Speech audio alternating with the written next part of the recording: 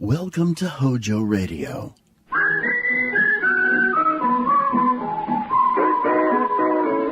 Winston tastes good like a cigarette should. Winston tastes good like a cigarette should.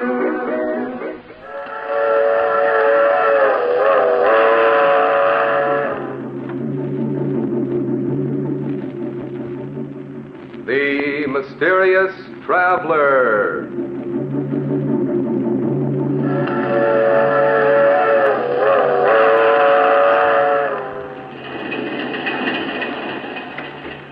This is the Mysterious Traveler, inviting you to join him on another journey into the realm of the strange and terrifying. I hope you will enjoy the trip, that it will thrill you a little and chill you a little. So settle back, get a good grip on your nerves. Where are we going? We're going to journey to the grave and learn the secrets of the dead in a tale titled The Accusing Corpse.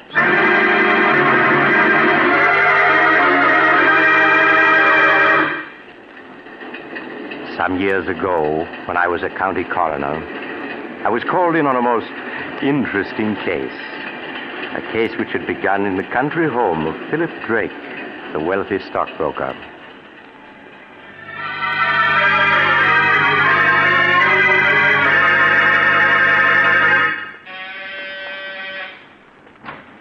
Roger, thank goodness you were able to get here in time. I left town right after I received your call. What's wrong, Philip? You sounded so upset over the phone. It's Vivian. She's upstairs in her room packing. She says she's leaving me. Leaving you? Why? She seems to feel our marriage has been a mistake. Roger, won't you speak to her? Persuade her to stay. After all, she is your sister. I'm afraid, Philip, that Vivian and I have never been as close as sister and brother should be. She's always been wild and spoiled. Perhaps, Philip, it would be better if you were to let her go. No, I couldn't do that. I love her, Roger. I wouldn't want to live without her. Won't you please try to persuade her to stay? All right, Philip. I'll do my best. But I must warn you, I haven't much influence over her. Philip, I'm all packed and ready to... Why, Roger, darling, what a surprise. What are you doing here? Vivian, Philip has told me. Now, surely you can't be serious. You know how he loves you, everything he's done to make you happy. Now, Roger, you aren't going to start on that, are you? Someday, Vivian, you'll get just what you deserve for walking over people, breaking their hearts. Every time I think of you being my sister, I feel Roger, like please. Would you mind waiting in the other room? I'd like to speak to Vivian alone. Oh, all right, Philip. But call me when you want me. Really, Philip, no matter what you have to say, you're just wasting your time. Oh, Vivian, how can you do this to me? You know I love you, that I'd do anything to make you happy. That's sweet of you, dear. Would you mind lending me your car to get to town? If you leave me, Vivian, you won't get a cent. Not a cent, do you hear? Really? Did you ever stop to think, Philip, that there might be another man with more money than you? Another man? Oh, no, there couldn't be. And why not? But we've only been married 3 months. There couldn't be anyone in that time. Oh, but there was. Oh, Vivian, in spite of what you've done, I'm willing to forgive you and start over with you. But, darling, I don't want you to forgive me. I want you to forget me. Vivian, you can't do this to me. I love you. I won't let you go. I really must be saying goodbye now. He's waiting for me in town, and I don't want to be late. If I can't have you, no one else will, do you hear? Oh, really, Philip, you're being ridiculous. I must go. No. Philip, what are you doing? A gun. Yes, Vivian, a gun. I told you if I couldn't have you, no one else would. Oh, Philip, you're insane. Put that gun down. If you don't change your mind about leaving, I'll kill you. Even with that gun, you can't keep me, do you hear? I'd sooner die than go on living with you. I'm going. And you're not going to stop. Oh, you shot me. Vivian. Philip, what happened? I thought I heard... Vivian. Roger, is she dead? Yes. Philip, do you know what this may mean? Life imprisonment, perhaps. Even the electric chair. I know. Nothing seems to matter now. But you simply can't throw your life away like that, Philip. Oh, even if Vivian was my sister, I don't mind telling you that I always felt you were far too good for her. She didn't deserve to be your wife. Oh, please, Roger. Now, look, Philip, if we were to get rid of the body, Who could possibly know that she didn't leave here tonight as she'd planned? No, it wouldn't work, Roger. You can't get away with murder. That's nonsense, Philip. Now, if we were to bury her in the woods, no one would ever find the body. Bury her in the woods? I couldn't do that. Then I'll do it. You can wait here till I return. But, Roger, what if... Philip, you must let me handle this. You'd better give me the gun. All right, Roger. You are. Good. Now you wait here while I get rid of the body.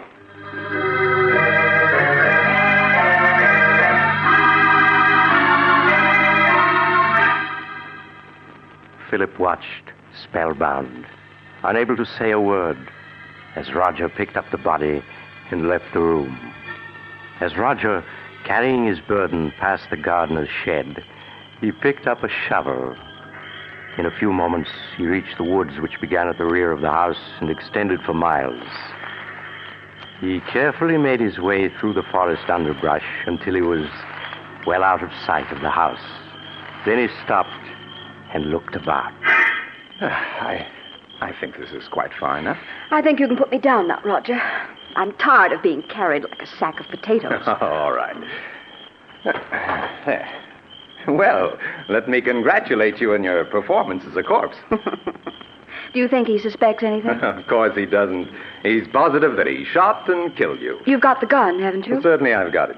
You don't think I was going to let him discover that the bullets had been removed and blank cartridges substituted, do you? Oh, no. Not you, Roger. You always know what you're doing. I always try to, my dear sister. You don't think Philip will give you any trouble, do you? Outside of being in love with me, he isn't an utter fool. Don't worry, I can handle Philip. Now, here's the key to the apartment I rented in town. You'll find my car a quarter of a mile down the road. All right. I'll be waiting for you at the apartment. I'll be there in a few hours. Now let me see. Yes, this seems like a nice place to dig.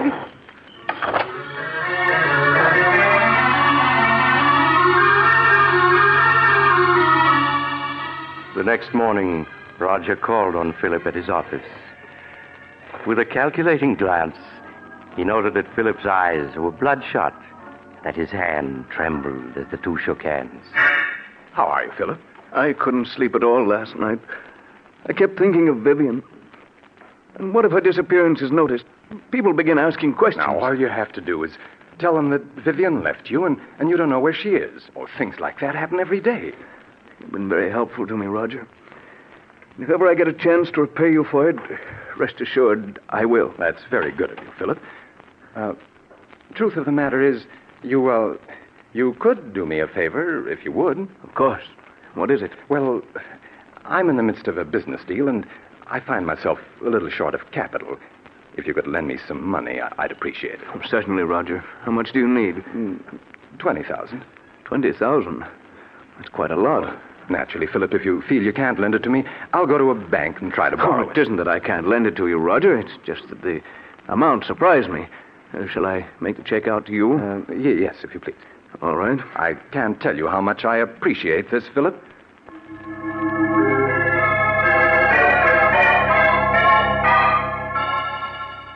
As Philip wrote out a check for $20,000, Roger smiled. Things were working out just as he had planned.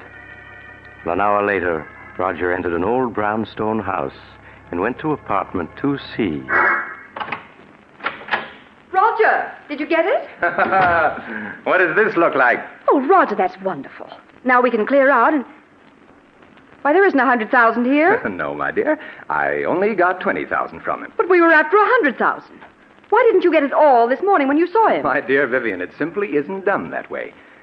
Blackmail is an art that calls for the use of psychology.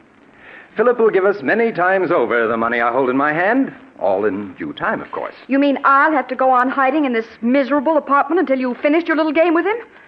Never being able to leave it for fear someone will recognize me. Come now, Vivian. You've got the radio and books. I won't spend weeks in this apartment, I tell you. I won't. My arm. You'll do exactly as I say, Vivian. Exactly. Do you understand? Roger, my arm. You're hurting me. It's nothing to what I'll do if you disobey me. Do I make myself clear? Yes.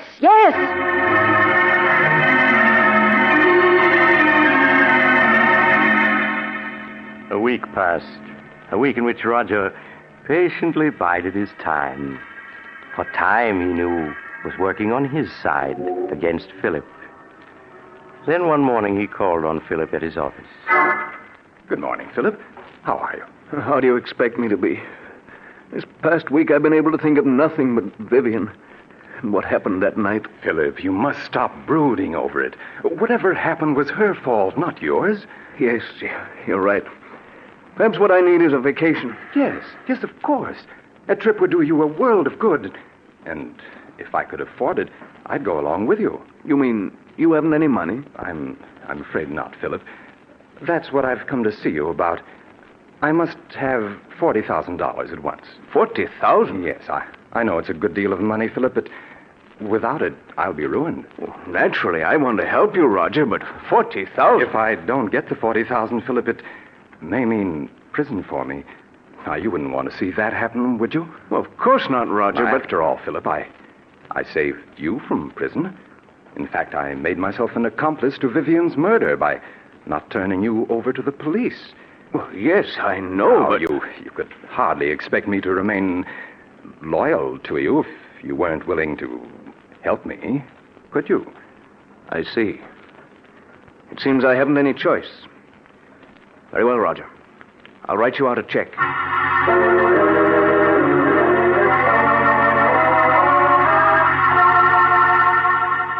Roger's eyes gleamed in amusement as he accepted the check from Philip.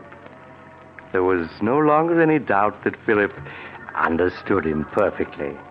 Things were working out exactly as he had planned. Later that day, Roger went back to the old brownstone house. There was a smile on his lips as he entered apartment 2C. Look at this. $40,000 in cash. Oh, Roger. Now, wasn't this worth staying in hiding for, Vivian? And there's plenty more where this came from. Who could that be? You better get behind that screen. No. All right, Roger. Yes? COD for Miss Brown. It amounts to $64. Oh, you must be mistaken. There's no Miss Brown here. This is the address she gave. It's in care of Mr. Roger Martinson. That your name? Why, yes, but I don't know any... Those packages are for me, Roger. How much did you say the COD was? $64, miss. Oh. Here you are. Thank you, miss.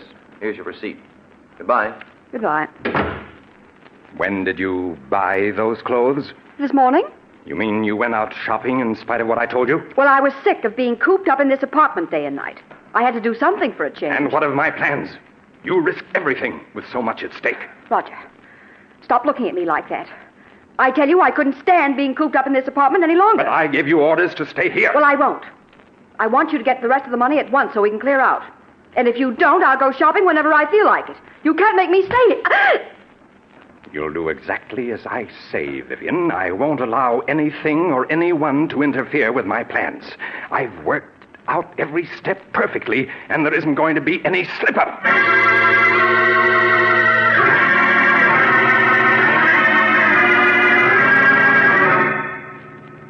Another week passed, a week in which Roger made no effort to see Philip.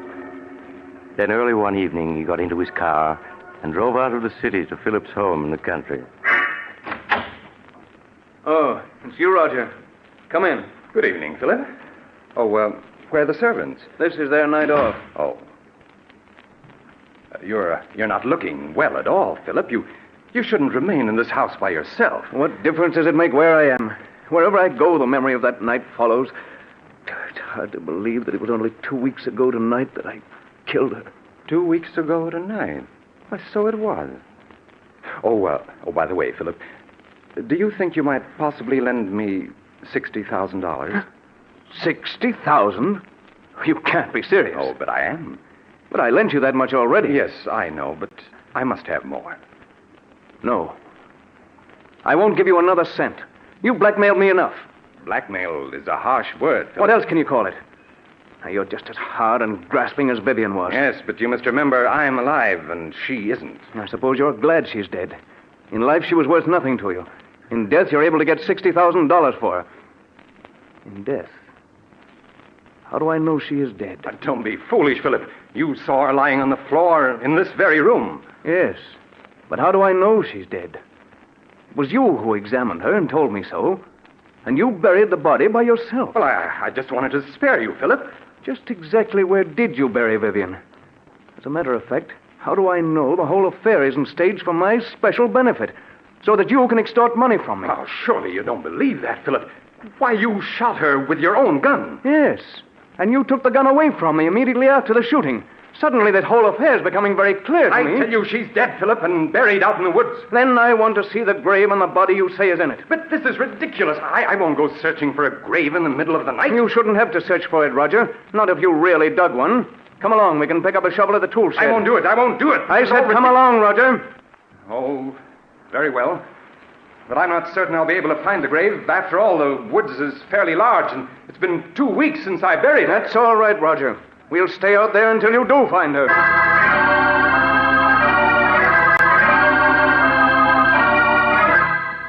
A few minutes later, Philip and Roger picked up the shovel at the tool shed and then continued on their way to the woods that began at the rear of the house. Neither of the men spoke as they entered the woods, Roger leading the way with a flashlight. Several times he stopped, trying to get his bearings, then plunged on again, hoping to find a familiar landmark. It became apparent that Roger was growing less and less sure of himself. Oh, the grave is someplace around here. I'm certain of it. Perhaps we ought to come back in the daytime. It might be easier to find it then. I know, Roger.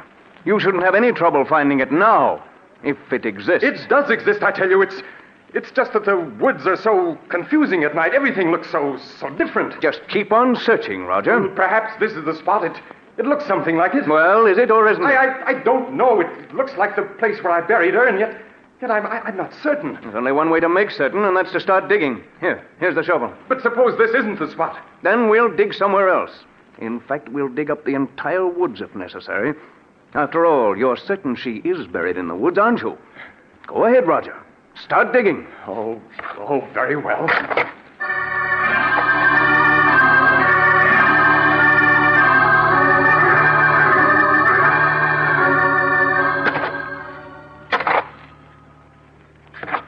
Well, Roger, you've been digging for 20 minutes now, and you haven't uncovered a body. Philip, I told you I wasn't sure this was the spot where I buried her. You're a great actor, Roger. But I'm afraid this time you've overplayed your role. What do you mean? Vivian isn't dead, and there's no use your pretending she is. Everything that's happened was part of a scheme the two of you planned to extort money from me. I tell you she is dead. Then where's the body? I thought this was the spot, but I must be mistaken.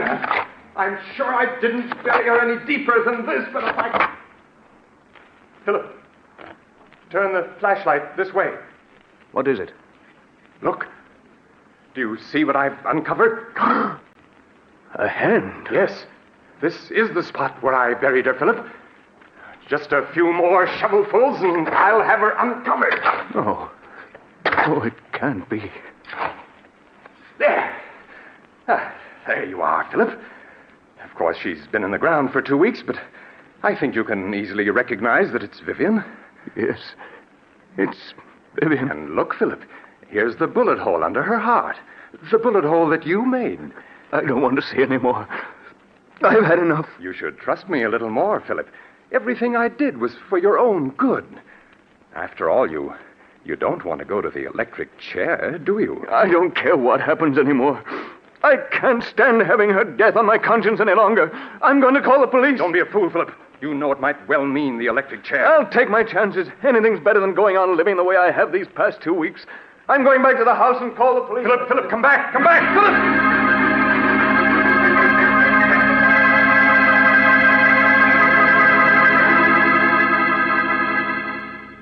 Operator! Philip, wait, don't do anything foolish.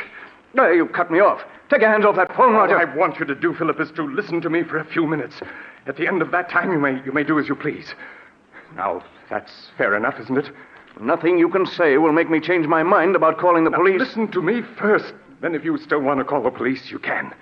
Now, please put the receiver down, Philip. Yeah, that's it. Well, what do you want to tell me? Well, do you mind if I mix myself a drink first? It's been a rather difficult evening. Very well. Oh, well, what about one for you, Philip? You look as though you could stand a drink. No, Thank you. Oh, nonsense. Do you good. What is it you want to say to me, Roger? Huh? Oh, yes. Say to you. Oh, yes. Yes, of course. Here's your drink, Philip. Thank you. Well, now, what shall we drink to? We'll drink to your good luck, come what may.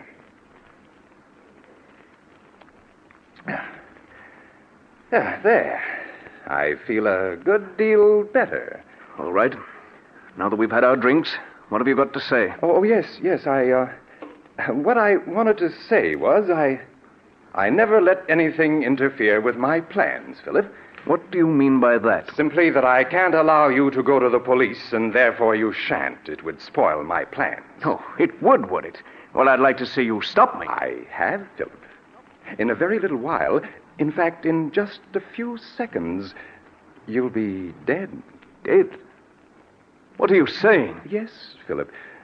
The drink I mixed for you was poisoned. Poison? Aren't you finding that it's becoming difficult to breathe? Oh, no. You couldn't have. My throat. It burns. Yes, I know, Philip, but it'll all be over in a matter of seconds. Now, I see it all. You might... Yes, Philip. Just a week ago tonight, she died according to plan. Call the police. Joe. I'm afraid, Philip, that you haven't the strength left to reach the telephone. I will.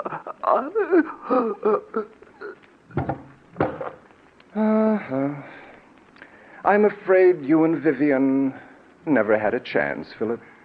I had things worked out perfectly, down to the smallest detail. Hello, operator. Operator, please connect me with the police.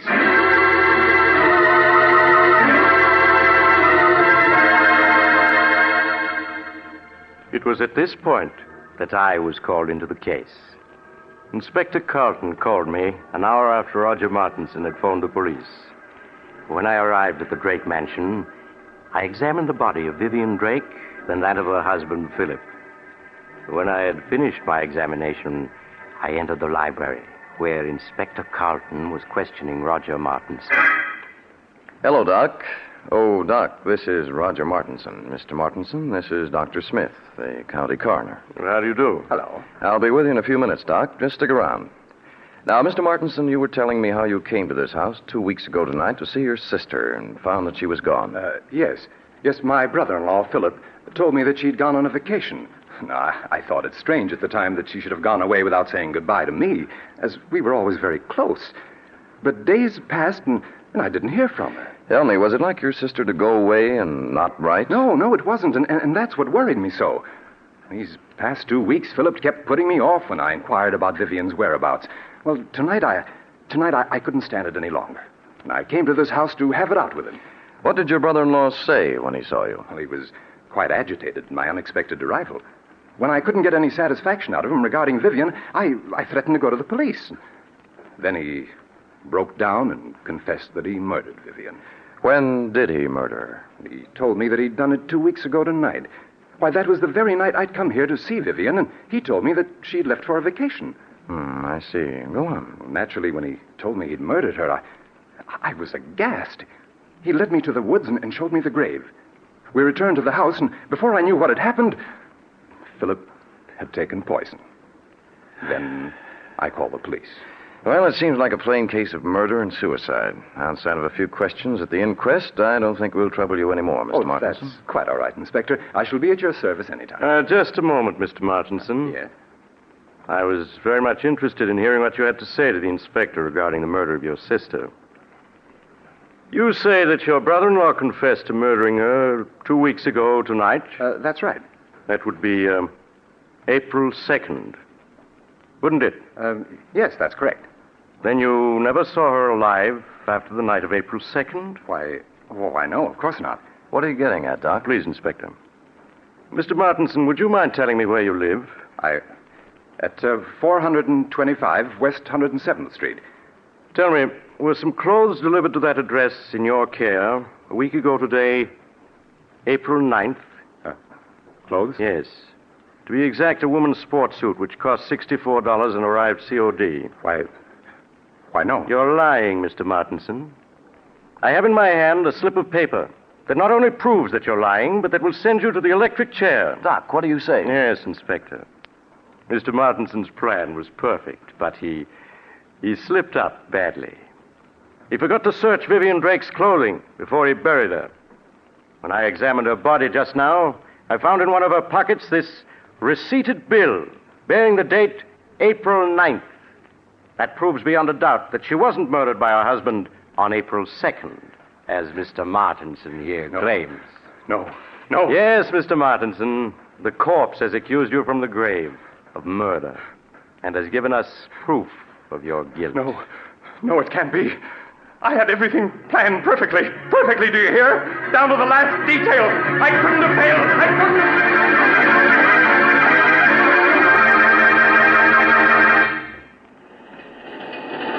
This is the mysterious traveler again.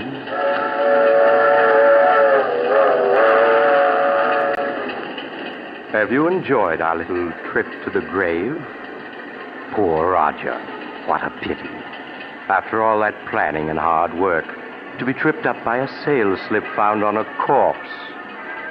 It just goes to prove that you have to be more careful when you're burying people you've murdered. Now, I recall another case where a woman drugged her husband and... Oh, you're getting off at the next stop. I'm sorry. I hope you'll join me again soon. But if you do, please remember this. Next Sunday, I shall take a train that leaves at 3:30 p.m. Eastern Wartime. Don't forget, Sunday afternoon at 3:30.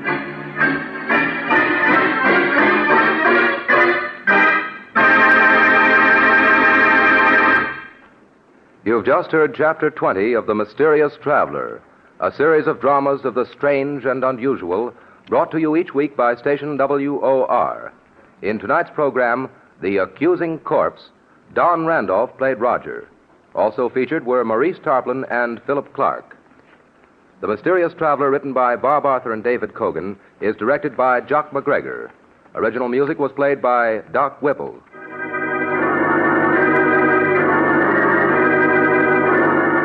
Listen next week to a tale titled Escape by Death. Another Tale of the Mysterious Traveler.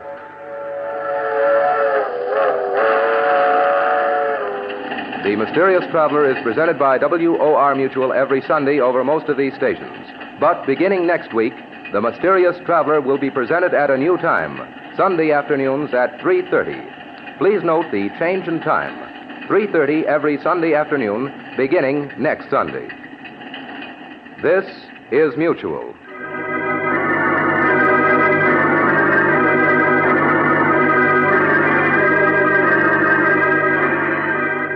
This just in. Are you looking for some classic gaming? What about new and old Nintendo products? Do you need to find some tutorials on how to make all that stuff work? Well, look no further than Rocket Blast Gaming for some of the best classic and new gaming around. Rocket Blast is an expert at all things Nintendo, and he has all the tutorials to prove it. So check him out right here on YouTube at Rocket Blast Gaming. That's ROCKET BLAST Gaming. Hojo Radio. We're your old-time radio headquarters. Stay tuned.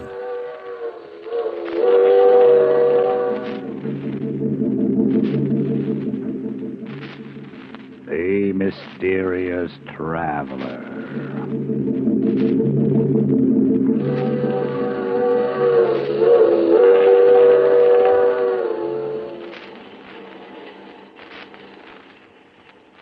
This is the Mysterious Traveler, inviting you to join me on another journey into the realm of the strange and terrifying. I hope you will enjoy this little trip, that it will thrill you a little and chill you a little. So settle back, get a good grip on your nerves. But where are we going? We're going to delve into the life of a frightened man in a tale titled The Queen of the Cats.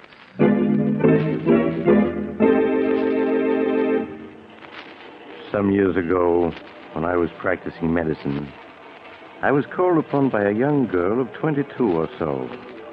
As she was shown into my office, I could see that she was having a difficult time suppressing her agitation. Her lips trembled as she spoke. Dr. Smith, my name is Jane Elliott. I have an appointment with you. Yes, Miss Elliott. Won't you be seated, please? Thank you. Now, what seems to be the trouble, Miss Elliott? You're trembling. You don't look well at all. I'm not ill, Doctor. It's Chris. Chris Arnold, my fiancé. Oh, Doctor, you've got to help him. If you don't, something terrible will happen. Well, I'll do everything I can, Miss Elliott. Now, tell me what's wrong. I don't know what's wrong. All I know is that Chris is frightened. He's in deadly fear of something. Has he told you what it is that frightens him? No, I've questioned him countless times, but he refuses to tell me. I see. Where is your fiancé now? At his home, Brookfield Manor. Oh, Doctor, I know it's late, but won't you come with me and see Chris? He needs help desperately. There, Miss Elliott. You mustn't cry. Of course I'll come with you. And I'll do what I can.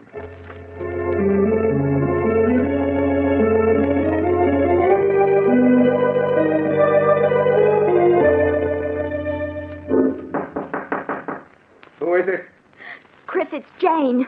Just a minute. Jane, I've asked you before not to... Who's he?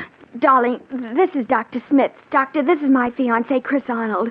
How do you do, Mr. Arnold? Why the devil did you bring him? I don't need a doctor. Please, darling, I just couldn't stand Forgive to me, see Mr. you. Arnold, but it's obvious to the most untrained eye you do need a doctor. Please, Chris, tell the doctor what you're afraid of. I'm not afraid of anything. Oh, darling, please tell him, please. You can't go on this way. Yes, you're right. I can't go on this way. If I don't tell someone, I'll go mad. Believe me, Mr. Arnold, you'll feel much better once you've talked your fears out. Now, suppose you start from the beginning and tell me everything. All right, Doctor. Come on in.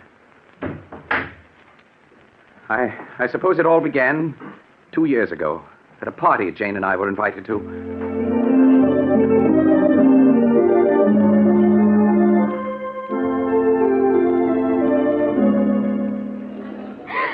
Oh, Chris, isn't this a wonderful party? The only thing wonderful about it is you. Oh, Chris, don't. People are watching. Oh, a fine thing when a man can't kiss his best girl in public. What's this generation coming to, anyway? At Miss Tyndall's school, we were taught a young lady never kisses a man in public. Miss Tyndall is setting romance back 50 years. Who are you looking for, anyway? Rana Farouk, my roommate at Miss Tyndall's. Oh, yes, she's the Egyptian girl you were telling me about. Yes, I want you to meet her. Only you better not fall in love with her as every other man does. Sounds as though she's a second Cleopatra. Men just can't seem to be able to resist her. Well, I'm curious to see this siren of the Nile. Oh, there she is, Chris. Come on. So that's Rana. No wonder men can't resist her. Hello, Jane. I've missed you. Rana, this is Chris Arnold. Chris, this is Rana Farouk. Hello, Chris. Hello, Rana. Oh, look, there's Miss Tyndall waving to me. Excuse me, won't you? Of course, Jane. I'll be back in a minute. You know, Chris, at Miss Tyndall's, the first thing I'd see in the morning when I got up, and the last thing before I went to bed was your picture. And I always knew that someday we should meet. And now we have. Why are you staring at me like that? Aren't you going to say anything? I prefer just to look.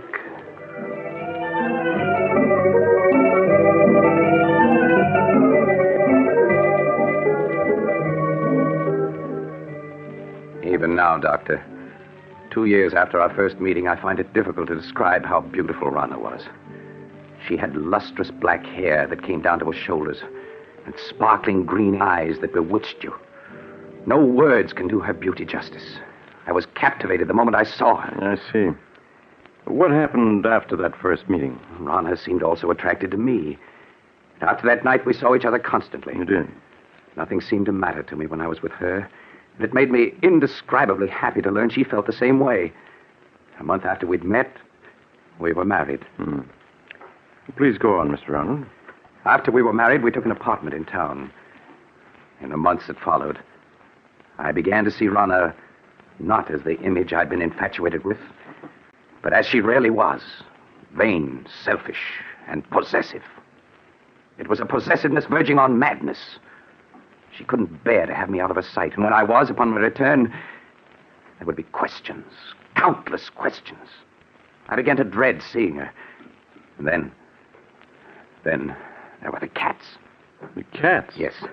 She had an insane passion for them. Yes, when Rana and I were at school together, Doctor, she always had a few cats around. She said that she couldn't live without The apartment them. was always full of cats. She'd sit for hours stroking them, whispering to them until I felt I'd go mad.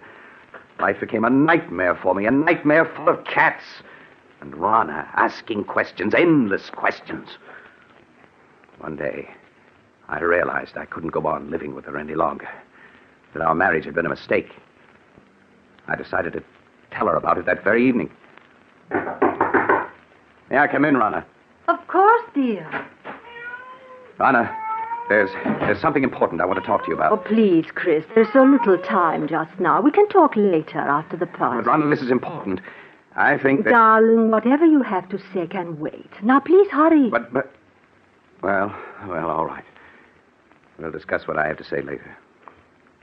Chris, when I called you at the office this afternoon, why didn't you tell me that you had had lunch with Mary Walker? What? How did you know I had lunch with her? Oh, a friend told me. A friend? Who was it? What is it, my beauty?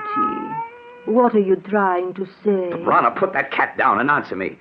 Who was the friend that told you I had lunch with Mary Walker? You have never met her, darling. How is it that you always know what I've been doing, whom I've been seeing? It's as though you have people spying on me. Chris, what a thing to say. Now, please hurry or we'll be late. There's something strange about the way you always know what I've been doing. Sometimes I suspect... Chris, look out. You stepped on Sabina's tail. I'm sorry, but I didn't see it. I've asked you before to be more careful. Poor Sabina. Are you all right now, my beauty? If there weren't so many cats underfoot, I wouldn't have stepped on her. Why must you have 5 cats around? Because I love cats. They're beautiful, sacred. Thousands of years ago, my ancestors worshipped cats, and the great cat goddess Sekhmet. On the river Nile, close by the ancient city of Hamadi, where I was born, are the graves of 100,000 sacred cats. They have been mummified and buried with reverence. Rana, I can't go on like this anymore. My darling, what do you mean? I feel our marriage was a mistake. I want a divorce. Chris, you can't be serious. But I am. I love you, Chris, and I won't give you up. You're mine, darling. You always will be. Nothing shall ever separate us.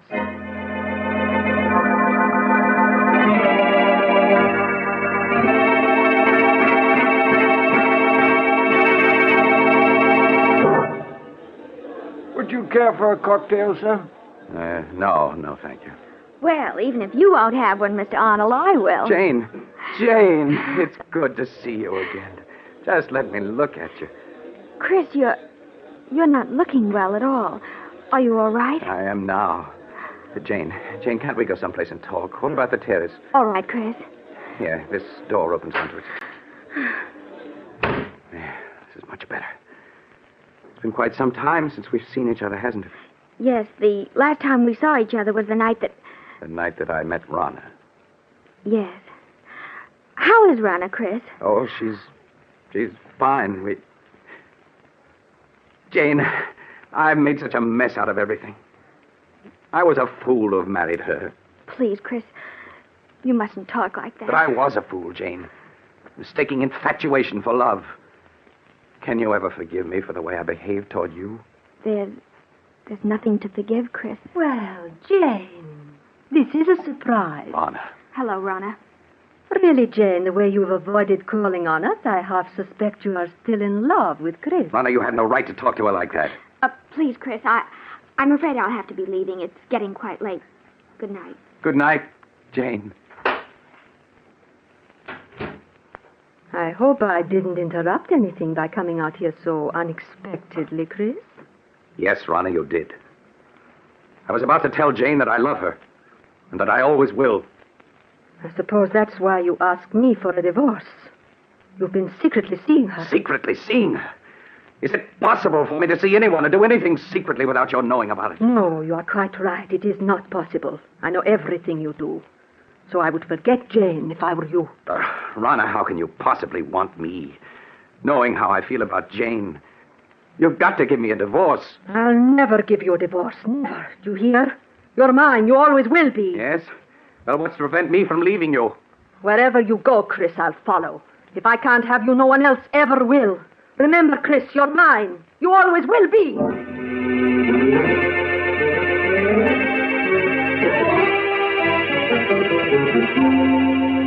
I can still see her, Doctor, as she stood there screaming at me.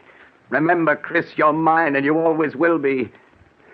It was a shock to suddenly realize that she looked like a cat, an angry cat.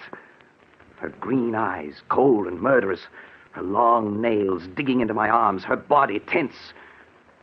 For a moment, I thought she was going to scratch my eyes out. Yes, Rana did look like that when she was in a rage. What happened after that night, Mr. Arnold? I stopped speaking to Rana.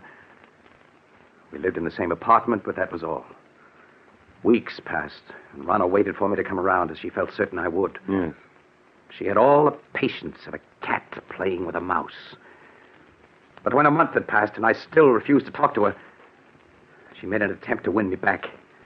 It happened one night as we were driving to this house. Why are you slowing down, Rana? I want to talk to you, Chris, and I can't talk to you while I'm driving. There's no point in your stopping. We have nothing to say to each other. Oh, but we do, darling. Chris, we could be so happy together if you wanted to. You know how much I love you. It's a possessive love that smothers me to death. Chris, you know that isn't true. I could make you happy if you'd only let me. Oh, please don't turn away from me, Chris. I'll do anything to make you happy. Anything. Anything? And you can give me a divorce. So you're still thinking of her, hoping I'll give you a divorce so you can marry her. Well, I won't. Do you hear? I won't. I think we'd better be moving along. Chris, you haven't any right to treat me like this. I'm your wife. Only in the eyes of the law, not in my eyes. I hate you. I hate you! You can't! You almost took out my eyes with those claws of yours. I will scratch your eyes out before I let any other woman have you. You're mine. You always will be. Perhaps this will bring you to your senses. Slide over. I'll drive. Very well, Chris.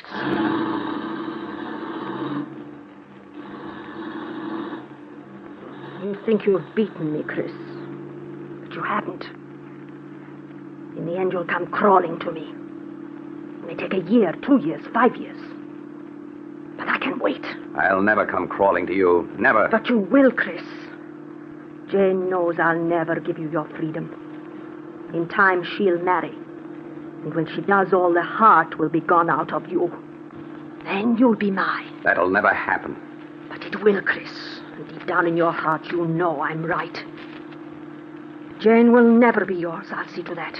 You have everything planned perfectly, Rana, don't you? But I have one way of escape from you that you've never thought of. Really? And what way is that? I can escape through death. Death? Yes, Rana.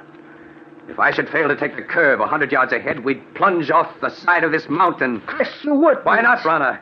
You've shown me there's nothing to live for. This at least is a clean way out. No! Chris, don't! No!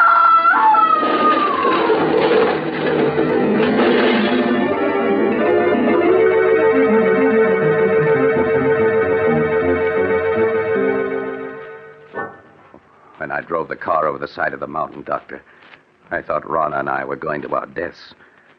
But fate decreed otherwise. When I recovered consciousness 48 hours later in a hospital, I learned it was only Rana who died. Yes, I recall reading about it in the papers. It was a miracle that you survived. Yes. For weeks, they despaired of saving me. But at the end of 8 months, I walked out of that hospital. The police believed my story that it was an accident. And I was free to begin a new life. It was just a week after I was discharged from the hospital that I ran into Jane. Chris! Oh, Chris! Chris, it's you. Janie, you always seem to pop up just when I need you most. Chris, you look so much older. Are you all right? My heart isn't any too good, but otherwise I'm fine. And seeing you again is just what I need to put me on my feet. These past months must have been so difficult for you. I don't want to look back to the past, Jane, but only to the future. The future I once hoped we'd share, and still do.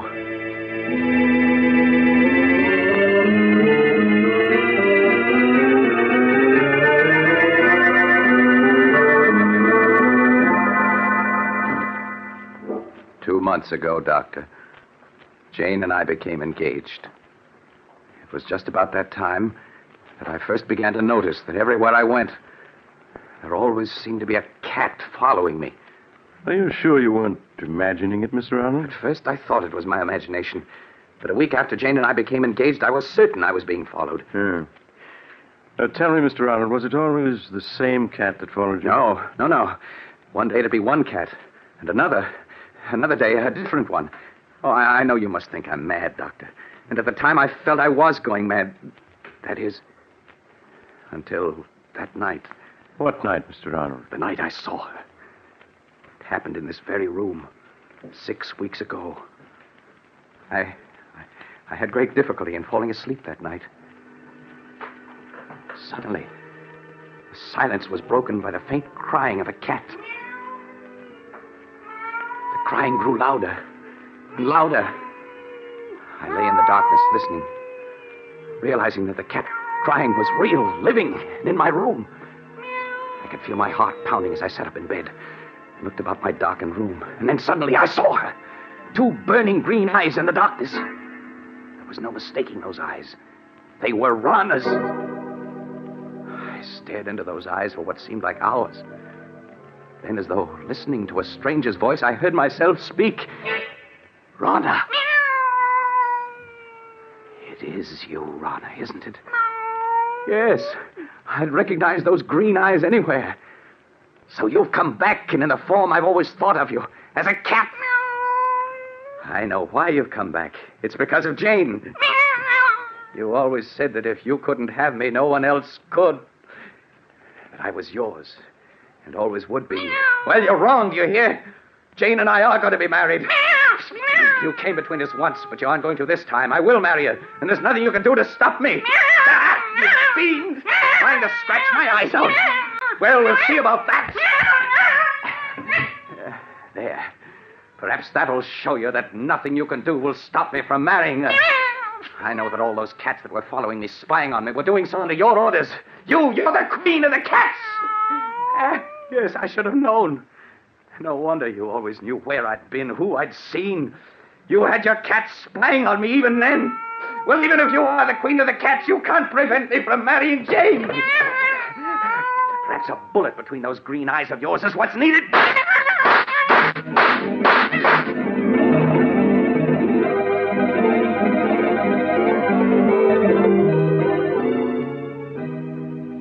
I emptied the gun at her, Doctor, and then turned on the lights.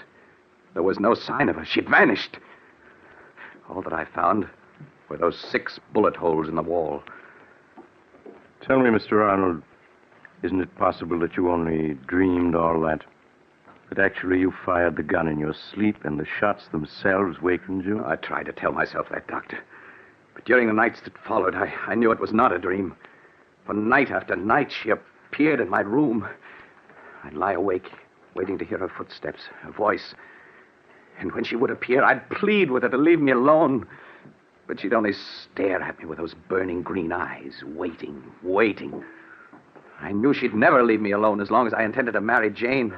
Finally, I could stand it no longer, and I went to see Jane. Chris, this is a surprise. Come in, darling. Thank you, Jane. Oh, well, where have you been keeping yourself this past week? I was beginning to believe I was being jilted. Jane, there's something I want to ask you. Yes, Chris, of course. What is it?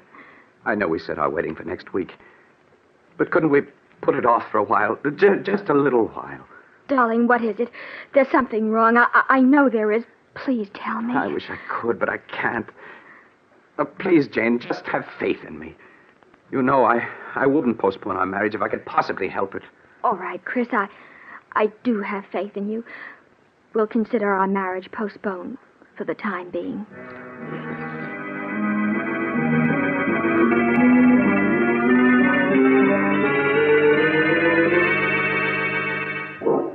The night I put off my marriage to Jane, Doctor, was the first night that Rana didn't appear.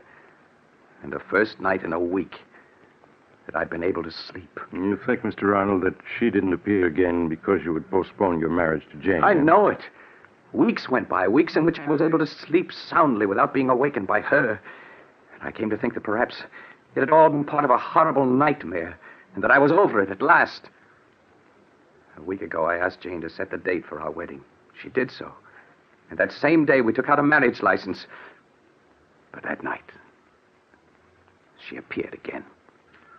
Her eyes shining in the dark, cold and murderous. She knew about the license. That's why she returned. And you've seen her again? Yes, every night. She just keeps staring at me with those green eyes, waiting. She's determined not to give me any rest. I tell myself that I mustn't be afraid, but I keep hearing her voice over and over. If I can't have you, no one else will. You're mine, and you always will be. Oh, Chris, darling, I wish I'd known all this before. You feel, Mr. Arnold, that somehow she'll prevent you from marrying Jane, huh? I know I sound mad, but I do. I have a feeling something horrible will happen if I attempt to marry her. Do you still have the marriage license? Yes. Why do you ask? Mr. Arnold, you've reached a crisis in your life. You're faced with fears that are threatening to overwhelm your sanity. The only way for you to challenge your fears is to go through with your marriage to Jane now, tonight. Tonight? Yes. It's quite late, but I'm sure a friend of mine who's a judge will marry you. Get married tonight? If you hesitate, you're lost. Your only chance is to face your fears. All right, Doctor. All right. Jane, will you marry me tonight? Oh, yes, Chris. Yes.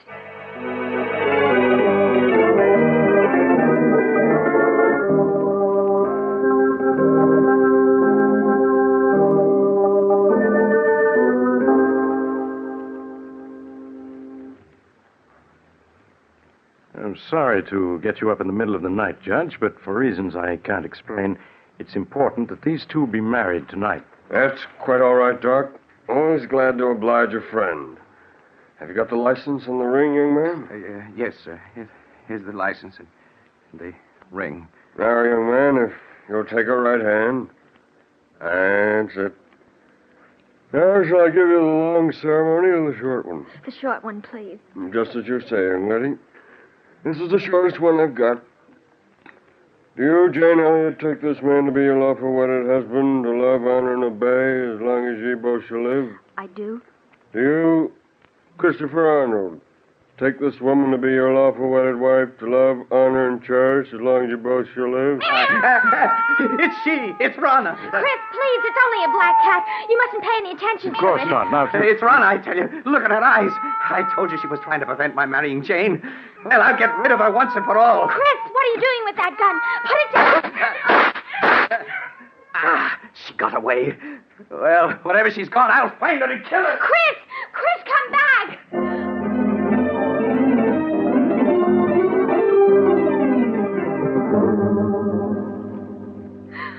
Oh, Doctor, where can he be? Now, Jane, he can't be far off. We'll find him. Oh, Listen.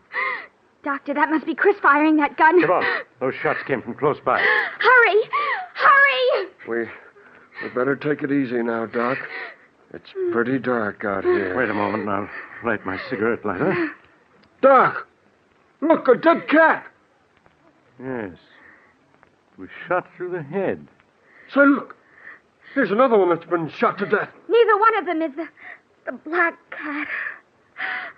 Say, Doc, isn't that a body over there? Chris! No, Jane, you stay with the judge while I look. All right, Doctor. There, miss. You mustn't cry. This never would have happened if I hadn't agreed to bury him. He was afraid. So afraid. Doc! Is it Arnold? Yes. Yes, it's he. He's dead, isn't he? I can see it in your face. Yes, Jen. He's dead. But, Doc, what happened to him? He's been clawed to bits, as if by hundreds of cats. And most horrible of all, his eyes have been scratched out.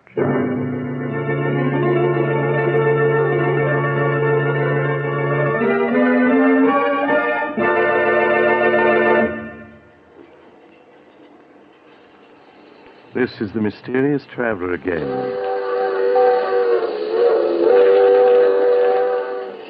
Have you enjoyed our little trip into the life, or should I say, death of a frightened man? Strangely enough, 2 days later, at Chris Arnold's funeral, just as the coffin was being lowered into the grave, the mourners suddenly noticed a black cat with green eyes sitting on the edge of the grave, quietly licking its paws. By the way, I trust you haven't a cat in your home, particularly a black one. I once knew a woman, she's dead now, who had a... Oh, you're getting off at the next stop, huh? I'm sorry. Perhaps you'll join me again soon. I take this same train every week at the same time.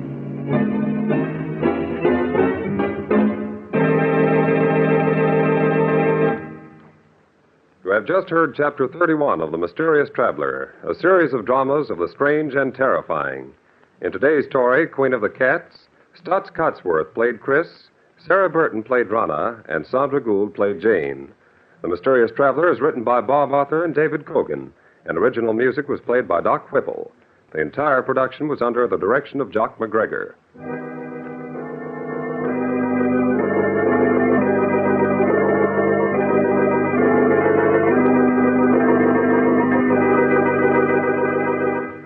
Listen next week to a tale titled Broadway, Here I Come. Another Tale of the Mysterious Traveler.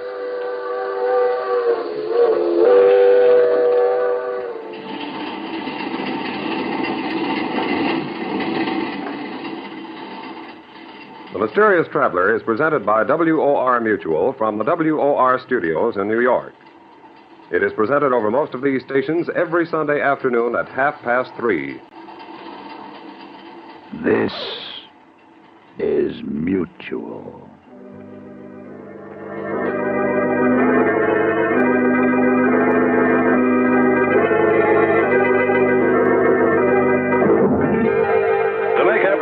More enjoyable, treat yourself often to refreshing, delicious Wrigley's Spearmint Chewing Gum. Here's a taste treat you can enjoy indoors, outdoors, at work, or at play. The cool, long-lasting mint flavor refreshes you. The smooth, steady chewing helps keep you fresh and alert. Adds enjoyment to whatever you're doing. Wrigley's Spearmint Chewing Gum. Healthful, refreshing, delicious. Stay tuned to Hojo Radio.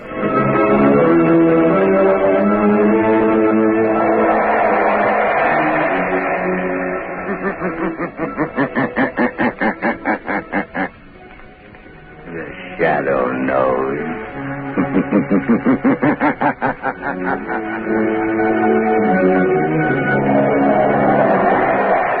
Blue Coal presents The Shadow, the mystery man who strikes terror into the very hearts of shopsters, lawbreakers, and criminals. Today's story, Sabotage. Today's exciting adventure with The Shadow starts in just a moment. But first, I'd like to say a few words about health. Over 50% of all family colds can be traced to uneven heat or overheating in the home. So protect your family's health by burning Blue Coal, America's finest anthracite. Then you will be sure of steady, lasting, healthful heat at less cost. The next time you order fuel, ask for Blue Coal by name. You don't have to get a full supply. Your nearest Blue Coal dealer will be glad to send you a trial ton. Phone him tomorrow.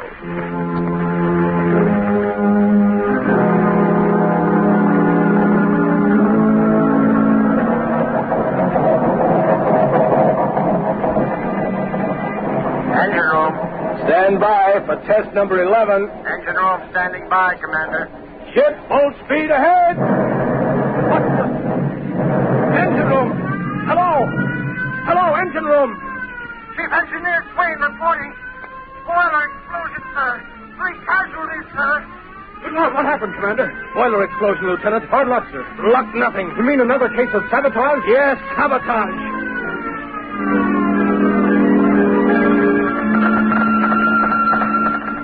Submarine L-21 calling submarine base. Submarine L-21 calling submarine base. Submarine base answering L-21. Go ahead, L-21. Submarine L-21 in distress. Submarine L-21 down off Diamond Head. Cannot rise. Emergency. Emergency. Pump damage. Looks like sabotage. Looks like sabotage.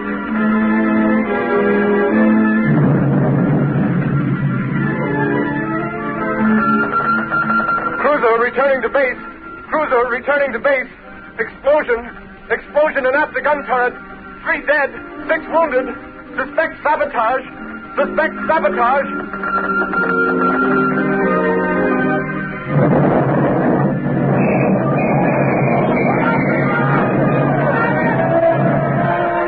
Lord. Hello. Sentry post number 4 reporting. Explosion and fire. Explosion and fire in destroyer dry dock. Stag Island Shipyard. Stag Island Shipyard.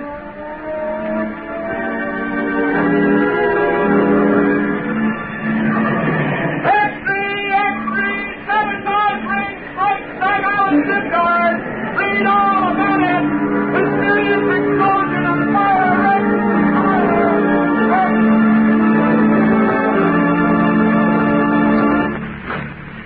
Hey, fellas, here's Admiral Keeley now. Well, what are the findings of the board, Admiral? Yeah, Admiral, what's the dope on this sabotage ring? Gentlemen, the board has authorized me to make this statement to the press. Let's have it, Admiral. Yeah, let's have the lowdown, Admiral. Our inquiry indicates that all ships affected by recent acts of sabotage have all been built, reconditioned, or repaired in the Stag Island yard. Stag Island, eh? Yes. And every resource at the command of the government is being directed toward the apprehension of those responsible for the systematic blows at the naval defense strength of the United States.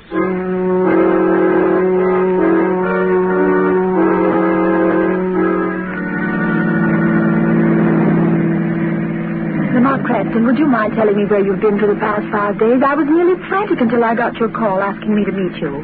And why those old clothes, and why haven't you shaved? I'm sorry, Margot. I've been at Stag Island. Stag Island? You mean where they're having all the trouble in the shipyard? Yes, it seemed to be a case where the Shadow might be of some use to his country. You've uncovered something. Is that why you sent for me, Lamont? I'm not sure, but I stumbled on something last night. It's been a process of elimination. Where are we going? Back to Stag Island? Yes, we're almost there now. Lamont, have you anything definite to work on? It seems so hopeless. You forget, Margot, that I, as the Shadow, have a certain gift. You mean what the underworld call the power of invisibility? Yes, and the ability to read other men's minds, particularly the mind of a man who has something to hide. But you've got to find that man first, Lamont. I know. Do you mean that out of the 3,000 men in the Stag Island shipyard, you found the one man who has eluded the Secret Service, the police, and everyone for weeks? I think I have, Margot. I'll know for sure tonight. What do you want me to do, Lamont? We're coming into Stag Island now. I want you to go to the Stag Island Hotel, take a room, and set up the shortwave radio outfit. You brought it, didn't you? Yes, it's in the baggage compartment. Good. Now listen, Margot. Tune in the wave I use as the Shadow and wait. Wait all night if necessary. Stop the car here, Margot. Yes. Lamont, I know you don't believe in woman's intuition. At least you pretend not On to. the contrary, I have a healthy respect for intuition. Now be careful. I have a premonition myself. Lamont, can't you tell me anything more? I can only tell you I'm going into that bar down the street. If this man is the one I think he is, we will have a very interesting visit in that bar.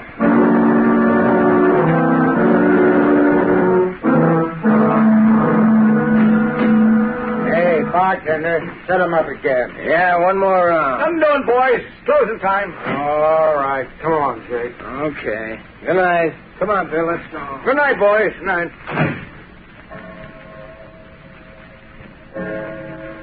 Holy mackerel. 2:00 already. An hour passes quickly when a man is talking about himself, Mr. Butler. What? What have I been talking about? What have I... Say, who the devil are you, anyway? If you're one of them Secret Service guys trying to pump me, you're barking up the wrong tree. I'm not a Secret Service man. And then what's your game? What's yours? You're not looking for a job. You're a phony. I have a good notion to turn you over to the cops. They're rounding up guys like you. Sit down, Buckler. Listen to me, or you get us both in trouble. Who sent you here? Who told you to look me up? Would it help if I told you what you're thinking, Buckler? Quit stalling. Who sent you? It's running through your mind over and over again. I see it like a picture on a slate. You're thinking, did Arnheim send him? Did Arnheim send him? You're a liar. I never mentioned Arnheim's name. Never heard of him. Then why are you thinking of a name you never heard? Don't be a fool, Buckler. I know. What do you know? What did he send you for? What's wrong? Why didn't he... Yes. Nothing. Quit staring at me like that, all right? You were going to say, why didn't Arnheim tell me himself? Suppose we go ask him. No, he don't want anybody to know. If you're in on this, you ought to know that. Listen, you. I don't know how much you know or how much... Hey, you two, it's past closing time. Come on, now, clear out. Tomorrow's another day. My friend and I were just leaving. Yeah? You'd have to go out to the alley. I locked up the front door, and I ain't unlocking it again. Come along, Buckler. We can finish our talk on the way.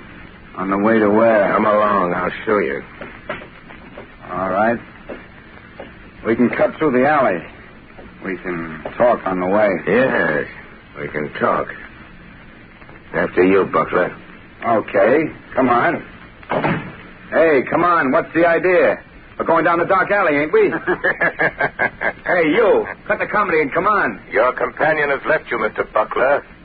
He saw your hand slip into that pocket where you carry a blackjack. He saw the picture in your mind. And knowing you meant to crush his skull, he asked me to take his place. What is this, a frame-up? Who was that guy? Who are you? Steve Buckler, you're a traitor. You're selling your birthright, your honor, your country's safety for money you'll never live to collect. How do you know all that? Who are you, anyway? This is your first excursion in crime, isn't it, Buckler? What difference does that make? Who are you? What do you want? If you had any contact with the underworld, you wouldn't have to ask who I am. Have you ever heard of the Shadow, Steve Buckler? The Shadow. So that's it. That's who you are. The man who can hide anywhere that no one has ever seen. Yes, Buckler. The man no one has ever seen. Don't move. Shall I tell you what you're thinking? I see the picture inside your head. You're thinking you'd kill me if you could only see me. You're like that other guy. You can't tell what I'm thinking. All right, you got me dead to rights. What do you want me to do? Stop taking orders from Arnheim. Is that all? You mean you're not going to turn me over to the Secret Service? No. No, I'm going to give you one more chance, Steve Buckler. One last chance.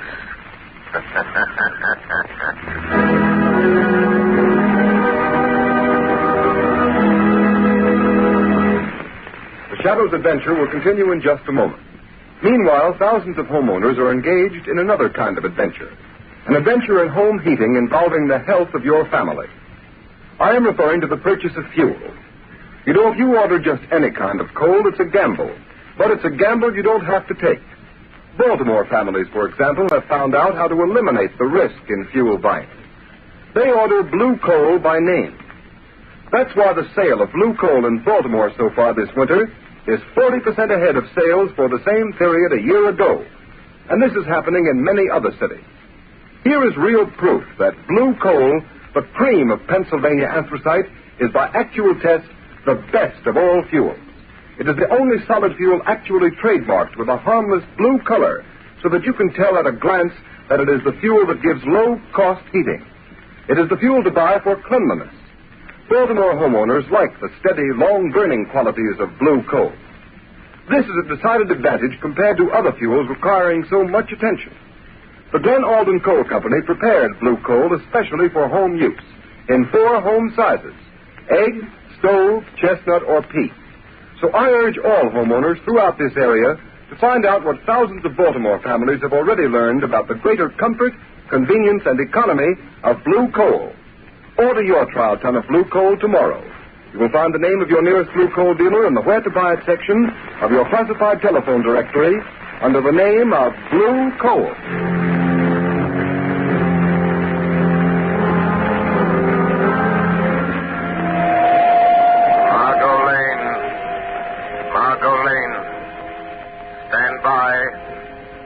Stand by.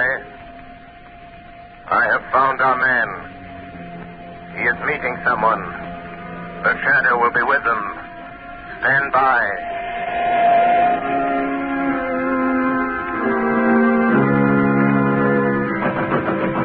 Who's there? Who's there? It's Rigo. Let me in, Butler. Oh, okay. Where's Arnheim? Why didn't he come? What makes you think he'd be fool enough to come here just because you sent word you're in trouble? I've got to see him. I've got to talk to him, Rigo. What's the matter with you? The Secret Service men been asking you questions again? No, they don't suspect anything. But somebody else is after us. Somebody knows Arnheim is back of all this sabotage. Well, who is it? Come on, Buckler, out with it. Let go of me, I'll tell you. It's the Shadow. The Shadow? Don't give me that. It's the truth. That's why I phoned Arnheim. I got to have the money you promised me. I got to get away from here. Listen, you fool. How did the Shadow get wise to you? How much does he know? I'm not sure, Ivan. How did he find out unless you told him? I didn't tell him. But he can read your mind. Listen, you got to take me to Arnheim. I got to get away. How did you get away from the Shadow? He let me go. Said he would give me one last chance. You're lying, Buckler. People don't get away from the Shadow. He doesn't let them go unless they're working for him. Listen, if you're trying to pull a double cross on Arnheim, you'll never live to tell it. I'm telling you the truth, Rigo. You got to believe me. All right. Maybe you are. But it just happens we've got another job for you that'll prove whether you're on the level with Arnheim or not. I can't do anything more. The Shadow knows I'm responsible for all those accidents. He'll find me. You can't hide from anybody like that. He'll find you dead if you don't do as you're told. Besides, Butler, you'd like to get that $50,000 Arnheim promised you, wouldn't you? I've done more than he asked already. I've earned that $50,000 a dozen times over. Well, maybe you have. But you don't get it unless you carry out Arnheim's orders. Well, this is the last. It'll be easy for you. And it won't take you long. I'll wait for you. Take you to Arnheim's place. He'll pay you off and you can be on your way. Now, what about it, Buckler? What does he want this time? It's that battle cruiser that's going out on a trial run in the morning. It's too late to tamper with anything now, Rigo. So what? You're turbine inspector. You're scheduled to go along. We know that. But how? What can I do? It's too late, I tell you. I'll show you what you're going to do. You see this metal tube? Yeah. What do you want me to do with it? You're going aboard the cruiser and plant that inside some piece of machinery. Some place where it'll get smashed when the engines start. What's in that tube? Oh, nothing much. Just enough nitroglycerin to tear the turbines out of that cruiser. No, I won't do it. It'll kill every man in the engine room. It won't be the first time, Buckler. I couldn't carry that thing into the yard. They're searching everybody, Rigo. Quit stalling, will you? We know they don't search inspectors. That's why you've been so useful. All right. Suppose I can get it in the machinery. Get off the ship before she sails. Tell him I know Arnheim will keep his word. Pay me off and let me get away. I didn't come here to bargain with you, Buckler. All I know is Arnheim told me to bring you back after you'd carried out his orders. All right. I'll do it. But this is the last time. Give me that tube. Now you're talking. But look out for that stuff. It's touchy. Well, come on. What are you waiting for? You better go first. Nothing doing. I'm making sure you get to the yard. That cruiser sails with the flood tide. And don't try anything because I'll be waiting for you in my car when you come out. Well, come on.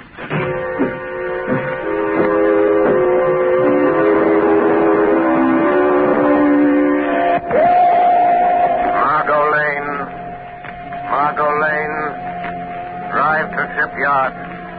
Watch for black sedan parked in front of red brick building. Our man is Steve Buckler, ship inspector.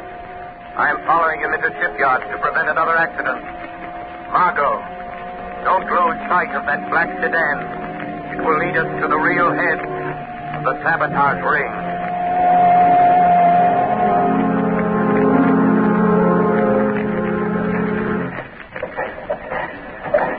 Mr. Buckler. Oh. Morning, Lieutenant. Giving the turbines a bit of final inspection before we start on the trial run? Yeah, I thought I'd have a look around. Go right ahead. I have to check the gauges. Let me know if you find anything that needs adjustment. I'll let you know, Lieutenant. I'll show Arnheim. I'll show him I'm not afraid to go through with this. Yeah, now. Just wait till those turbines start spinning. Till they smash that metal tube of nitroglycerin. Just wait. Everything looking all right, Mr. Buckler? Yeah, everything's fine. Just fine, Lieutenant. Fine. Yes. Everything will be just fine. Just a moment. As soon as I've removed this tube of nitroglycerin that Buckler put in the turbine.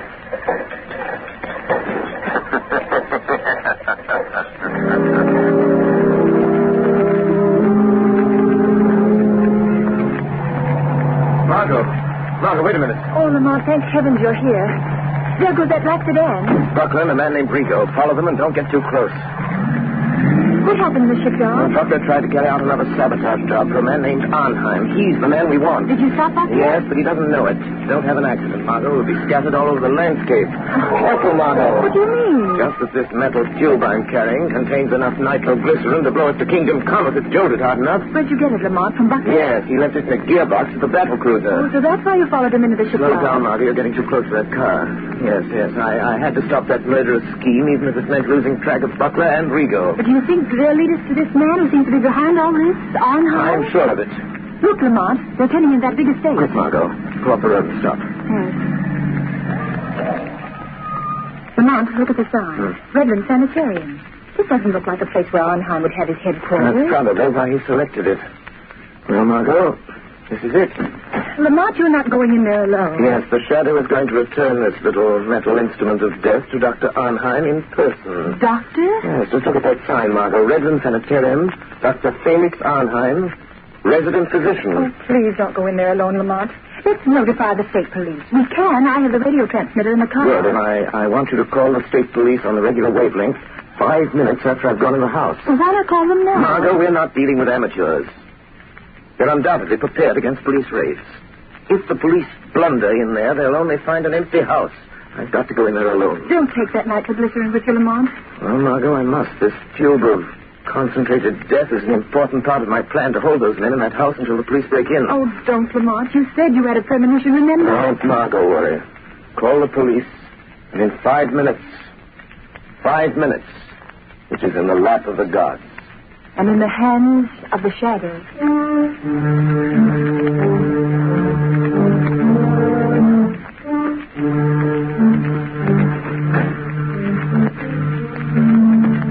Where we go? Here he is, Dr. Arnheim. So you have to come to tell me you're afraid, Mr. Butler. You wish to go away. Far away. Yes. Yes, I know when I've had enough. And I want that $50,000, and I want it quick. So, have you carried out my last instructions? Yes, I have. And that's the finish. Pay me off and let me get away from here. I'm afraid we must wait until we are sure of the success of your latest venture in sabotage, Mr. Butler. Listen, Arnheim. Finding that nitroglycerin on the cruiser will be traced to me an hour after the explosion. Every Secret Service agent in this country will be after me. We will see that they do not find you. I'll see to that myself. Listen. You'll give me that $50,000 and let me get out of here now, or I'll... Oh, what? Keep him covered, Mr. Riegel. Don't make a move, Butler. I hate to shoot men in the bank. What are you going to do if we don't pay you, Mr. Butler? Arnheim, I'm warning you. Tell Riegel not to shoot. Do you think I didn't know you'd try something like this? You think I'd come here without an ace up my sleeve? Go on, Mr. Butler. Just this. This little bottle filled with some of the nitroglycerin you sent me to plant on the cruiser. You know what'll happen if I throw it. And I'll throw it if Riegel shoots. Mr. Butler, you're bluffing. That metal tube was sealed and could not be opened. You're crazy. I opened it. Poured a little out of it. Riegel, I think Mr. Butler has served us long enough. He wants to go far away. I think we should help him. No. Don't. I've done everything you wanted. You can't kill me. You'll be caught. Mr. Butler, this is a sanitarium. Many persons have died here. It is quite useful. The police think nothing of one death, more or less. Are you sure there's no nitro in that bottle, Doctor? Quite sure. I think now, Mr. Riegel. No, don't.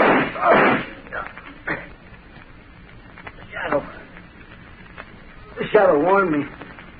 I should have listened. Listen to the shadow. Very good, Mr. Riegel. This American man of mystery, the Shadow, he interests me. You told me something over the telephone. Yes, he got to Butler last night. Makes himself invisible. As I told you over the phone, I think we'd better get out of the country for a while. Because of this Shadow? He's just a man using hypnotic forces that affect men's minds. Maybe, but once he gets on your trail, there's no shaking him off. But I know something about such forces. He can appear in a room without being seen. How do they do it? Some call it the powers of angels or devils. But it's the art of mesmerism. Hypnotic suggestion is very old. And certain men of modern science have developed it amazingly. Well, no matter how he does it, I don't want to meet this shadow. In that case, Mr. Rigo, will you be so kind as to remove that body? I dislike the presence of the dead. All right, I'll take care. I'll be in the cellar if you need me. I shall not need you. Hey, what's funny, Doc? What are you grinning about? I am looking forward to a conversation I'm going to have. Somebody coming here? Not exactly. Don't concern yourself, Mr. Rigo. This is something beyond your comprehension. Okay. I'll be on tap if you need me. What are you waiting for, Shadow? Why don't you speak? How long have you known I was in this room, Doctor? For quite some minutes, Shadow. While I'm not a master of your art of invisibility, my mind is sensitive to such a forceful concentration as you exert to cloak your presence. I see.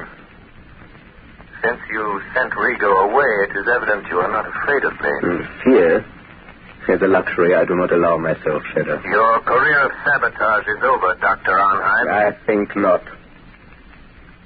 I have never met a man who did not have a prize, Shadow.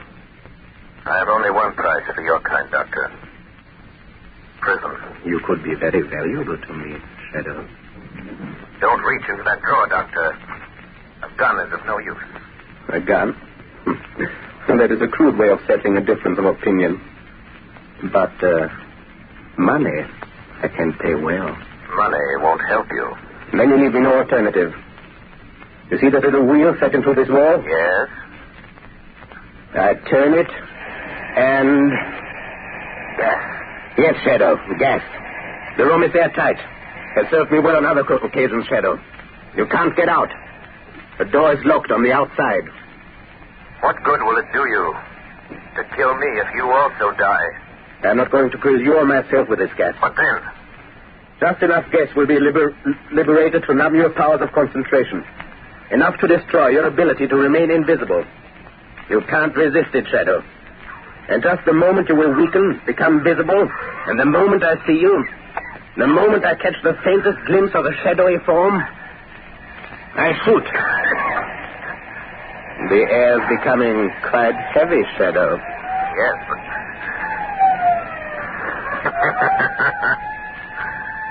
Listen, Dr. Arnheim. The police are closing in, Doctor. So, you don't trust your own powers. You had to have the police to help you. In a few minutes, the place will be surrounded. That is all the time I need. You will become visible. I shall kill you. And then... And then? I'll take the police a little while to break into this room. When they do, they will find a dead Shadow. But I shall not be here. This door behind me leads to a passageway which leads to a bay.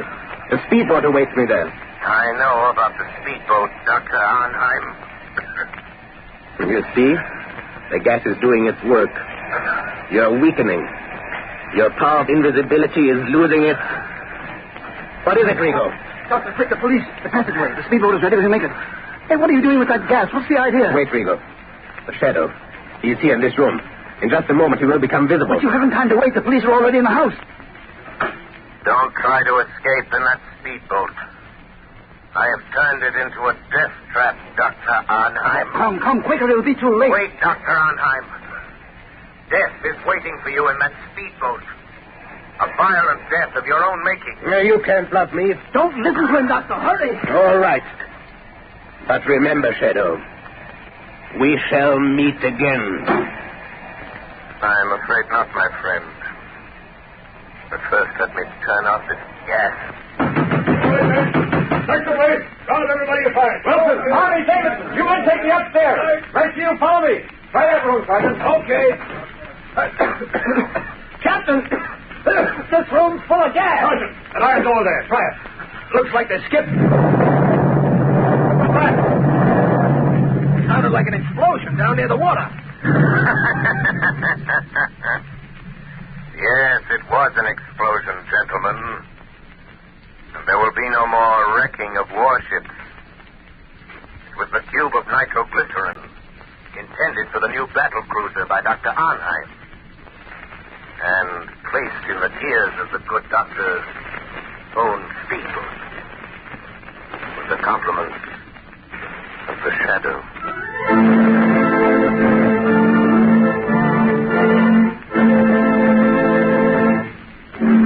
You have just heard a dramatized version of one of the many copyrighted stories which appear in the Shadow magazine. Any similarity to persons living or dead is purely coincidental.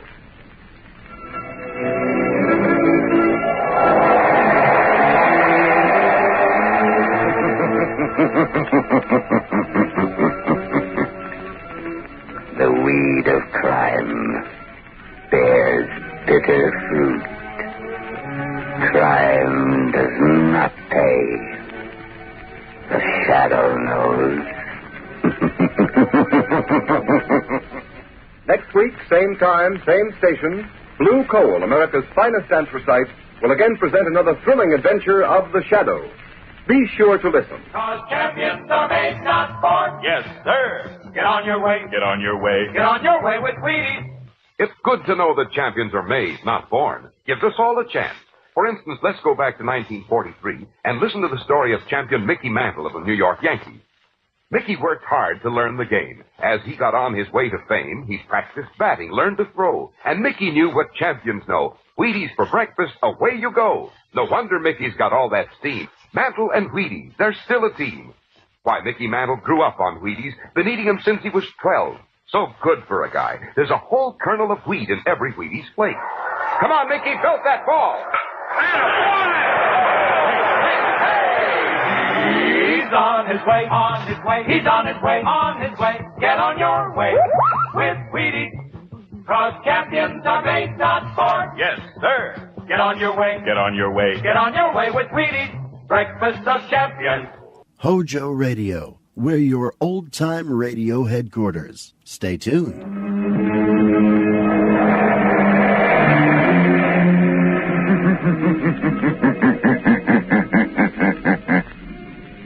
The shadow knows.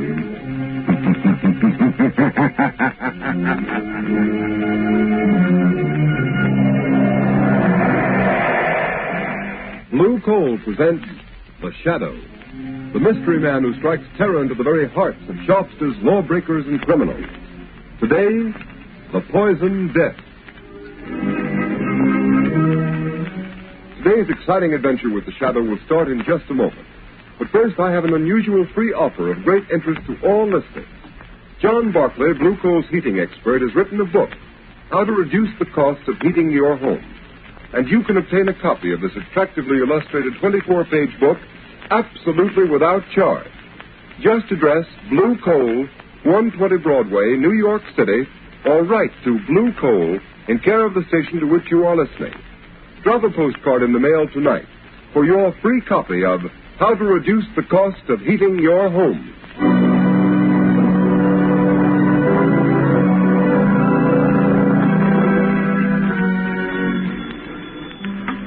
Mercy Hospital. Quick, send an ambulance to 217 Shoreview Road. My children, they're poisoned, dying. Oh, hurry. Hurry, please. Hurry.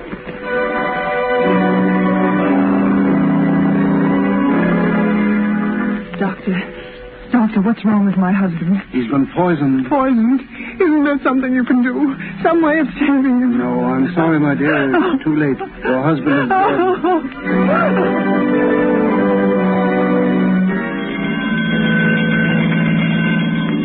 What's this, Bill? Another poison case? Yes. The calls are coming in faster than we can answer them. Well, this one will have to go to General. The emergency ward is full. Not a cot left. The same thing in every hospital in town. They're swamped, all poison cases.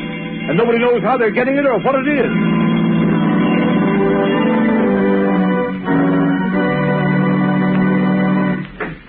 Come in, Commissioner Weston. Thanks. I came over as soon as I got your message, Mr. Mayor. Sit down, Commissioner. You know why I sent for you? Yes. And I hate to admit it, but we haven't one single clue to go on. I've had the entire police force working on this poison epidemic for 3 days, and we're right where we started. When the first ransom note was sent to newspapers demanding $1 million ransom or this city of over 1 million souls will be wiped out, poisoned, I thought it was a hoax. Mayor, it's a wild scheme of a crazed mind. It can't be anything else. I don't agree with you. The ransom note was signed The Shadow. This same Shadow you claimed has helped you solve so many crimes. but it was never asked for reward or credit. I don't believe the Shadow sent that note, Mayor. No? Then look at this photostatic copy of the original typewritten threat. Listen to the way it's worded. For years, the Shadow has smashed rackets, wiped out criminal syndicates, trapped murderers without reward. And now the time has come for a settlement. The Shadow has saved the city millions. Now the city will pay the Shadow $1 million for the hospital to be filled with the dying and the morgues will be filled with the dead. I'm still convinced that it isn't the real Shadow who's guilty. You say that because the Shadow has helped you so much in the past. I resent that, Mr. Mayor. All right, resent it. But it's up to you to get busy and find out who's responsible. The fact remains that no clues have been found. Well, I've got to have action. I'm doing everything I can. Maybe you are, but you ought to do better. Look at this report. The hospitals are filled with the dying. The morgue is filled with the dead. Hundreds of innocent people, stricken by a poison the health department can't identify. A poison for which there seems to be no antidote. What is it? How is it being fed to the people? Find out or we'll get another police commissioner. Just a minute, there's a phone. Hello? This is Clyde Burke of the Classic, Your Honor. What is it, Burke? We just received another note signed by the Shadow. What this time? Listen to this. I can strike at random, but I can also single out any one of you for death. To prove it, I am going to poison Dan Brinkley, Commissioner of Sanitation. When you get this through the mail, Brinkley will be dead.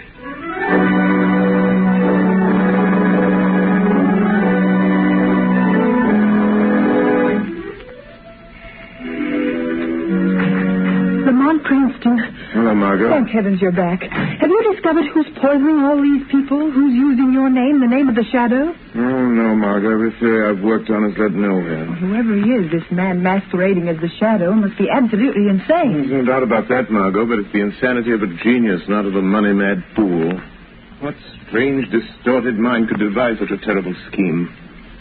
Margot, let me see that map of the city again. I'll get it. You know, the one where we marked all the areas affected by this wholesale poisoning? Yes, I know. Here you are, Lamont. There you see. The cases are widely scattered all over the city. And have you any idea how these people were poisoned? Must have been put in food or milk or something. There have been so many poisonings, it doesn't seem humanly possible it could have been administered individually. No, they were poisoned in groups. In every house affected by the poison, no one escaped. It wasn't poisoned milk. The newspapers checked on that, and it couldn't have been the food. No, the food those people ate came from 100 different stores. Wait a minute, Margot. You've just given me an idea. What's the one thing that all these people must have had at some time or another on the day they were poisoned? What do you mean, Lamont? Margot, I think I've got it. Water. Yes, water, that's it. How could that be? I don't know, Margot, but that's the answer. I'm sure of it. That explains the grouping of the poison cases. But how? It could have been done at the water meter introduced into the main pipe in the basement somewhere. So many different places without somebody Yes, noticing? and Margot, who could tamper with the water pipes in the basements of any building in the city and not arouse suspicion? Why, only someone from the water company. The man who reads the meter. Exactly, or someone posing as a representative of the water company. Margot, come on, let's open the window. Something else has happened. Oh, Lamont, it's like a nightmare. She's saying? Daniel Brinkley, Commissioner of Sanitation, found poisoned after warning. X-ray, read all about it. The Shadow... Oh, close the window, Margot. Lamont, why do you suppose Commissioner Brinkley was singled out? Margot, distorted mind, especially that of a brilliant man, will very often move along a straight line from cause to effect. This case follows a line so simple and so straight that the police do not even suspect who he is, Margot. But in killing Brinkley, he deviated from his original purpose long enough to settle a grudge. This is that one mistake the greatest of criminals make. You mean it's somebody whom Commissioner Brinkley wronged? Yes. But Brinkley may never have wronged anybody. To a man with a warped mind like this, an imagined wrong can inspire revenge just the same. Maybe it's someone who worked under Brinkley, someone in the Department of Sanitation. Margot, the pieces of this crazy puzzle are beginning to fit together. Where's yesterday's paper, the one with a photostatic copy of the ransom note sent by the man masquerading under the name of the Shadow? Oh, here it is, Lamont. I kept it along with all the other clippings. Oh, let me see. For years, the Shadow has smashed rackets, wiped out criminal syndicates, trapped murderers without reward. Margot, look at this. The letter E, it appears 6, 7, 8 times, and every time it appears out of line. And look, Look here, the letter A is blurred. Margot, it's like ABC, the obvious clue. You could only find that typewriter. Lamont, out of all the typewriters in the city, it would be like looking for a needle in a haystack. Don't you suppose the police have considered that angle, tried to find that machine? Well, perhaps they have, but without first logically working out the problem as to the one place where that machine might be, they're wasting their time. The one place is the Department of Sanitation. It's so logical as to be incredible. Come on, Margot. Get your hat and coat. We've got work to do, and there's no time to lose. But, Lamont, you're not going to the Department of Sanitation at this hour of the night. Why not? Well, suppose you were caught. Don't worry, Margot. The real Shadow won't be caught. I need your help if we're going to try out all the typewriters in those offices. It's a job for Lamont Cranston and his assistant, Margot Lane. But if we're caught, how long a sentence can they give us for breaking into a public building? It's worth risking, and far better than sitting here building up theories and knocking them down again while this mad masquerader carries out his monstrous schemes of wholesale murder. Come on, Margot, let's go.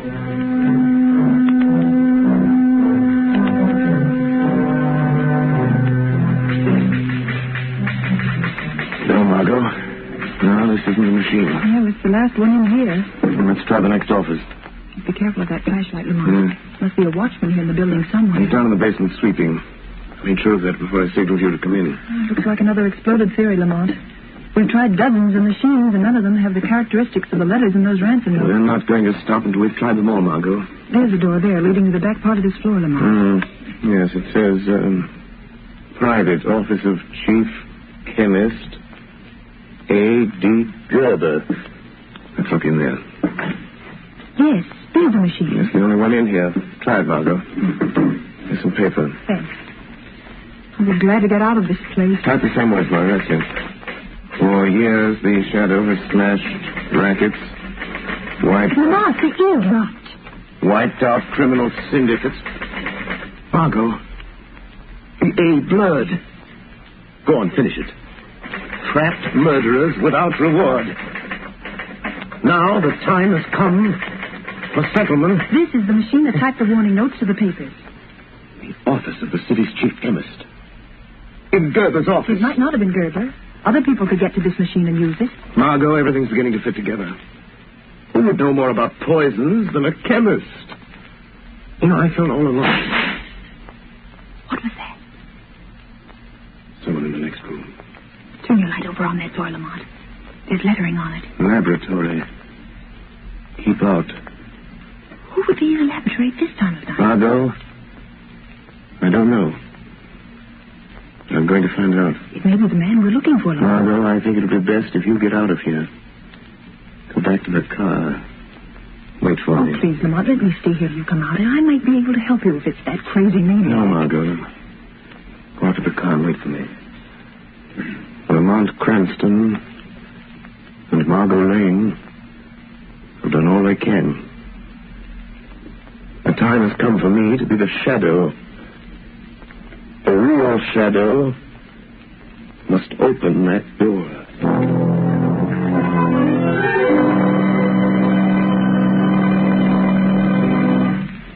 The second part of the Shadow's adventure will continue in just a moment.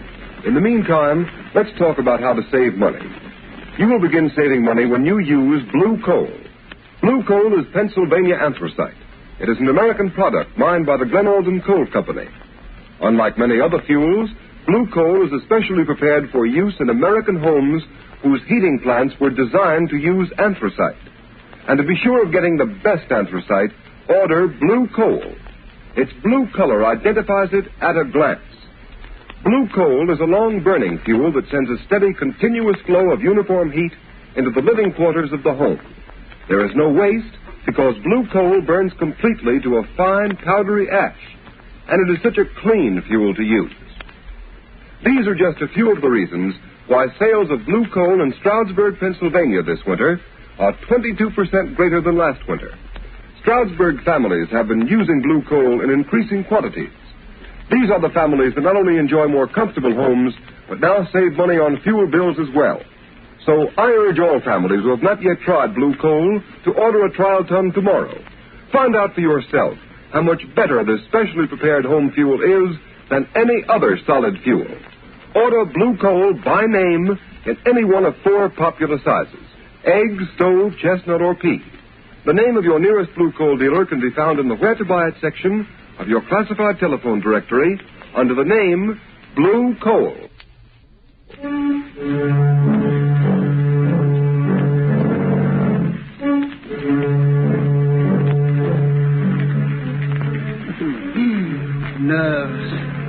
Nerves.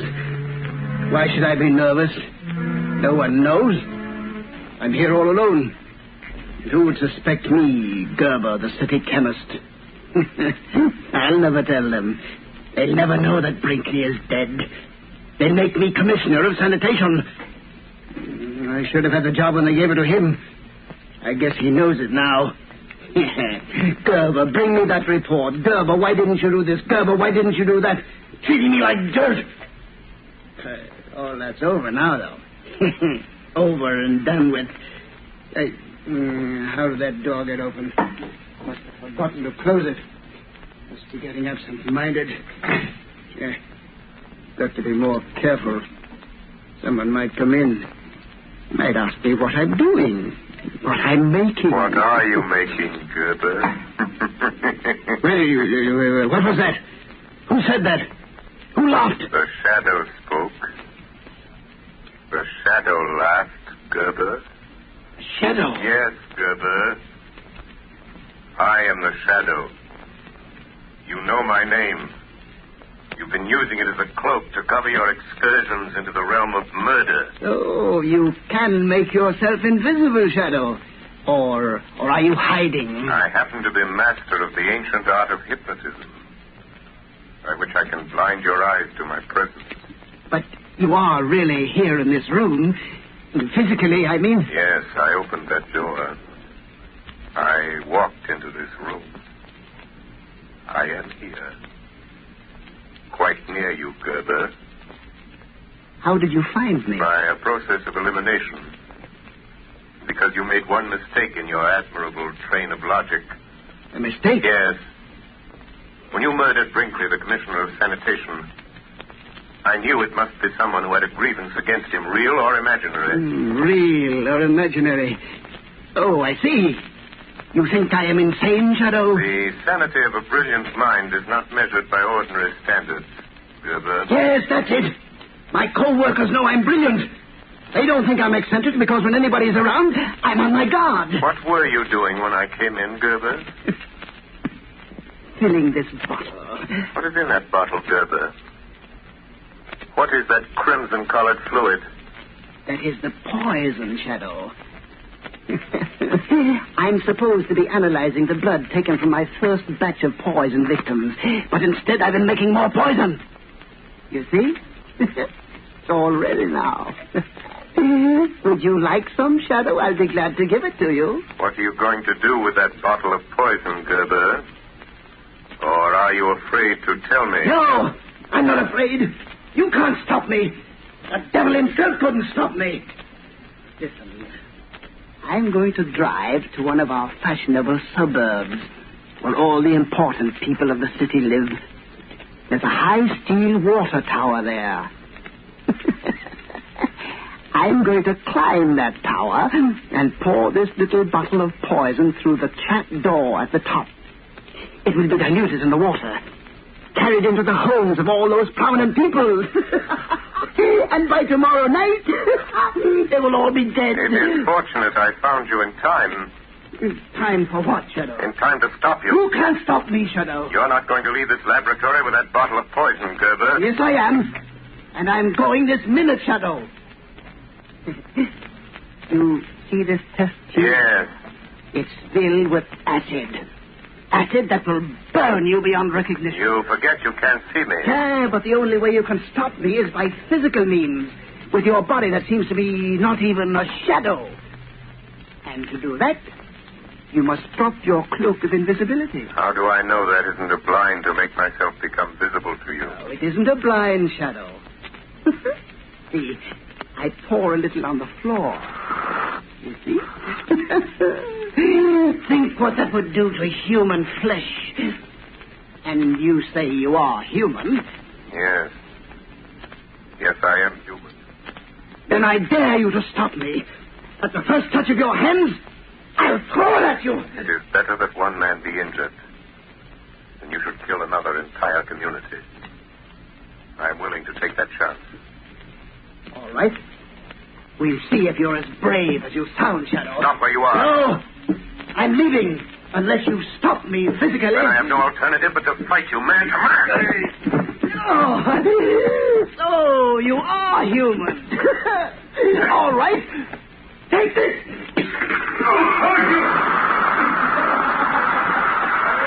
I warned you, Shadow. You will be burned beyond recognition. That acid will eat into you to the very bone. Goodbye, Shadow. At last you've met someone who is your match. Now there's no one to stop me putting the poison in that water tower.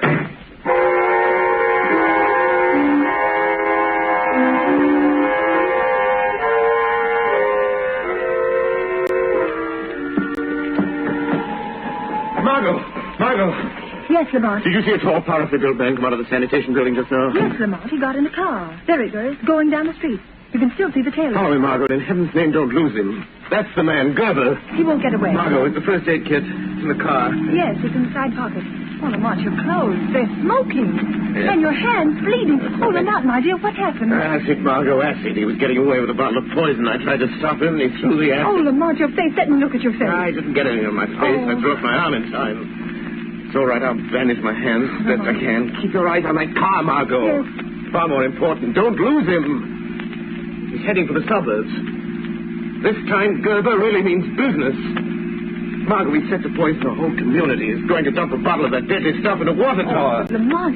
Oh, you're in terrible pain. I can see it. Let me take care of you. Let me stop at a phone booth and call Commissioner Weston. Let me send out a general alarm and pick this man No, up. Margot, we have a job to do. We lose Gerber. If we stop, then the police wouldn't be any good.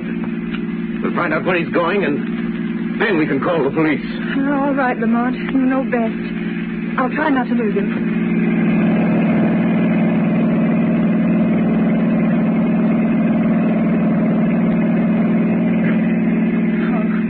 Is the pain any easier?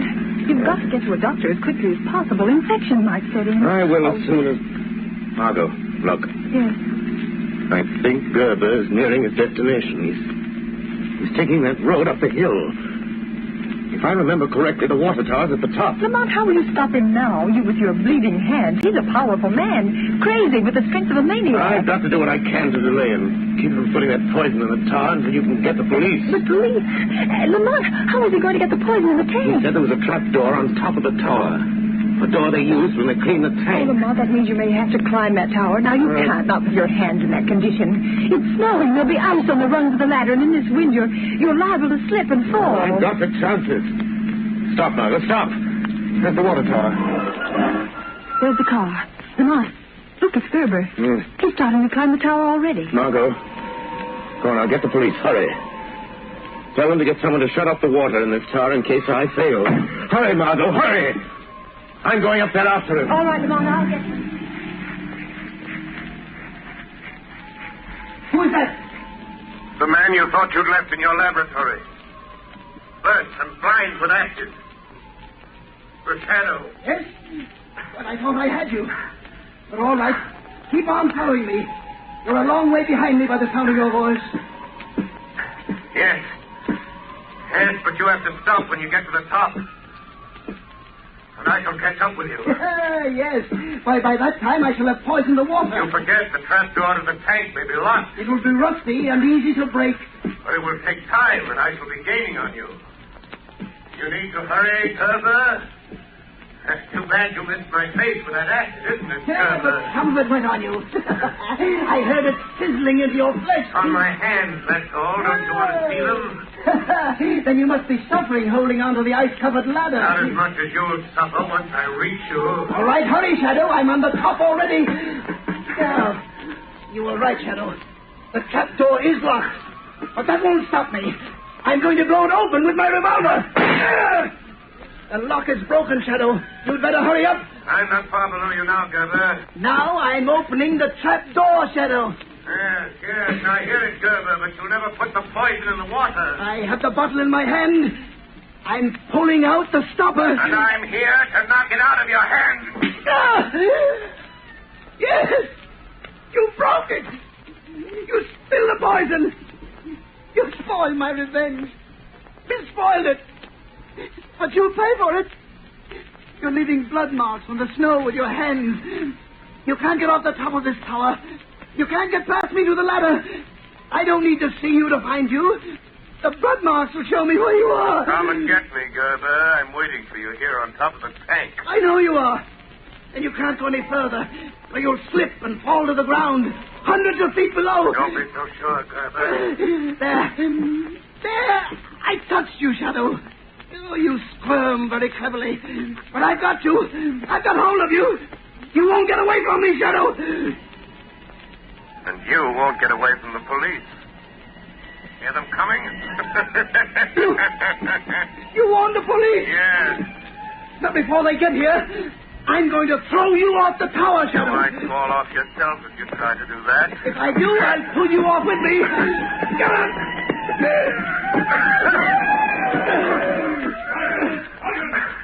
Somebody on top of that water tower. Bring your searchlight up there.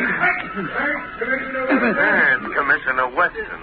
He's come to take you himself, Gerber. You should feel honored. He'll never get me.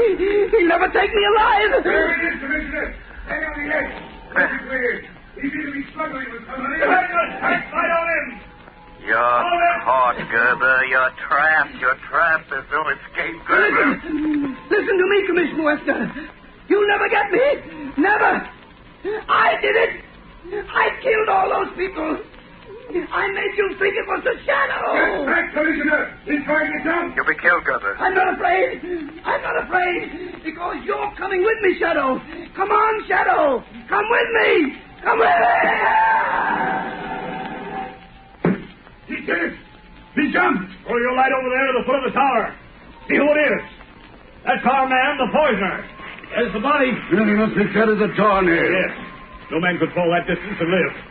Turn him over. Let's see his face. He's dead, all right. Neck's broken. Why, Gerber. Gerber. The chief chemist of the sanitation department. Who would ever have thought a man in his position? He was struggling with someone up there on the top of the tower. Where's the other man? Look around the base of the tower. See if you can find another body. Look in the bushes. I suppose we could have missed him, but I don't see how. Can't see a thing in these snow flurries. Swing the searchlight around. Anything over there, Sergeant? No sign. No. I don't see anybody here, Sergeant. Nobody over here either. Nothing over on this side. Listen.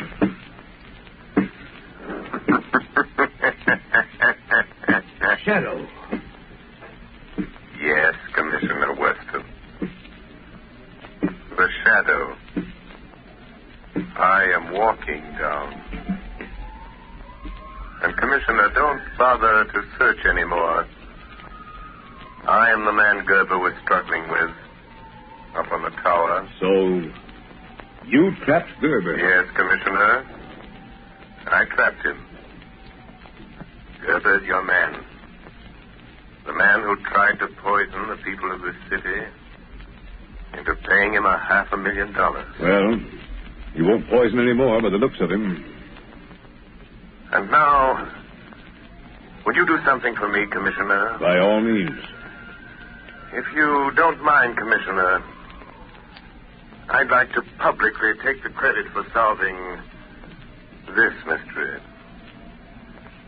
Gerber committed his crimes in the name of the Shadow. And I rather think the real Shadow deserves to be vindicated. Don't you?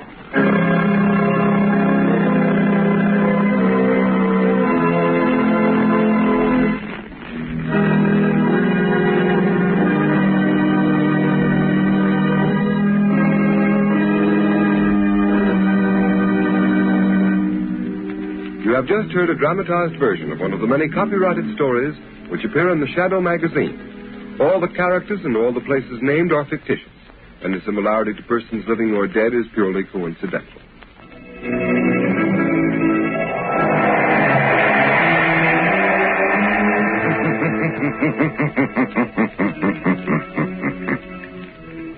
The weed of crime bears bitter fruit. Crime does not pay. The shadow knows.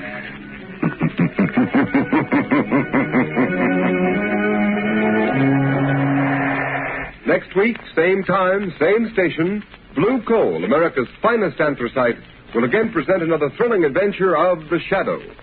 Be sure to listen, and be sure to burn Blue Coal, the solid fuel for solid comfort. Say, want a brand new breakfast idea? Then get the Betty Crocker cereal tray, the Betty Crocker cereal tray. Yes, indeed. Try the brand new cereal assortment with 10 individual packages in all. 4 Wheaties, 4 Cheerios, 2 Kicks. All top favorites and all extra fresh.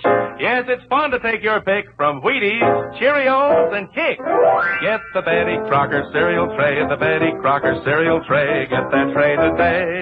Stay tuned to Hojo Radio.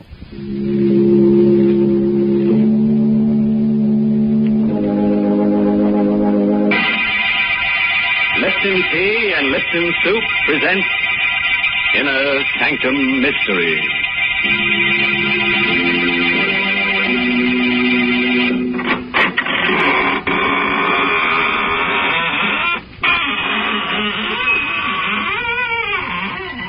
Good evening, friends. This is your horror host at the squeaking door of the Inner Sanctum. Come in, come in. Hang your hats on the torture rack over there and get cozy. Tonight, we've got cadenzas and cadavers, murders and melodies. Well, that's all I can tell you now. No sense putting the cart before the hearse. From the way you're talking, I guess we're going to have music on the program tonight. I think that's real nice. So do I, Mary. I've always loved music. Even as a child, I used to play the death rattle. Now, please, I'm being serious. You know, I once won a prize for playing the piano. Yes, they gave me a... Wait, don't tell me. Let me guess. They gave you a lovely sterling silver medallion, didn't they, Mary? No, they didn't. You know very well that the only way you can get that sterling silver medallion is from the Lipton Tea people. And, ladies, it's solid sterling silver, and it's just the right size, about an inch in diameter. It's the kind of jewelry you find at those smart shops on Fifth Avenue in New York. The medallion is decorated with a Chinese inscription, and it's hung on a narrow black rayon satin ribbon. It's just what you want to brighten up your simple silk dresses and your dressy suits. And here's how you get this handsome medallion. Just send 25 cents and the box top from a package of Lipton's, the tea with the brisk flavor, to Lipton Tea, Box 92. That's Box 92, New York City. Send for yours tonight. Give me a pen, Mary. I'll send them a check immediately. And what's more, I'll write it in blood. There'll be plenty spilled here tonight. The title of our story is Musical Score. It's an original radio play by Christopher Mayle. And our star is Barry Kroger, who plays the role of Grasso. It's the story of a simple melody and of a killer who, as our story opens, is fighting desperately and alone against a raging storm off the coast of Maine. The lifeboat he is in is half foundered, and the man's wild rowing does little good. I'm a murderer! A murderer! I killed to be free! And I am free! Free! Did I do it all for nothing? Peter Toth and his wife. They were the first to go. Almost in the same spot. Oh, world-famous composer. Oh, and that tune of his. He had all three of us on the life raft crazy with it. A maddening tune. I can still hear him humming it. Still hear it. But the sea was calm that day. Dead calm. 15 days of calm. 15 days on a raft with a sick woman and 3 men. And that sun. Carl! Stop that blasted humming! Sorry, Spud. Marcia seems to like it. Part of the symphony I'm working on. It does get on our nerves, Toth. How is your wife? I don't know, Grasso. Poor Marcia. Yes. Yes, I know. I'm hungry. Smart, how about some rations? Ah, that fat belly of yours. I told you before, even off as chief mate, I run this life raft. We've got rations for one person for 2 days. No woman eats. We don't. Now forget it. Well, we ought to be practical. Smythe, what made the Santa Margarita go down so quickly? I told you. Nothing but a stray mine. It was Argentine registry, coffee boat, a neutral. That's all it could have been. Oh, cut it out, will you, Toll? Or change the tune at least. I can't stand it. Sorry. We're done for. Yeah, you may be a famous playwright, Grosso, but you don't know the sea. We're near the main fishing banks. We got a chance of meeting a fisher we can hold out. Toll! Toll, will you stop that blasted tune? Yes, for heaven's sake, Toll, quit it!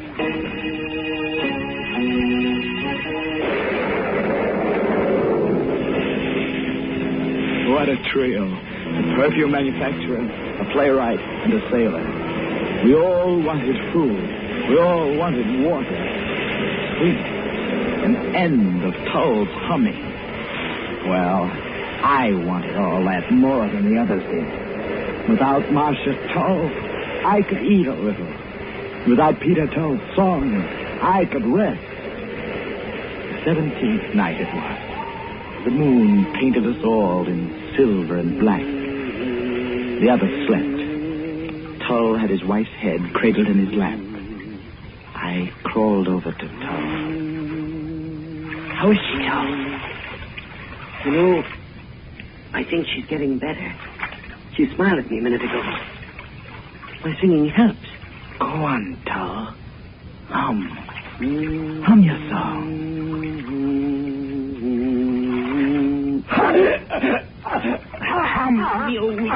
For the last time. I cut off his infernal song, cut it off with my fingers, digging into the yielding flesh of his throat. He slumped over his wife's body. I closed my ears to her moans, and I pushed them both into the dark water.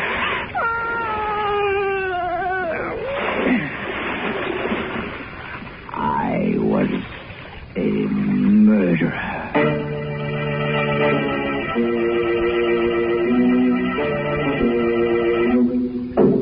All right. So Toll's gone. So's his wife. But they didn't fall off. One of the three of us murdered them. And it wasn't me. I don't think you did, Smythe. I know I didn't. You're voting 2-1 and electing me the murderer, huh? Not necessarily, Grosso. It just looks a little like it. How are you going to prove it? Who's going to believe you any more than they'd believe me? Even I was ready to murder for a crust of bread. For all I know, Smythe, you did it to sell even off some rations. Well, we hang together or we hang separately then. Let's be practical about this, Smythe. None of us can afford to be mixed up in even the implication of murder. Suppose we have an agreement. Huh? Just in case we are picked up. What kind of an agreement, Grosso? Suppose we agree now and for all time that Toll and his wife simply died at sea and were buried at sea.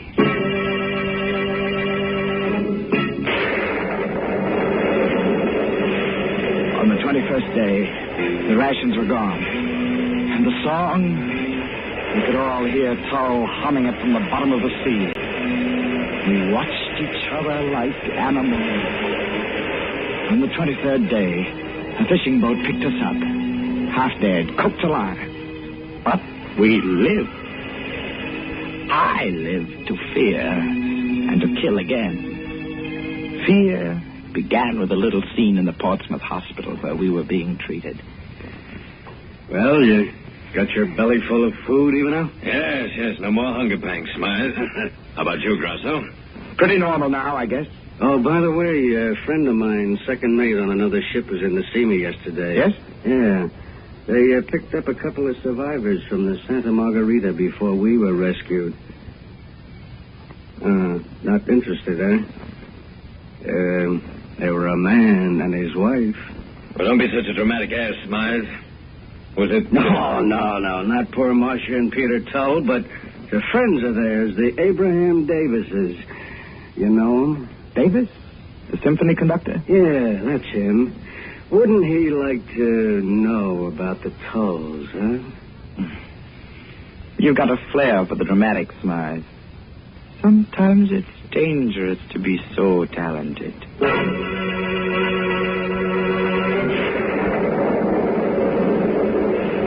began to worry if both of them weren't ganging up on me. The days and weeks passed, and nothing happened. Only the Toth melody was always with me, day and night. It kept ringing in my head, on and on and on. But at least I hadn't heard from the other two until one morning a letter came from Abraham Davis, the symphony conductor and dear friend of the Peter Toth. Dear sir, it has taken me this time to locate you three who were with my lamented friends, Peter and Marcia Toth, when they died at sea.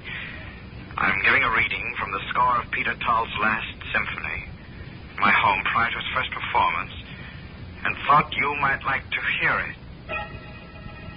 Hear it? I didn't need a reading to hear it. But I'd have to be there. They would be. Maybe plotting to tell lies about me to Davis. Right then, I decided to kill them both. That way only lay freedom from anxiety. Murder would free me. Ivanov would be first. Yes. Fat, beady-eyed Ivanov. I studied their movements. Ivanov worked late at his office every Tuesday night. And on the second Tuesday of each month, the Halifax-bound cargo steamer St. Louis left her New York dock. My plan was simple. It involved my waiting for Ivanov in his apartment house on the night of Tuesday, May 8th. My weapon would be simple, too. A common bread knife. Simple and so satisfying. Good night, Mr. Ivanov. Thanks for a bottle of perfume. My girl's crazy about it. That's yours. When you get married, I'll give you a quart of it. I slid the knife from my sleeve and gripped the handle. Ivanov reached his door. His broad back was a leap away. I knew where to strike. You learn those tricks in my trade. An upward thrust just below the right shoulder blade.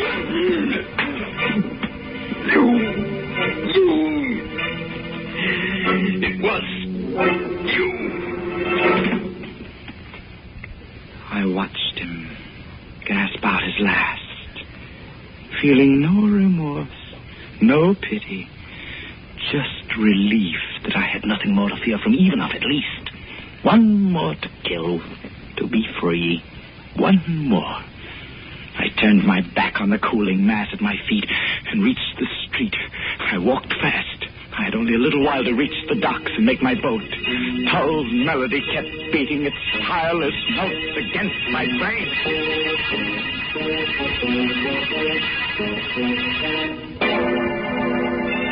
Well, dear me and gory be. That's my idea of a real song plugger. Oh, speaking of music and murder, did you ever hear of the fiddler with a violent temper? He murdered his wife because she was always harping at him. Oh, yes, and because she had a cellist disposition, too. You're certainly full of musical puns tonight. Good heavens, what have you got there? It looks like a Chinese gong. It is, Mary. I got it from an auctioneer. You know, those fellows always say, going, going, gong. Well, what are you going to do with it? Oh, I've always wanted to kick the gong around. Besides, if you're going to tell that Chinese story about the medallion, I ought to accompany you on the Chinese gong. Well, I'm not going to tell it in Chinese, so suppose you put that thing away. But, ladies, there is a story behind that sterling silver medallion that the Lipton tea people want to send you. And what's more, it's a true story. It seems that the original of this handsome medallion was given to an American flyer who was rescued by Chinese guerrillas after he'd bailed out over enemy territory.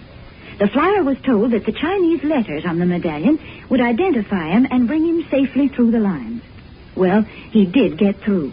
And only then did he learn that the inscription said, "Good luck," in Chinese. Now, there's a story to tell your friends when they're admiring your medallion on its smart black rayon satin ribbon.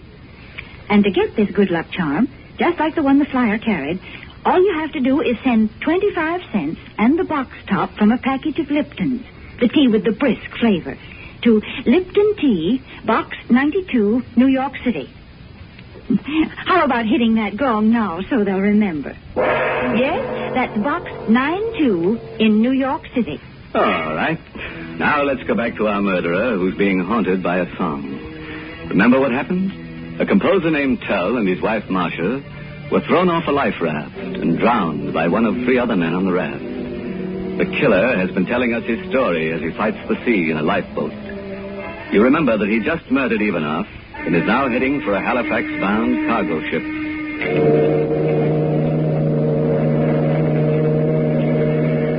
This is your SANCTUM, Mr. Grosser. Anything I can do for you? No, thanks. Not just now. I'm going right to bed. When do we reach Halifax? Tuesday morning, sir. Yes. Good night. Thank you. Oh, wait. I'm afraid I'm rather a nervous traveler. Well, just between us, do we have competent officers aboard? The best, sir. Captain Johns is tops. Oh. There's no better chief mate anywhere than Mr. Smythe, sir. So he was there. I'd gone to a lot of trouble to get aboard that ship, and he was there. I kept out of his way entirely until last night. We were off the main shore. It was raining slightly. I slid the long, well-pointed bread knife into my sleeve and made my way toward the afterdeck. It lacked 3 minutes of 8 bells.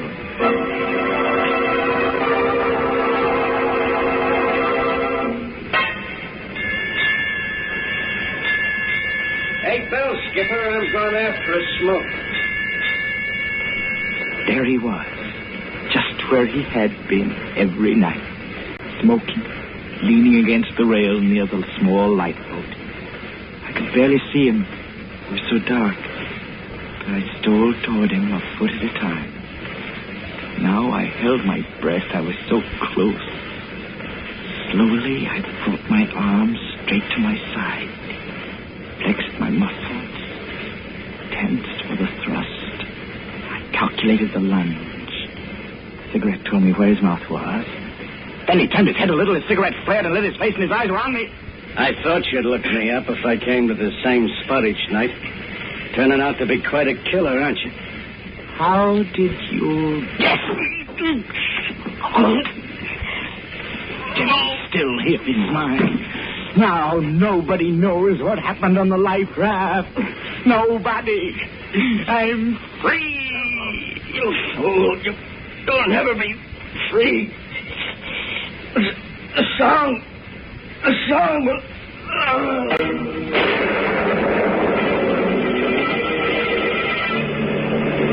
I dumped Smythe into one of the small boats and climbed in myself. I pushed out on the davits and lowered the boat to within a couple of feet of the water, and then climbed down the supporting ropes to it. I cut the ropes, and the black hull of the ship slid past. We were alone, just Smythe and me, and Smythe was dead. So I threw him overboard, and I was alone and free. And tonight, I'm alone and free. Hear me howl! Hear me! No. Am I going crazy? There can't be a light. Not a light. It must be. It is. It's land. Rocks ahead. The surf breaking against. I'm close. I'm too close. I'm going to crash into them. The surf's picking up the boat and throwing me down the rock. I'll be killed. No!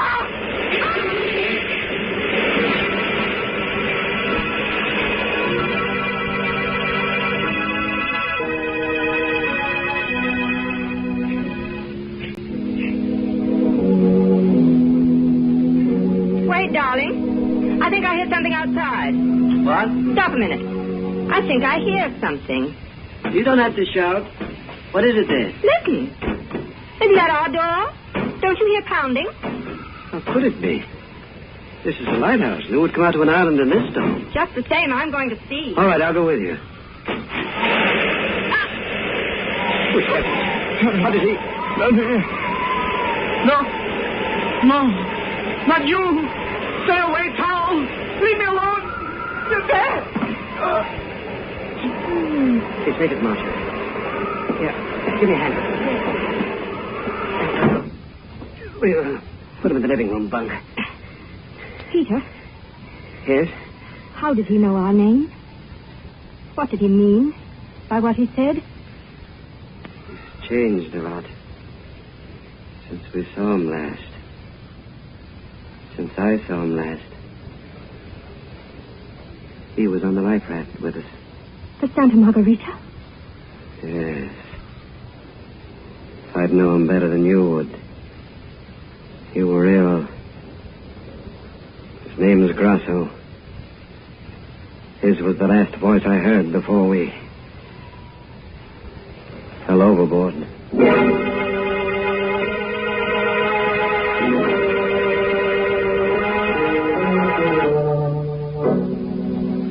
Well, Mr. Grasso, you look a lot better this morning. How is your head? It throbs. I can't move. What happened? You were washed up against the rocks in the lifeboat. You must have hit your head and banged up your side. You didn't drown. Obviously. You didn't choke me thoroughly enough, Grasso. The water revived me. But I was clutching in Marcia's dress. Yes, but how did you... Get here? Yes. Fishing boat. It was almost dawn when you tried to kill us. I managed to hold Marcia up for a little while. We were lucky. What are you... Here. Put your arm around my neck. I'll take you to the tower. Where's your wife? Marcia's gone to the mainland to get the doctor. We're alone. Yes. We're alone. Relax. No. Let me go, Tom. I didn't mean to do it. I was crazy with hunger, and that tune of yours. We were all crazy, Tom. I'll pay you. It's too late, Grasso. Anything. Don't struggle. You could start a hemorrhage that way. What are you going to do to me? Nothing, of course. Here we are. You're not bringing me up here for the sun and the air, Tom. I'm very comfortable in this bed. Marcia liked it here. Wonderful view in every direction. These windows here pull to one side. What? Like this, see? Now, I'll leave you to rest. No, don't! Don't what, Grasso? What? I don't know. But you're up to something. Don't be silly. I'm just going to work on my music for a while. I'm having trouble with one part in it. It goes...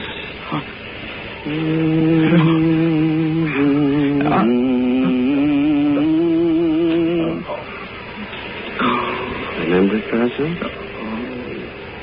Well, that's it. I see it now. Why, You'll be safe here. I have this barred metal door here to keep saboteurs out. If you want anything, just talk. Acoustics are wonderful down these stairs. You can hear everything. Talk. No, my head. I'll do anything. Anything. Only don't... Wait, Grasso. I heard about Ivanov's murder on the radio the other day. All right. I get it. I tried to kill you and your wife. I killed Ivanov. I killed Smythe. Get the police, but don't play that song. In the top drawer of the table next to the bed is a loaded revolver.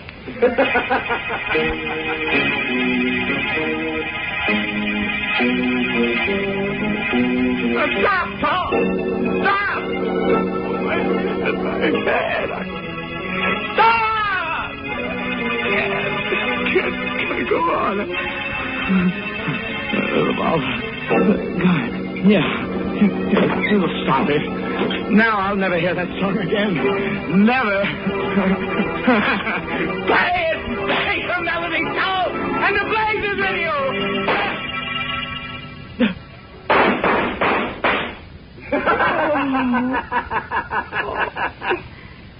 I forgot to tell you, Grasso. The gun is loaded with blanks.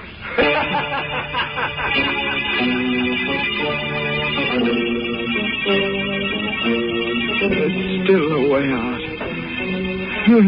Still a way out. All right. Toth, you win.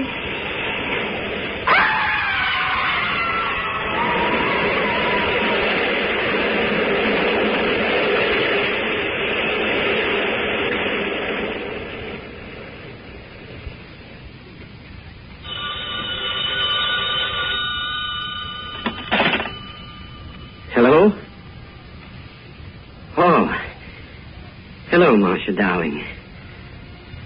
No, everything is fine now. Yes, there is something you can do for me. Send Davis a wire, will you? Just say, planned fall production of symphony. Have just finished. Final score.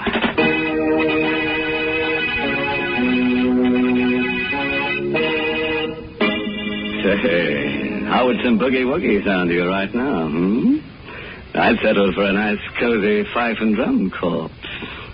Now, stop that funny kind of talk, because I've got something important to say. Folks, tonight the Lipton Tea people have asked me to remind you that the goal of this 7th War Loan Drive is $14 billion.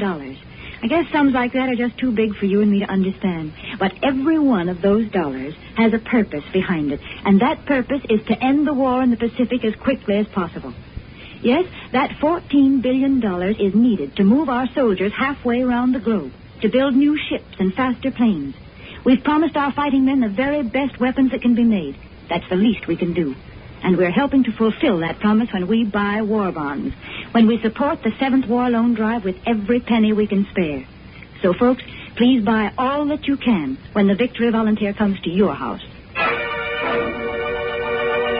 Sure, we got a moral for tonight's story. If you're thinking of marrying a musician, insist on a big house. Don't go in for this light housekeeping stuff. Oh, by the way, this month's Inner Sanctum mystery novel is The Right Red Hand by Joel Rogers. And listen to this. Our star next week will be the famous dramatic actor of stage and screen, Raymond Massey. He will appear in a story about a man who plays chess. Nice, quiet little sport, Except that our friend uses human beings for his chess pieces. And by the time the game is over, those pieces are just too dead to move. Now it's time to close the squeaking door until next Tuesday, when Lipton Tea and Lipton Soup bring you Raymond Massey and another Inner Sanctum mystery story directed by Hyman Brown. So, until then, good night. Pleasant dreams.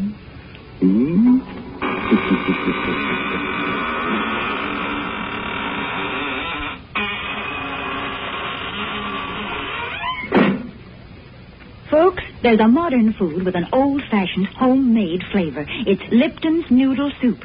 Yes, Lipton's does taste homemade. It's got that same chickeny taste as the chicken noodle soup you make right in your own kitchen. Lipton's has got the same good herbs and flavoring, the same tender golden egg noodles. But listen, Lipton's noodle soup mix comes in an envelope, and it only takes a few minutes to prepare. Of course, sometimes it's hard to get in some stores these days, but there's lots of good things scarce in wartime. So remember to always ask for Lipton's Noodle Soup. And remember to tune in next Tuesday night for another Inner Sanctum Mystery. This is CBS, the Columbia Broadcasting System.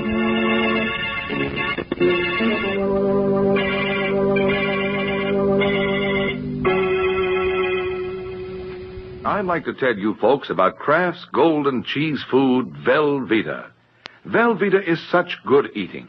Just taste that grand, rich, yet mild cheddar cheese flavor.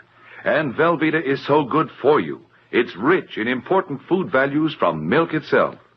For swell-tasting snacks, for good, hearty sandwiches, for thrifty, easy, hot dishes, it's smart to keep stocked with Velveeta.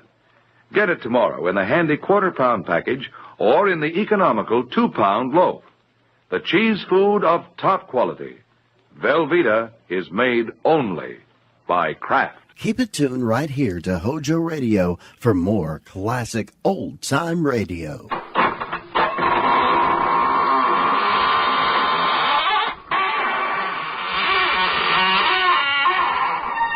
Good evening, friends.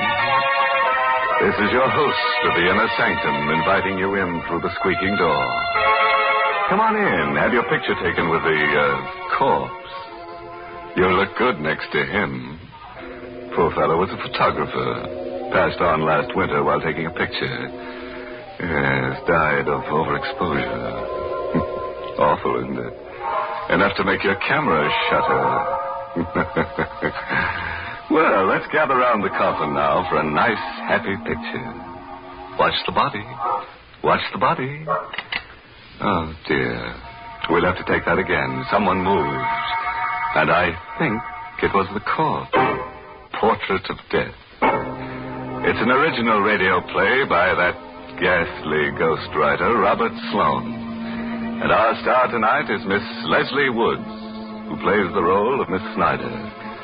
And listen, if you've never sat for a portrait, you'd better not sit alone for Portrait of Death. In the dim light of a misty old art dealer's gallery, a somber portrait has just been sold at auction to a man by the name of Mason. Magnificent painting, isn't it? There's never been anything like it, Mr. Mason. But if you don't mind my saying so, I think you've paid a stiff price for it. I couldn't let that woman in the black dress outbid me. Look at those colors. Expression on the girl's face. Yes. The detail in the background. Really is a work of art. Technically speaking, yes. But the portrait has a strange history, Mr. Mason. Strange and sinister. What do you mean? Well, people say it's brought bad luck to every one of its owners. Oh, come now, brother. Well, it may be just a story, but at least this much of it is true. The day this portrait was finished, the artist died by his own hand. And the model who posed for him died, too, by her own hand. So that's why I painted her in black. Yes. He knew she was going to die. He even painted 2 graves into the background of the picture, you see. 1 grave's for him, 1 for her. Remarkable. Now you know why the painting is called Portrait of Death, Mr. Mason. It meant death for the artist, the model, and, oddly enough, for many of its owners. I'm sorry you bought it, Mr. Mason. I'm sorry you bought it, too, Mr. Mason. You shouldn't have taken it away from me. I beg your pardon. Don't you remember me? Oh, yes. Yes, of course. You're the woman I was bidding against. I still want the painting, Mr. Mason. And I beg you to sell it to me at a price I can afford. I warn you, it can only bring you harm. I'm sorry, Miss Snyder. The painting is not for sale.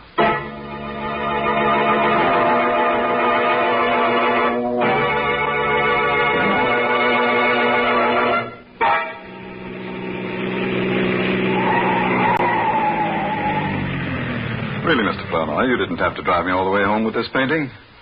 I could have managed it alone. Oh, no trouble at all, Mr. Mason. Here, let me help you carry it into the house. Oh, no, I'll get one of the servants. Should I? Oh, Parker. Parker. I'm afraid I'll have to go in. Will you wait for me? Oh, certainly. Oh, Parker. Mr. Mason? Yes, Parker. Tell Mrs. Mason to come down, will you? I've got a surprise for her. Mr. Mason, I think you'd better come in. Why, what's the matter? I have some very bad news for you, sir. Terrible news. Mrs. Mason is dead. What? It was her heart, sir. She died this afternoon while you were at the art gallery. No. I can't believe it. I tried to reach you, but you'd already left, sir. Dr. Simpson said... Excuse me, sir. Hello? Mr. Mason's residence? Is Mr. Mason there, please? This is Miss Snyder calling. Just a moment, please. It's for you, sir. Oh. Thank you. Hello? Mr. Mason, I still want that painting. What? Don't you think you'd better sell it to me? It can only bring you harm. I'll think it over. Don't wait too long, Mr. Mason. I warn you. Don't wait too long.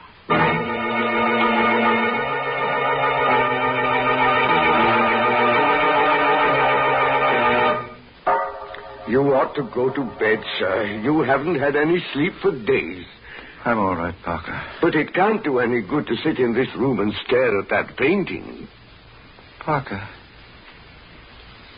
doesn't the portrait look a little different today than it did when I brought it into the house? I don't think so, sir. The expression on the girl's face is a little deeper. A little more understanding.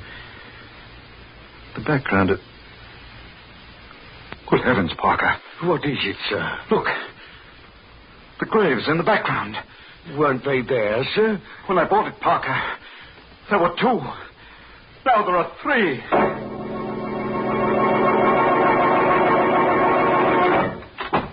I'm so glad you could come out here, Mr. Flournoy. I had to speak to you. I came as soon as I could. Did you bring the catalog? Well, yes, I did, Mr. Mason. What is it? What's wrong? Let me see a picture of that portrait, please. Of course. Portrait. Here it is. Portrait of Death. There. I was right. There were only 2 graves in the original painting. Well, of course, Mr. Mason. I told you there were 2 the day you bought it. But now there are 3, Flournoy. 3 graves. So what? Come. I'll show you. Oh, Mr. Mason, please. There are 3, I tell you. The 3rd one's been there ever since my wife died. But that's impossible. You must be imagining. Give yourself one. Here. 1, 2, 3. Mr. Mason. Why are you looking at me like that? You need a rest. A rest? What are you talking about? Don't you understand? There are only 2 graves in that portrait. The 3rd one is in your mind. You mean there isn't a 3rd grave on this painting? No. You've been under such a strain these past few days. I must be losing my mind. Oh, no, I'm sure it isn't as serious as all that. It's only natural for you to be upset about your wife. I want to get rid of the portrait. I want to sell it. Right away. Well, I don't know how soon I can dispose of it for you, Mr. Mason. Under the circumstances, it might be hard to arrange a That woman sale. will buy it, won't she? Who? That woman who's been pestering me for it. Why don't you get in touch with her? I will, first thing in the morning. No, I won't wait until morning. I want that portrait out of this house tonight.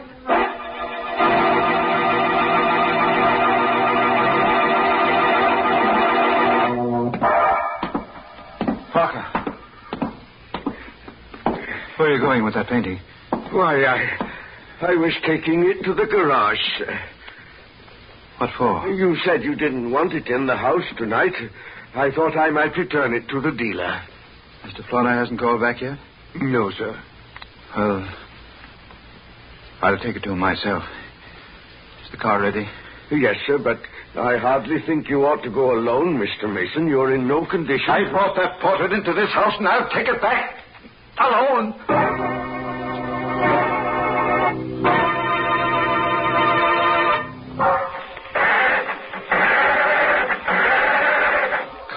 Come on. What the devil is the matter with this car? I should have had Parker take it out of the garage for me. Confound it. I'll get that painting out of here if I have to carry it out with my hands. Portrait of death. You are a portrait of death. You, with those searing eyes, that faint half smile. I'll never see your face again. Not as long. No, don't.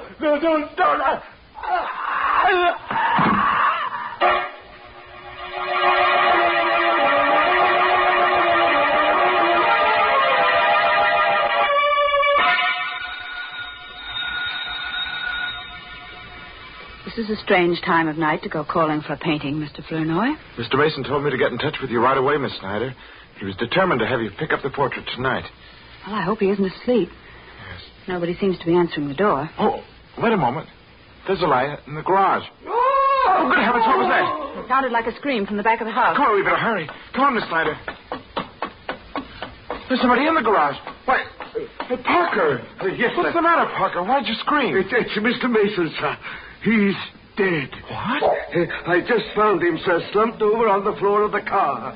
Oh, maybe he was asphyxiated. No, the motor wasn't running, sir. It's the portrait. The portrait killed him, just as it did the other. It does seem strange. He came to the garage about an hour ago, carrying the painting in his arms. Well, didn't you help him? He wouldn't let me, sir. He insisted on being alone. That's strange. Look at these marks on his neck. As if he'd been strangled with a fine chain. Or a woman's necklace. What do you mean by that? Nothing. Did you think I was accusing you, Miss Snyder? I don't know. Good heavens, Mr. Flournoy. Look at the portrait. Oh, what's wrong? The necklace, sir. The necklace that was painted on the girl's throat. It's gone. It's 6 months now since she strangled old man Mason with that necklace of hers and put the Indian sign on his late wife. Parker's still around, though. And so is that character Flanoy, who at the moment is disposing of the ill-fated portrait for Mr. Mason's estate. Mr. Davis, I believe you're the only man in the world who wants this painting. And I really can't see why you want it, knowing its history. Mr. Flanoy, that kind of history doesn't mean a thing to me. Oh. May I take it with me now? Oh, certainly. Parker. Yes, sir. Would you be good enough to help Mr. Davis with the painting? If you don't mind, sir, I'd rather not touch it. I haven't seen it since Mr. Mason died, and I don't care to see it now, sir. All right, Parker. I'll help you, Mr. Davis. Thank you very much. It's a very heavy frame, you know. It's really too heavy. Wait, that's incredible. What is it, Mr. Flanoy? What's wrong? Parker, you say you haven't touched this painting since Mr. Mason died? No, sir. Well, look at it. The girl is wearing a necklace again.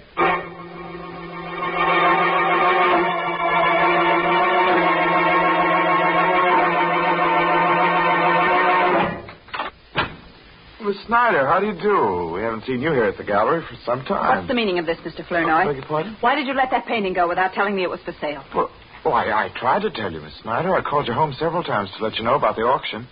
I was never able to reach you. Didn't you know I was away on a trip? No, I Then why didn't you find out, you stupid fool? How many times have I told you I must have that painting? Well, I'm sorry, Miss Snyder. Never mind. Who is this Mr. Davis? Where does he live and where can I find him? Well, I imagine you'll find him at his home. Here's his card. Give it to me. I don't think you'll gain anything by going up there, Miss Snyder. You keep out of this, Flournoy. I want that painting, and this time I'm going to get it.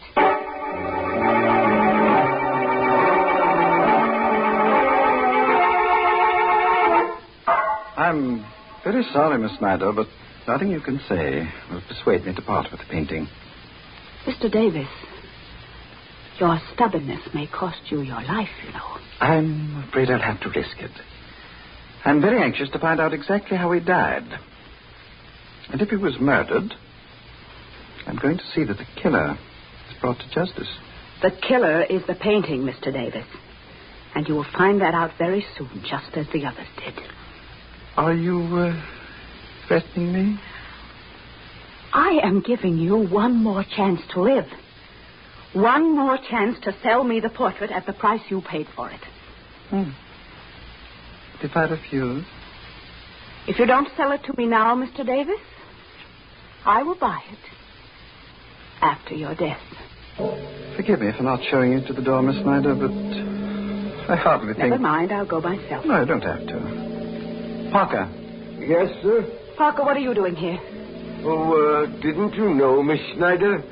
I'm Mr. Davis's new butler.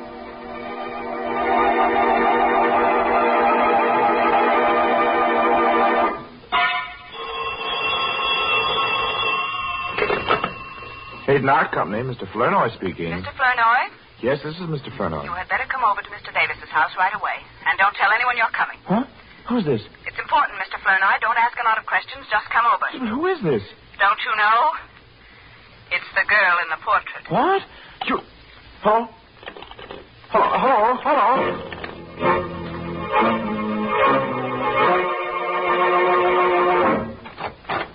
Come in, Mr. Flournoy. I thought it was you on the phone. Why didn't you tell me? I didn't want to mention any names. Come in, will you? All right, all right. What's the hurry? What's this all about? I'll tell you in a minute. Does anyone know you came here? No, I don't think so. Good. What are you doing here? And where's Parker and Mr. Davis? Parker's left. He's gone away. I found a note from him on the foyer table there. Well, what about Mr. Davis? He's in the library. Well... Wait a moment.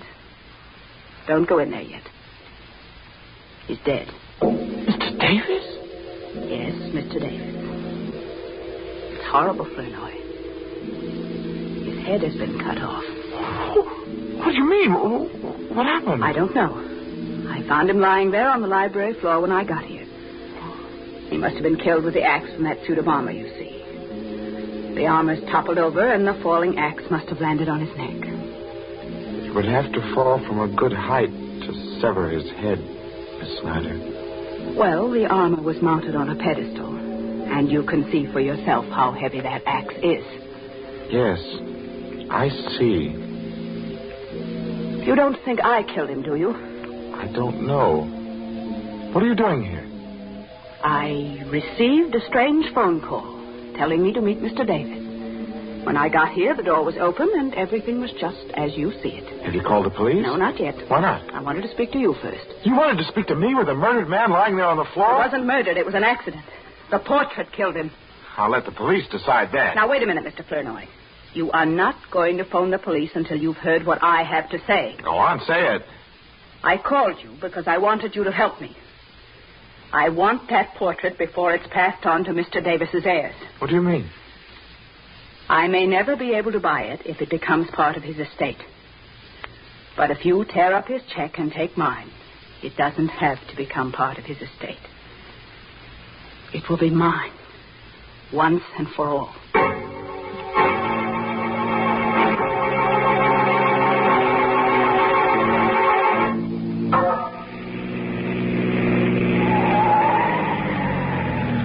Mr. Flournoy?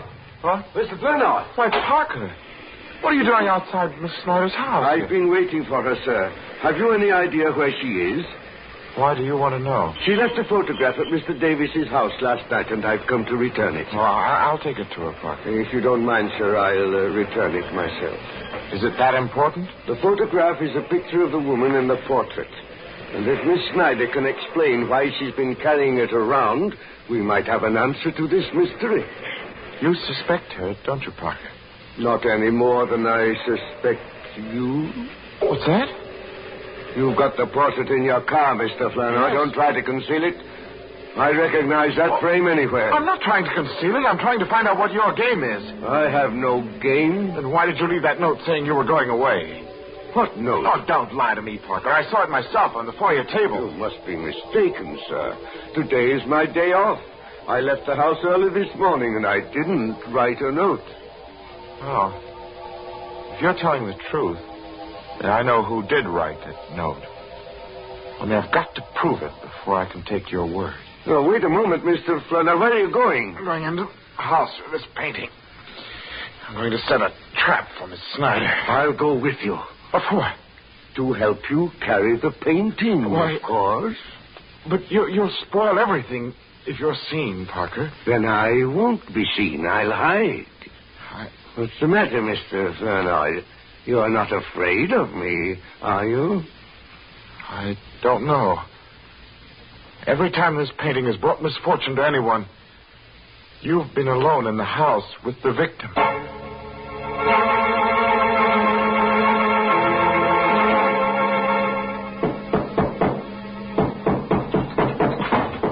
Is that you, Miss Snyder? Yes, where are you, Mr. Flournoy? I'm in your living room, hanging up the painting. I didn't ask you to do that. Take it down. Why?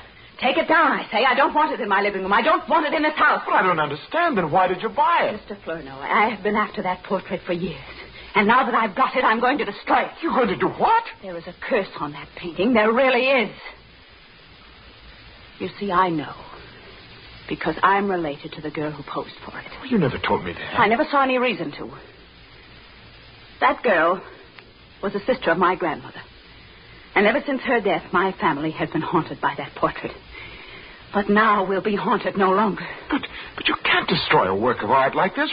It isn't fair to people who admire it. It isn't fair. Nobody wants it, Mr. Flournoy. Nobody but me. Oh, but you're mistaken. There is somebody who wants it. Wants it very much. Parker? Oh, no. Oh, Parker's dead. Dead? How do you know? I know. Because I killed him. Right here in the living room. I'm awfully sorry I didn't have time to dispose of the body, but I'll take care of him before I go. Oh, no, Mr. Flournoy. You didn't kill him. You couldn't. I had to. You see, he discovered the painting and the cars I drove up. He would have ruined all our plans. Plans? Yes. Plans? See, do you think I'd go through with any plans knowing what I know now? Well, I'm going through with mine, Miss Snyder, and I dare say I won't be suspected. What are you talking about? Nobody knows you stole this painting from Mr. Davis. Nobody knows but you and Parker. And I can trust Parker to keep the secret. You stay where you are. Don't be afraid. I've become an expert at the art of murder. It is an art, you know, just as delicate as retouching old portraits, which happens to be a specialty of mine. You killed Davis and Mason and Mrs. Mason. Oh, no, not Mrs. Mason, no. Her death was only a coincidence. But it did give me the idea for the others. You see, I needed a series of deaths to completely destroy the value of that portrait.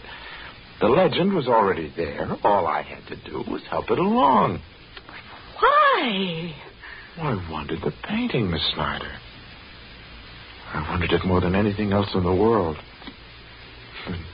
An art dealer's clerk could hardly afford to pay for it. You're insane. You're... Well, we're all a little bit insane, aren't we? Don't you come near me. Don't. Shut up, you... Don't. Shut up. The knife is cut. Sure. But it is the struggle. Don't. You make me miss my mind. You're not on. You crazy devil. Be still. No. Portrait fell on the wall. Frame grew knife into. Now we'll be haunted no longer.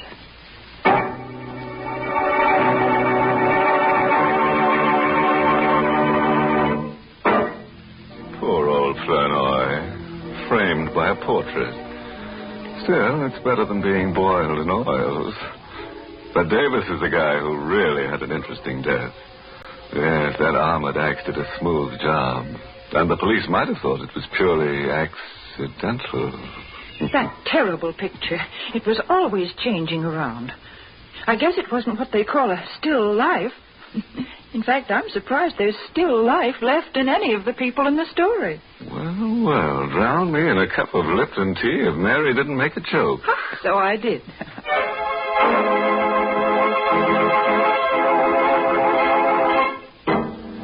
Well, it's time to go back to my slab now and swap a few stories in the smoker of the crematorium. Oh, before I leave, this month's Inner Sanctum mystery novel is Lay That Pistol Down by Richard Powell. Yes, and next week's Inner Sanctum story, directed by Hyman Brown, next week's story is just your meat. That is, if you like human meat. It's about a man who's been dead for 6 years. So, of course, his wife doesn't recognize him when he comes home. In fact, nobody recognizes him. So he goes around killing people to refresh their memories.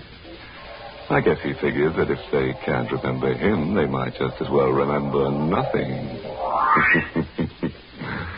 Now it's really time to close the squeaking door, so good night. Pleasant dreams.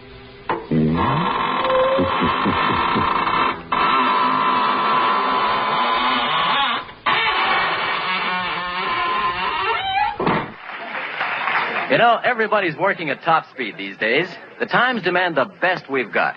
And the best, when it comes to coffee, is measured in terms of flavor. The demands we place upon coffee today are greater than ever before. Every cup must measure up. Every sip must hit the spot. Now, not only to fill its all-important place as part of a good meal, but for the boost fine coffee gives, the lift to help you get things done. And besides that, since the shortage makes rationing necessary, each cup should make up in excellence for the cups we don't get in between. Now, to fill the bill and more than fill it, get Chase & Sanborn coffee. You'll marvel that a single cup can hold so much delicious flavor. The secret is that Chase & Sanborn is more than one coffee. It's the finer ones blended. And today, our experts are turning out the richest, most satisfying, most flavorful blend of our entire history. You want all the flavor you can get, so get all the flavor you can. Every time you part with a precious ration coupon, ask for Chase & Sanborn.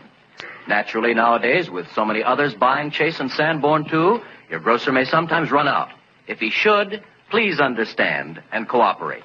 And the next time, be sure to ask again for Chase and Sanborn coffee. Hojo Radio, where the classics come alive. Arch Oboler's Lights Out, everybody.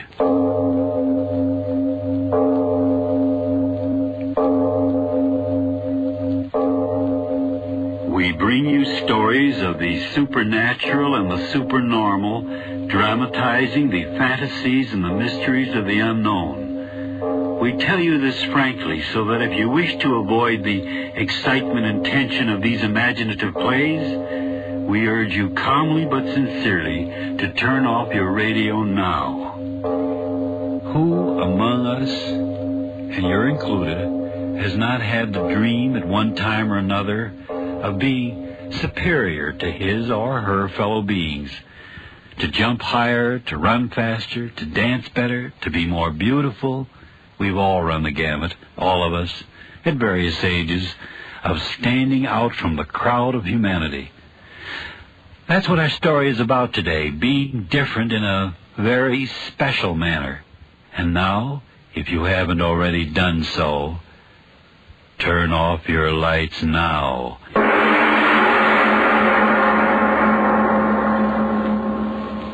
But, my dear Mr. Finn, $5,000. $5,000.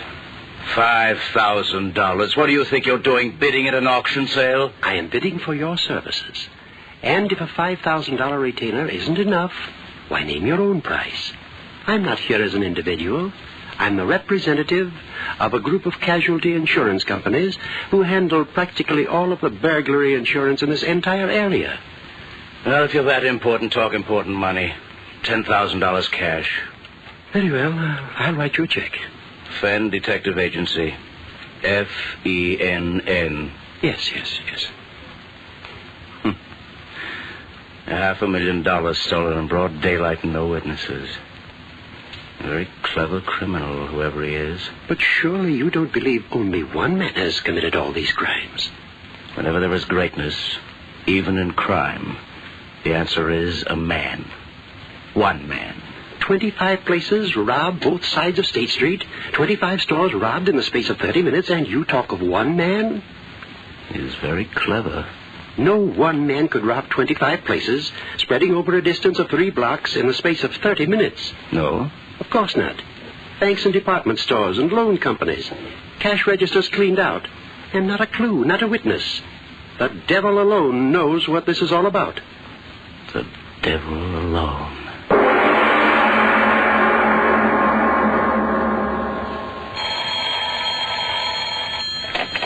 City morgue. Oh, hello, Chief. Yeah, he's been here 2 days in a row. Yeah, all he looks at is the bodies of the hit and run. Hey, listen, Chief. Here he comes now. Yeah. Okay, I'll try to find out. Yeah. Hiya, Mr. Fenn. Early today, ain't you? Quickly, show me the new ones. Yeah, sure. Why not? The same kind? Yes. Okay.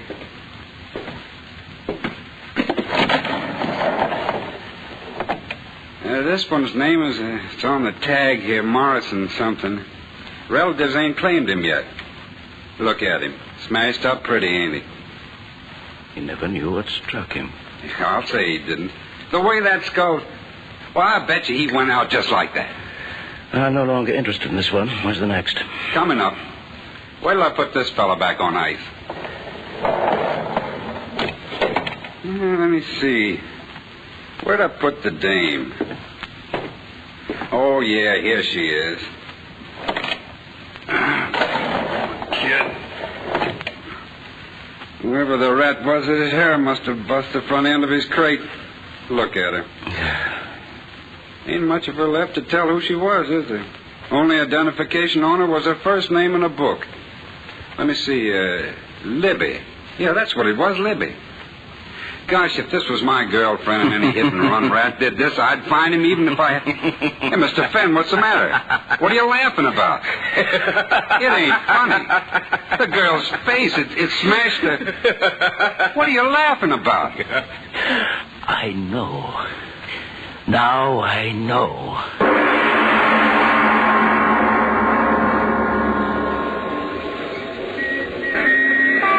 You, on there. I want to talk to you. Are you talking to me, copper? Oh, wise guy, huh? Listen, you, what's the idea of cross-examining everybody in this neighborhood? Now, just a minute before you start using that nightstick, you better have a look at this. Why, you're a private detective. Oh, brilliant. Well, now, how was I supposed to know that... Well, you know it now. Tell me this. What do you know about the hit-and-run cases in this district? Oh, that's bad, sir. But what can I do? Drunken rats driving without lights and giving no warning? We'll get 'em tonight, sir. Believe me, we will. What do you mean? There's going to be 10 squad cars touring this district. Just a moment. One question. Have you been hearing any peculiar noises on your beat? Noises like an airplane motor when there wasn't anything in the sky? Go on now. You're kidding me. Say, look at the time. I better get moving on me beat or the sergeant will be shooting his mouth off. Anything else I can tell you? Yes. This restaurant we're in front of. Is it a good place to eat? Yeah. Bill Lewis's place is okay. He's off in Washington, but his wife's running it. Nothing like the Ritz, but it's okay. Well, I'll be seeing you. You're mistaken.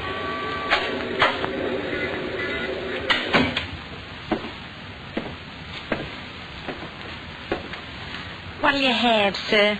Nice dinner? Coffee. Piece of nice fresh pie? Apple, peach, cherry? Apple. Yes, sir, right away. I beg your pardon? Where did you come from? I followed you in. I wish to speak with you. I don't want to buy anything. I am not selling. Just like you, I am asking questions. Eh? I have been watching you. All afternoon you have been asking many questions. What's that to you? I am a Bellini, Dr. Bellini. I live in this neighborhood. I am interested in whatever goes on in it. Glad to meet you, Doctor. Maybe you can tell me. Have you heard any unusual noises during the late afternoon and evening hours? A noise you couldn't quite locate or explain? Noises? What noises? You are a detective. Why do you ask that? As a physician, I pride myself on my powers of observation. You are a detective, my friend? Yes. Then come with me. Do not raise your voice now. This gun in my pocket will kill you. Walk slowly toward the door. Make no noise. Now, open the door and step outside. I advise discretion. I will be close behind you. Now, walk beside me down the street. A gun in your side and you laugh? Why do you laugh? Tell me. I've been looking for you, Dr. Bellini. Yeah? Why? I must know your secret. I must. Very well. But there is a price to pay. Price? What is your price? Death.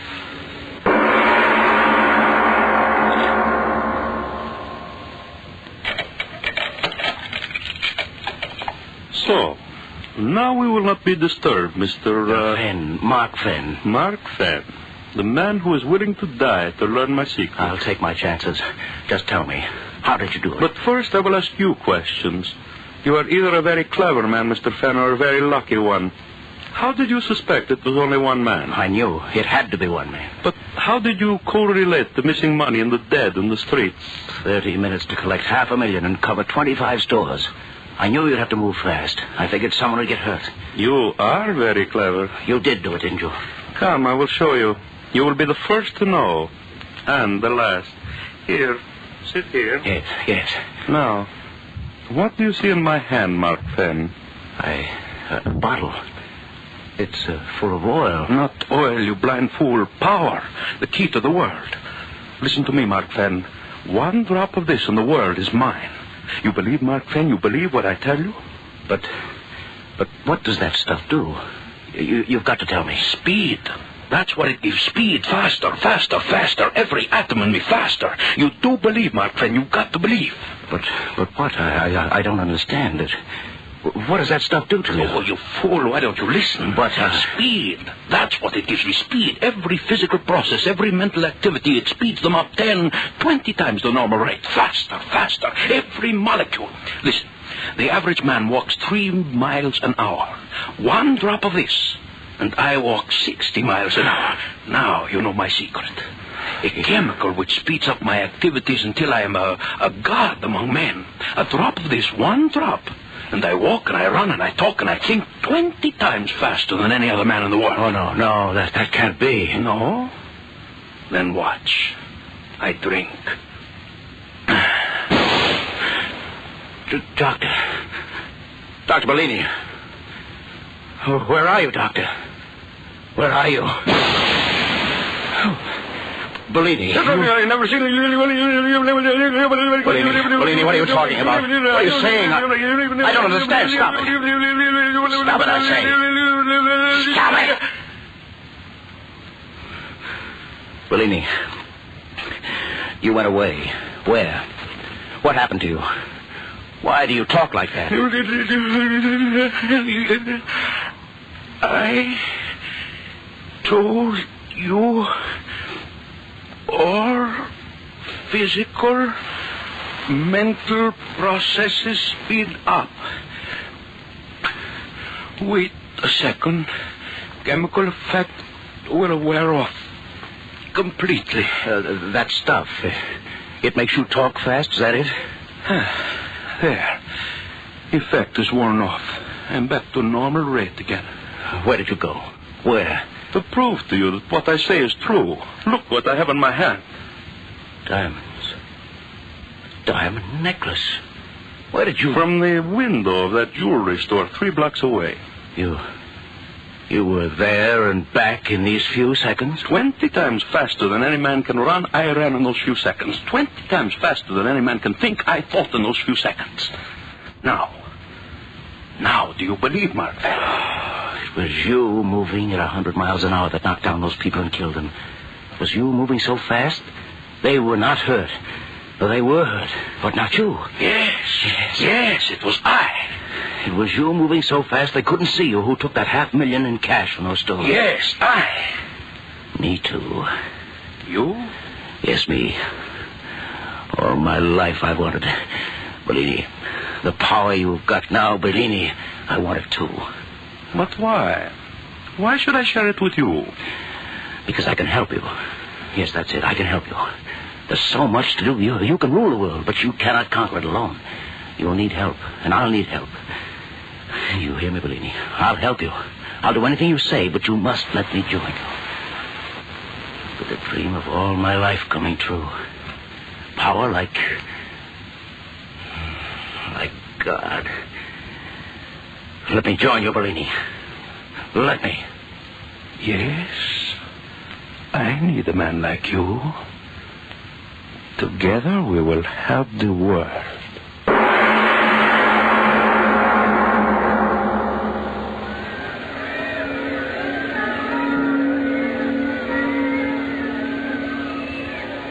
And I say to you that this great and unprecedented crime wave which is sweeping our city is due entirely to the unholy alliance of crime and politics. Sweep the culprits out of office, and I tell you that our streets will be able to walk once. I tell you, Mr. Mayor, I'm doing everything I can do. I've sworn in 1,000 extra deputies. I've got the force where the troops. And I tell you, fellow citizens, this alliance of the underworld and their masters can never be broken until we, the people, take matters into our own hands. Like the vigilantes of old, we must rise in our wrath and drive these vampires out of our fair city. Fellow citizens,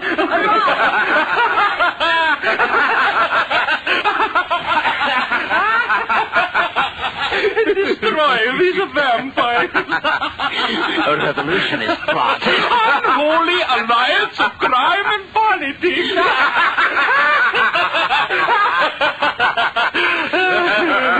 Oh, we have done well in these 10 days, eh, Mark Fenn? I say we have, baby. $10 million. Nobody in the world ever collected money that fast. It was good letting you join me. I told you. All the places where money is, you know. But it's not money alone we want, Bellini. Oh, I know. We have been just, how do you say it, testing our wing. And now we're ready to go. Yes. New concentrate of my chemical is ready. Today we have taken the city, tomorrow the world. But now, while the city we have left behind us boils in the madness we have brought to it, you and I, we will rest, eh, Fen? You laugh again. Why? I was thinking of the fun I had this morning. Oh, you mean when we liquidated your enemies? Dead. Every mother's son of them.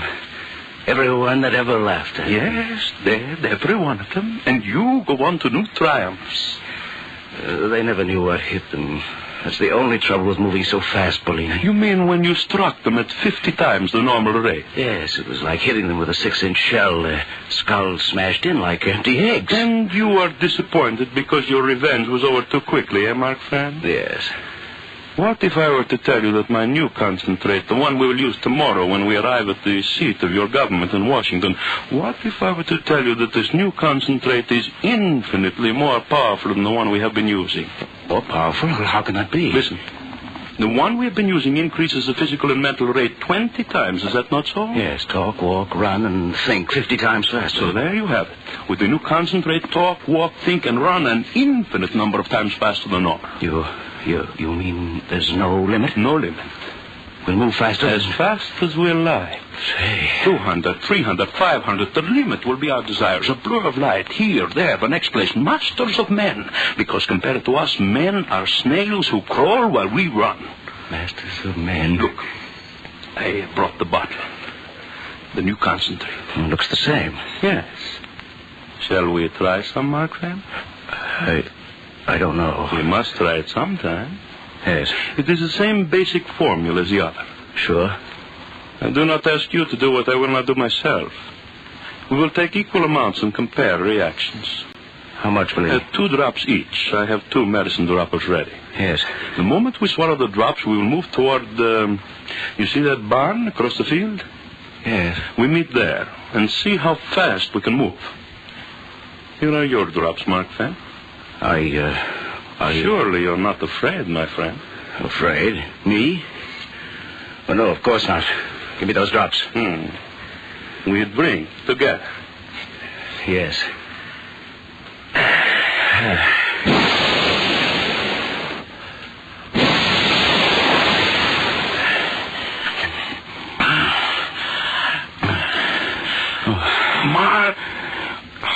Mark Fan.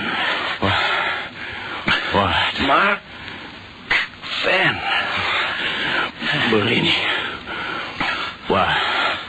What happened? I am not quite sure. The barn. We're lying by the barn. We did get here. Mark Fan, your clothes. My clothes? Well, I'm naked. I too. Mark Van, listen.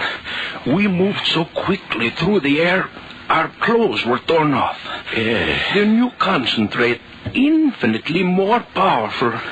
We moved through the air at a tremendous rate, hundreds of miles. Bellini. What? Your lips, they're not moving, and yet I hear you.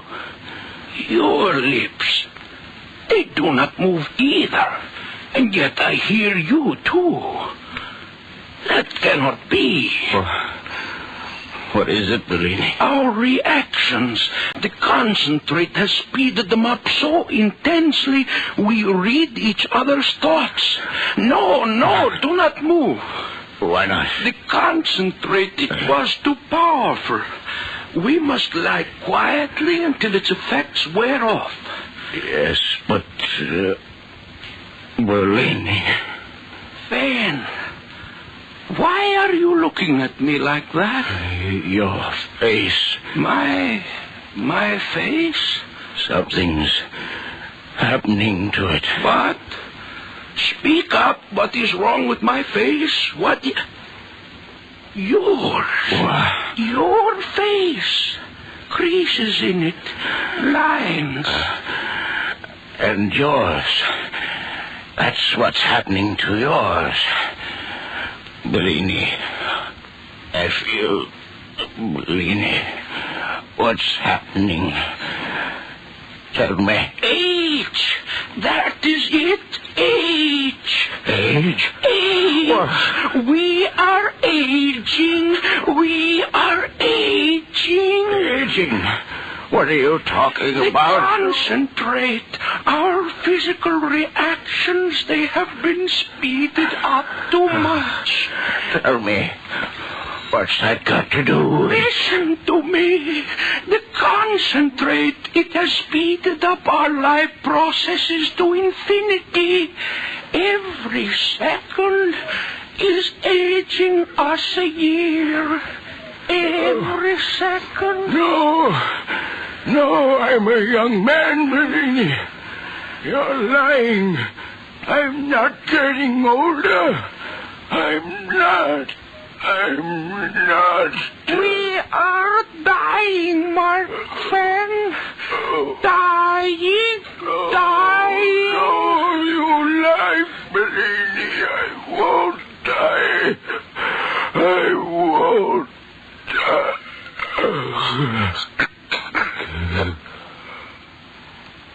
Dead. And yet the solution works on in his flesh. Decay. No, I cannot die. Master of men, I cannot die. Master of death.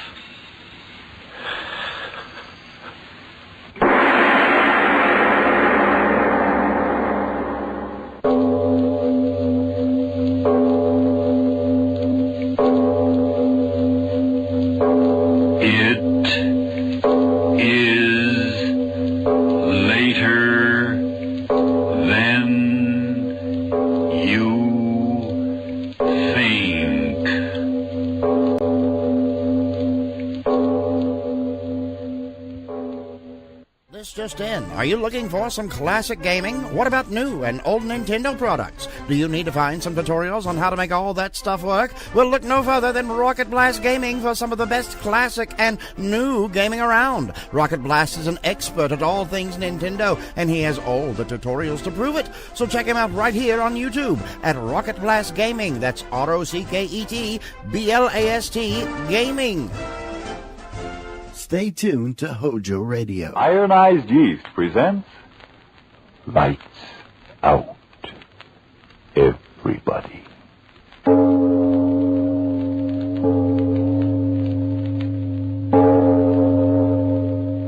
It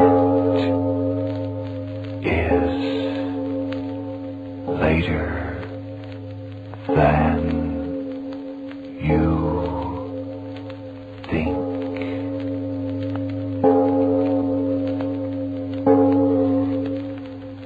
Lights Out brings you stories of the supernatural and the supernormal, dramatizing the fantasies and the mysteries of the unknown. We tell you this frankly, so if you wish to avoid the excitement and tension of these imaginative plays, we urge you calmly, but sincerely, to turn off your radio now. This is Arch Obler. For Ironized Yeast tonight, a story of that still small voice which civilized men call conscience. But first, Frank Martin. The way you feel, that can make all the difference in your life. If you're run down, losing weight, feel tired too much of the time, and if vitamin B1 and iron shortage is what's to blame, listen. Ironized Yeast tablets give you both vital substances, vitamin B1 with iron. Men and women who were short of them now tell how these pleasant little tablets help them regain glorious pep and energy and needed pounds. So today they can really enjoy living again. Folks, did you get that name? It's Ironized Yeast Tablets. And now, Lights Out, Everybody.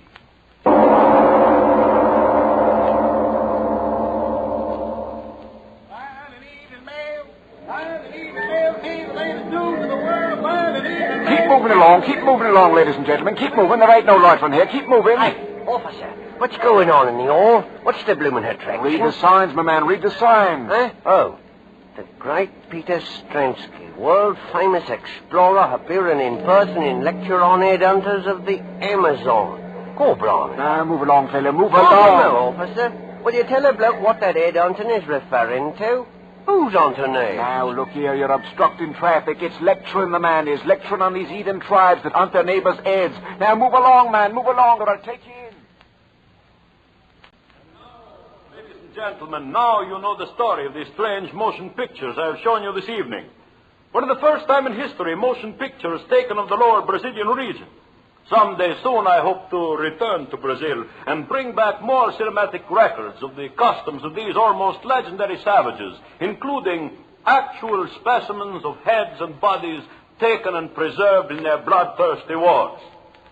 When that day comes, I hope you will be as kind to me as you have been this evening. And so, good night until we meet again. Excellent lecture, Stransky. Excellent. Yes, it went very well indeed. Complete sellout. That headhunting theme meant excellent publicity in all the papers, you know. Yes, of course. Now, if you'll pardon me, my wife... Oh, but my dear Stransky, autograph. They paid to listen to my lecturing and see my motion pictures, not to get my autograph.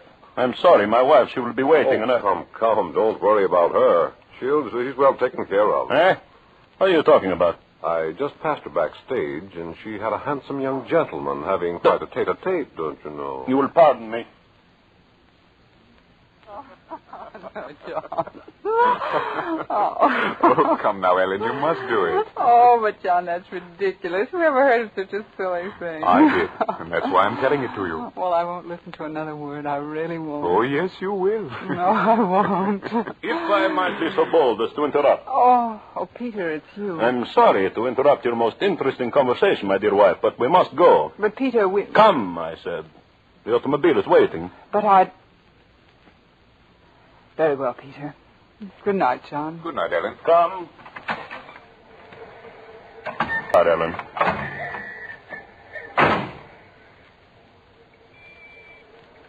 Why don't you say something, Peter? Yes. Yes, I will say something. This. Well, why don't you speak? Why don't you cry? I wouldn't give you the satisfaction. So, you save your tears for him, too. Say something. I'm leaving you, Peter. Leaving me? What are you talking about? I spoke clearly enough. I'm leaving you. Don't be a fool. I'm trying not to be. That's why I'm leaving you. I should have done it a long time ago. You'll go to him. Nope. I'm going to divorce you first, Peter. Divorce? I won't have any difficulty about that, I'm sure. No. Never a divorce for me. Never. You'll have no choice. Please stop the car. Yes. Goodbye. Ellen? I'm sorry for you, Peter. No. I'm sorry for you. And him.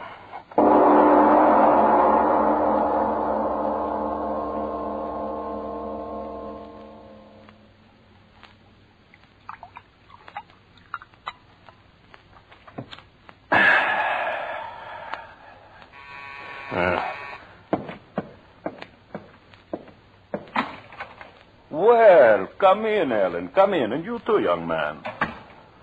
What do you want of us, Peter? It was very kind of you two to come here and join me tonight. You said it was important, Stransky. What is it? Oh, have a chair. Sit down. There is no hurry. Well, John and I, we're on our way to the theater. If you don't mind, Peter, tell us what you want. I want little. We have come to what the novelist would call the parting of the ways. As civilized human beings, we sit down. I, the husband, you, the wife, and you, young man, the, shall I say, favored one, to discuss our welfare. I'm sorry it worked out this way, Peter. It is life. Perhaps the fault was largely mine. I was not a very good husband. You're acting very decently about all this, Mr. Stransky. All I can say is I love Ellen very much. And you love him, Ellen? Yes, Peter. If we could arrange matters quickly, I mean the divorce and all that sort of thing. Of course. I just said we are together like civilized human beings. And now, if you will excuse me, I will close the door. The servants, you know. He's acting surprisingly well about it all, Ellen. I'm not so sure, John. So, now what I have to say, I say in complete privacy. Peter, just why did you want John and me here? Yes, we should come to the point. You and I, Ellen, I suppose there is no use talking about us anymore. Is there? No. So, all right, I will be a gentleman. I will withdraw as gracefully as my clumsy self will permit. First, then, we will sign the papers. Papers? I want you to waive dower rights. Oh, just as you wish. Excellent. So here is the legal form as drawn up by my solicitor. I assure you it's quite in order. You will sign first, young man. Me? Yes, as a witness, you understand? Oh, very well. My pen. No. Use this one, please. Here. Oh, I'm sorry. Oh, John, what's the matter? Oh, nothing. Just a scratch, the pen point. Oh, I am so clumsy. John, Oh, it's nothing, really. See, the pen point hardly broke the skin. Yes, but it did break the skin. Oh, yes, John. You see a drop of blood. Oh, it's nothing at all. Just a scratch. Unimportant. Why did you laugh like that, Peter? He said unimportant, and yet it is the most important scratch your young man has ever known. How's that? What do you mean, Peter?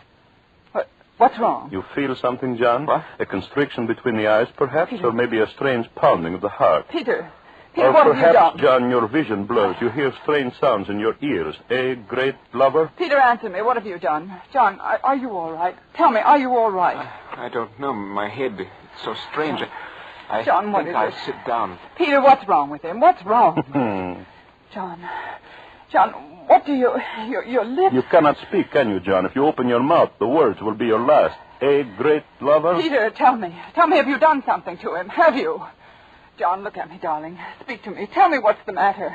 Yes. John. Yes, speak, John. Ellen, John! Peter, help me. He's fallen. Peter, help me. Help me. Help you? But, John, look at him. Look at him. He's ill, dying.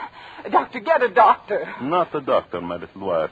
Doctors cannot restore even great lovers after the poison of Baracata has entered the veins. Poison. That pen. That scratch. Ellen, you must... So, the thought of your lover's death draws the blood from your head and you faint, my little wife? When you awaken, you will wish that you died with him.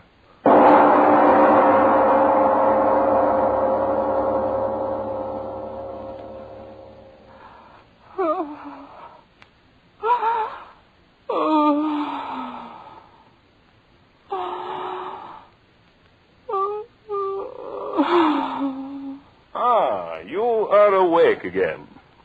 My arm. You are bound in a chair. It is most discourteous of me, I know, but then, as you may remember, I always was a barbarian. John. You will keep your voice down. John. You've got to tell me. Where is he? Why am I down here? John's not dead. He can't be dead. There on that table. Under the sheet. Not John. Yes, John. John. You've killed him. Let me loose. Let me go to him. Stop that. John. Stop making that noise, you mad woman. Stop it. Stop it, I say. All right, I'll stop you then. I'll stop you. All right. There, my little wife. Scream, yell, rave all you want. This gag over your mouth served its purpose well. Go on. Go on. You amuse me.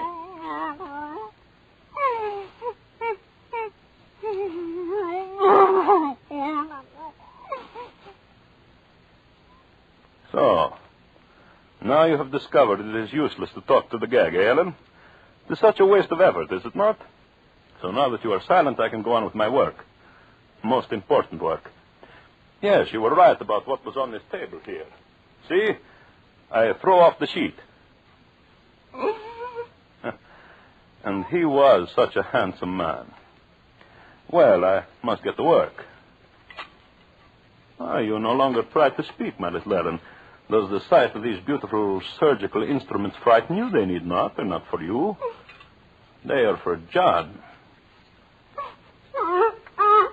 Yes, he is dead. Dead. The poison too quickly, but Do you think I would let him rest in death? Oh, no. I loved you, Ellen. And as I loved you, I hate you. Watch closely.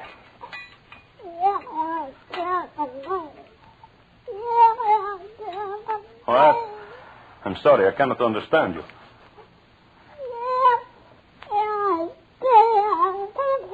Oh, you ask me what I'm going to do. The knives, sharp knives, you see them? No, they are not to dismember your precious John. Flesh buried, decays, and is gone. I want your dear John with me for a long time. Again, you ask the question. I'm trying so hard to explain. He's dead, and he will be dead. But in his death, he will serve a purpose. You remember I told you my savage Brazilian friends, the Jivaros, have a quaint custom of shrinking and preserving the bodies of their enemies. Well, I studied their methods most carefully. John Douglas was my enemy. Here he lies. And I will do with him as the Jivaros do with their enemies. So, now you understand. When I'm through with him, your lover will be a little leathery-skinned man, a doll-like in size, a trophy for my trophy room. Who will suspect that in that little leathery doll-like figure is the body of an Englishman? And so he will amuse me in his death. Yes. And you will sit there, my little wife. You will sit in that chair for the many days it will take me to prepare the carcass. You will sit and watch me day after day as with smoke and with heat I make the strong body of your lover smaller and smaller. You will sit there.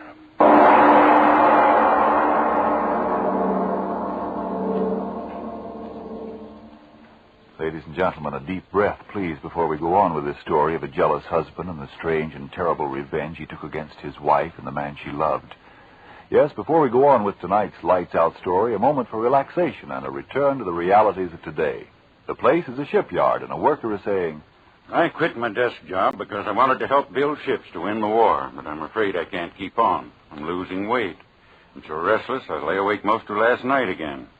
I feel so tired out so often when I know I shouldn't. I hardly know what to do. Do? Why, find the cause of your trouble. And if it's a deficiency of vitamin B1 and iron, get ironized yeast tablets. Vitamin B1 and iron? Ionized yeast tablets? I don't understand. You see, you're working harder now, so naturally you need more strength and energy. But when you don't get enough vitamin B1 from your food, you may lose your appetite, not eat all you need, and so lose weight and strength. And without enough iron, you may be weak and pale and too often feel all in. But ironized yeast tablets give you both vital substances. Vitamin B1 with iron. Maybe I better try ironized yeast tablets. By all means do if you're deficient in vitamin B1 and iron. Ironized yeast tablets have greatly helped many, many others with these deficiencies. See if they're not of equal benefit to you. See if before long you, too, aren't saying, Since I've been feeling so much better, I sleep like a baby. That tired-out feeling is gone. I'm sure glad I tried ironized yeast tablets. And now back to our Lights Out story of The Little People.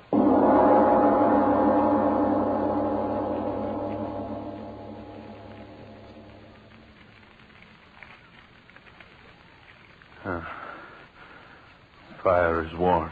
Hell, warm, so very warm.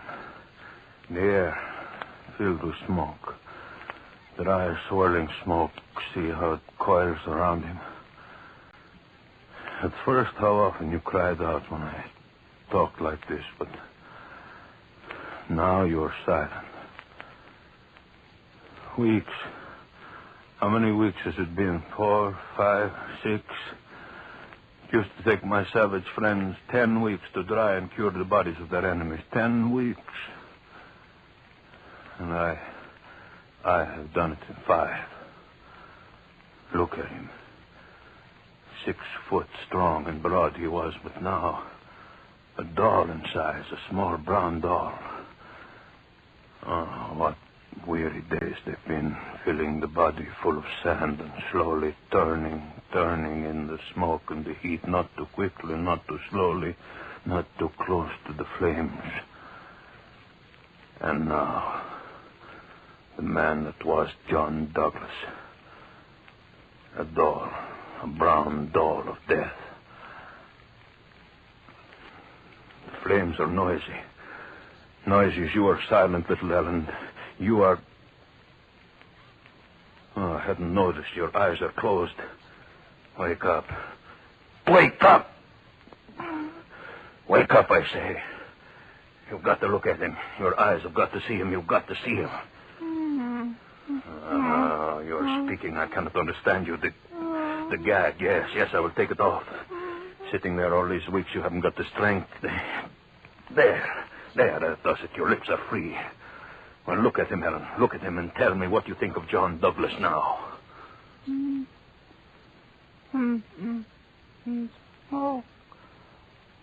Smoke, twisting around him. Smoke is taking him. Where is he gone? Ellen. Where is he gone? Ellen. Smoke. I'll go to him in the smoke. He's waiting. Ellen, stop. Stop, you hear? Understand? You must understand. Smoke, he will wait for me. Smoke. What are you raving about? Yeah, smoke. See how it curls around him. No. He's waiting. No, stop talking like that. Stop talking like that, I say. He's waiting. The knife. Where is the knife? I'll stop you. No. Ellen, all right. Dead. Up on the table with you. I must prepare you, Ellen, for the smoke and the fire. Took me 5 weeks with him, and now 5 more weeks with you. And then you will be as he is. Brown with the smoke of the curing fire. A little dull in size.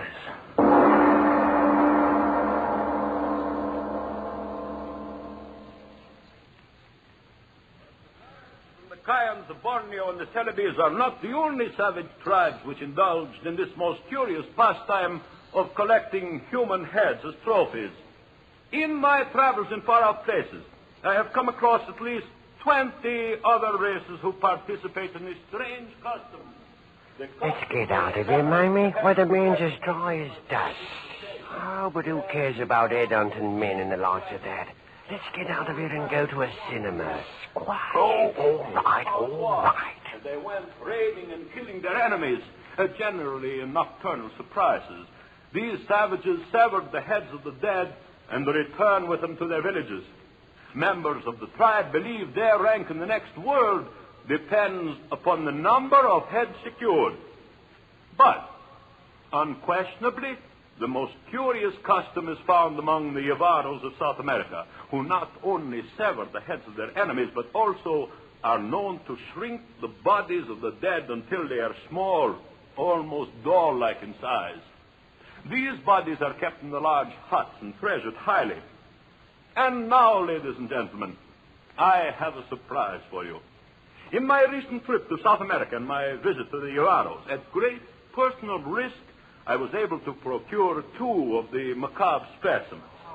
Yes, I have here in this trunk the shrunken bodies of 2 full-sized human beings. That is, at one time they were full-size, but now they are the size of large dolls. A man and a woman, ladies and gentlemen, perfectly preserved. The only specimens of their kind in existence outside of the sultry jungles of South America. Never before have they been seen or displayed upon the lecture platform, but tonight I am going to show them to you. And now you make your public debut, my 2 beauties. Ellen and John, the new sensation of the lecture stage. Ladies and gentlemen, if you please, presenting 2 perfect specimens, the only ones of their kind, of the secret process which enables the savages of the jungles of South America to reduce their enemies to doll-like size. Here we have a living man, about 6 foot in size during his lifetime, now reduced to midget size. And likewise, here a woman, once a living, breathing individual like you and you and you, now this horrible trophy of the curer's eye. You see, Ellen and John, they like you. You are a success. A huge success.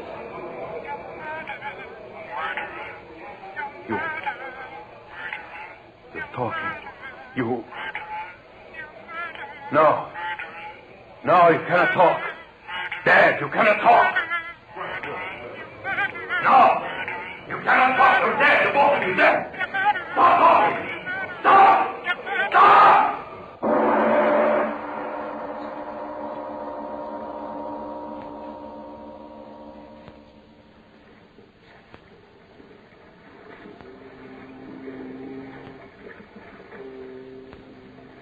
Sure, Captain, it's a strange passenger we got aboard this time, I must say. Oh, you mean Strensky? Aye, strange he is, mate. But what's he running away from, sir? Oh, sure, mate, that ain't a proper question to be asking of a man when he lays as many pound notes on the table as that man did for this passage. Get me out of England tonight, he said. And get him out of England I did. Now, could he be one of them embezzlers? Oh, aye, that he might. The trunk he was carrying, well, he wouldn't let any of the men lay a hand on it. He brought it down to the cabin himself. I'd like to get a look in it.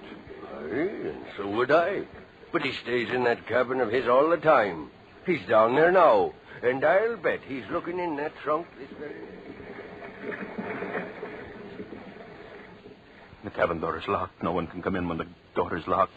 It's going to stay locked until we get there. South America, they won't get me there. No one will get me there. Why did I run away? What's the matter with me? No one heard them but I. No one in that audience but I. They're in that trunk there. The two of them. Why don't I find out now if no one heard them but I? Why don't I? For sure. Yes, I must. No, they couldn't have talked, not they.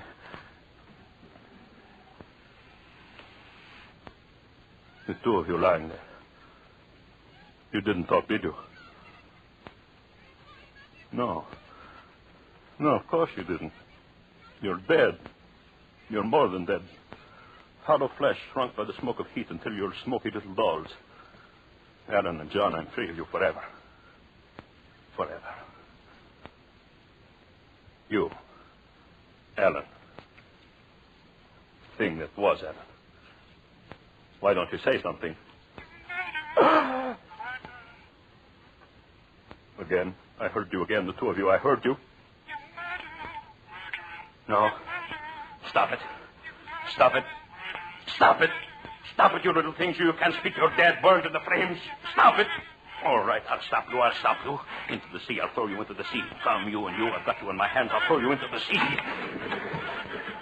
First, you, Ellen. Into the water. There. And now you, John, into the sea. The sea will stop that tongue of yours.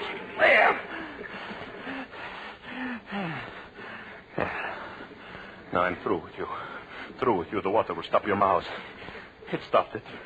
I'm free of you forever. The two of you forever. Huh? What's the matter? What's the matter? The matter? Oh, what do you mean, Captain?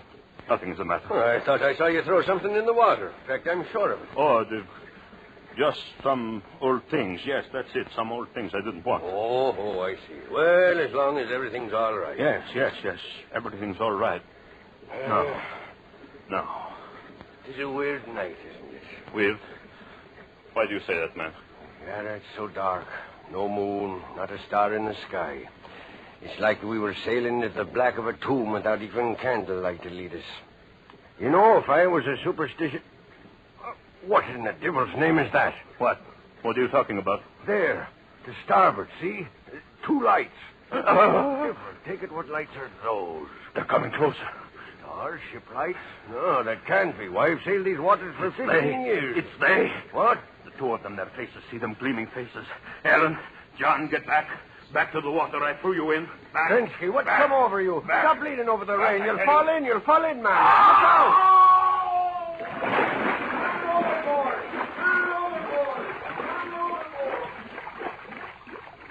Help!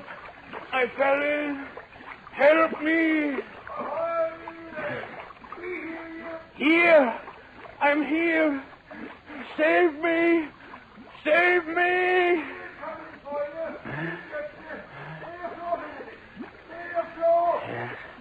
Yes, I'll stay afloat. They'll save me. I won't die. I won't. They'll save me. No, Peter. Take his other arm, Evan. I have his leg. No. Let go of me. Let go. Come, Strensky. Going up. No, stop. Ellen, John, the two of you, stop. You're pulling me under. Drowning me.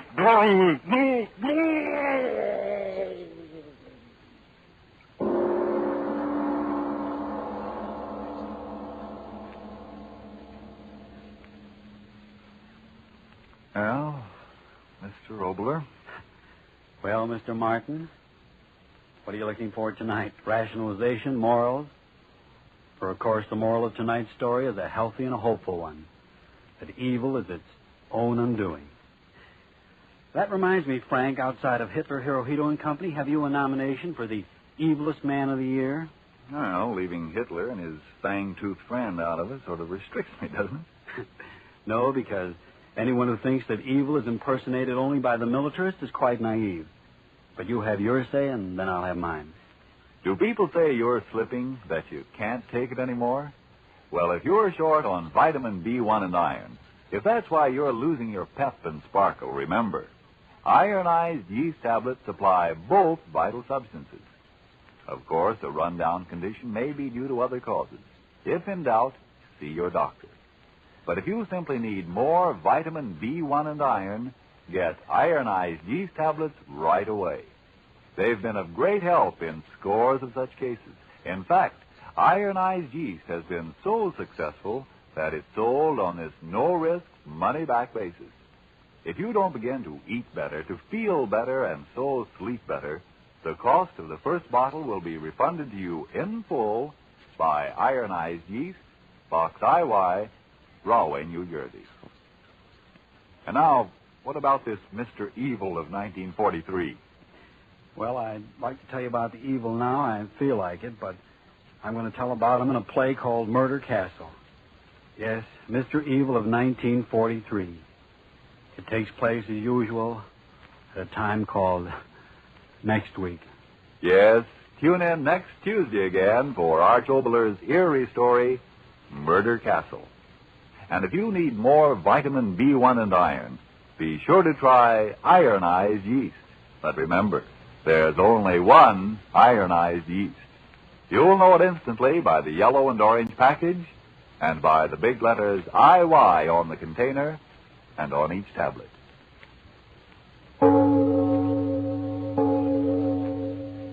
It is later than you think. Buy wisely. Buy for flavor. Buy Del Monte. Del Monte, the brand you trust for flavor in so many good foods. Hojo Radio, we're your old-time radio headquarters. Stay tuned.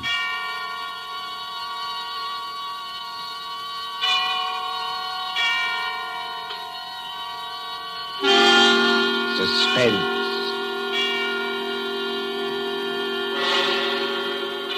Tonight, Columbia brings you as guest star Hollywood's genial character actor, Stuart Irwin. The story is by the author of The Thin Man and the Maltese Falcon, Dashiell Hammett, one of America's acknowledged masters of the art of suspense. Suspense is compounded of mystery and intrigue and dangerous adventure. In this series are stories calculated to intrigue you, to stir your nerves, to offer you a precarious situation, and then withhold the solution until the last possible moment.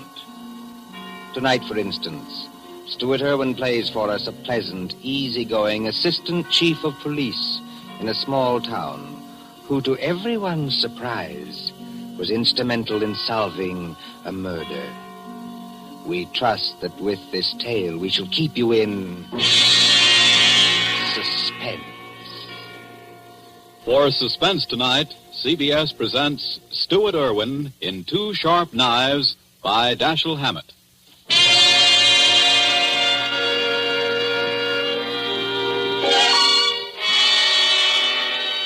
Shortly after 2 a.m., a poker game had just broken up at Ben Camsley's, the doctor coroner of Deerwood City. Scott Anderson, Deerwood's chief of police, and Wally Shane, his assistant, were standing outside. Where are we heading for, Scott? Let's walk across the street, Wally. Railroad station. Gee, aren't you afraid of the excitement, Chief? Don't you think that watching the 211 come in is apt to be too much for your blood pressure? Well, if it is, Wally, you can always carry on. You've been a pretty good imitation of an assistant to me for some time now. Yeah? Yeah. If anything happens to me, you'd be the chief. Don't worry. It won't be any harder for you to fool the public as chief. Hi, Elmer. Howdy, Scott. Hello, Wally. Kind of late for you boys to be around, ain't it? No, I don't know. We sort of figured we'd put the town to bed tonight. How's the 211? On time? Right on the nose. She ought to be blowing for the bend in just about 3 seconds now. Yep. What'd I tell you? That's her now. You expecting anyone on her, Scott? No, Elmer, I'm not expecting anyone. Wally and I just thought we'd come over and watch you come in, that's all. You know, Elmer, you never can tell who might get off, though. Dick Turpin, Henry Morgan, Jesse James, Jack the Ripper, or 6 officers of Murder Incorporated, or even your Aunt Gussie. I guess you're right, Wally. Well, here she be.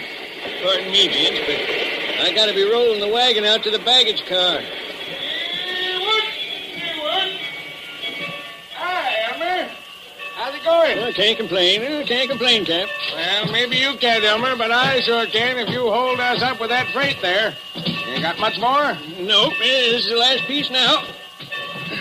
There you are, Cap. All done. Okay. See you tomorrow, Elmer.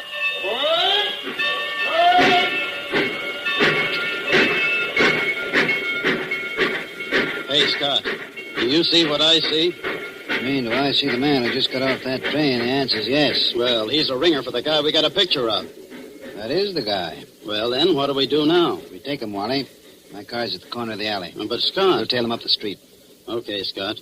There he goes now, over toward the taxi stand. Come on, let's follow him.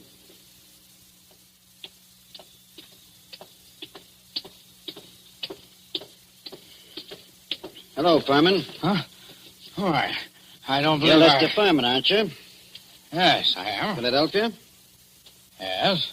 I'm Scott Anderson, Chief of Police. What? Chief of... What's happened to her? Happened to who? Oh, no, you don't. No? Let me go. Oh, no. You think you can pull that sort of stuff with me? You're Scott, very let me much get a mistaken. crack at that mug. No. Wait a minute. Wait a minute, Hold it, gentlemen. Wally. Well, Furman? Well, I'm sorry. For a moment there, I thought you weren't really a policeman. Thanks. Nice to know I look almost human. Yes, it was silly of me. I'm sorry. Well, let's get going now before anything else happens. Okay, Furman, get in the car. I'll drive, Scott. In you go.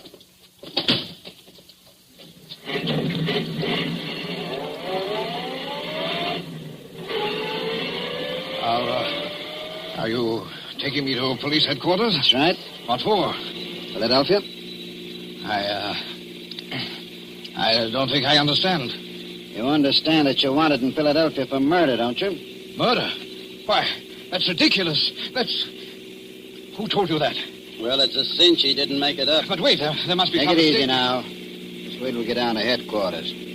And I'll show you what I mean.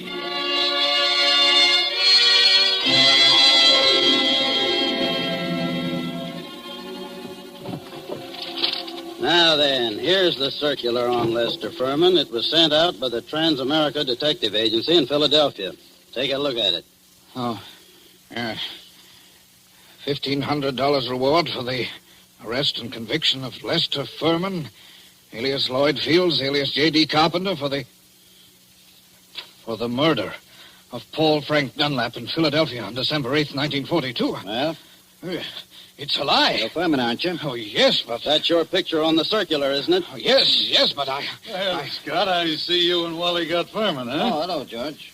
You lucky stiffs. Now you two split $1.50 reward. I never seen nothing like it. You know, if it ain't vacations in New York at the city's expense, it's reward, though. George, someday, if you don't remember you're the jailer around here, not the D.A., you're going to be wearing your teeth on the outside of your lips, and I'll be the guys who arrange them that way. Savvy? Just because you caught a guy who's hot in Philadelphia. It's a lie. It's a frame-up. You can't prove anything. There's nothing to prove. I never killed anybody. I won't be framed. Take it I won't easy, be framed. Furman. Take it easy. You're wasting your breath on us. Save it for the Philadelphia police. We're just holding you for them. But it's not the police. It's the Transamerica We detective. turn you over to the Philadelphia police. Mr. Anderson, Well, then there's nothing I can do now. There's nothing any of us can do till morning. You'll have to search you now, then we won't bother you any more till they come for you. But Wally, you look through his bag. I'll see what he's got in his pockets. Okay, Scott. Well, all he's got on him are some business cards, a few letters, $160, a book of checks in the Philadelphia bank, and a few odds and ends. What's with the bag, Wally? Not much. A couple of changes of clothes, some toilet articles, and... Oh, here's a 38. Loaded. Pretty little thing, isn't it? Okay, put those things in what I got in the vault. All right, George. You can take Furman now and lock him up. This is the most ridiculous Come thing along, darling, come on. We ain't had nobody in our little hoosegow for 3 days running. Hey, yeah? You'll have it all to yourself. Just like a suite at the Ritz. But Go on, in you go. I tell you, you're making a mistake. I demand to be allowed to get in touch with my lawyer. Hey, how about you boys cutting me in on a little of that blood money, huh? Oh, sure, George, sure. I'll forget all about that 2.5 you've been owing me for 3 months. Make Furman as comfortable as you can, George. Take good care of him. He's valuable, huh? Yeah, now, if it was some bum that didn't mean a nickel to you... George, any day now, I'm going to forget that your uncle is county chairman and throw you back in the gutter just to see how high you'll bounce. Remember that. Oh, Scott, I didn't mean nothing. That's all, George. Never mind the rest. I'm going home now. If anything's urgent, I can reach there. But get this. I don't want to be disturbed. Unless it is urgent.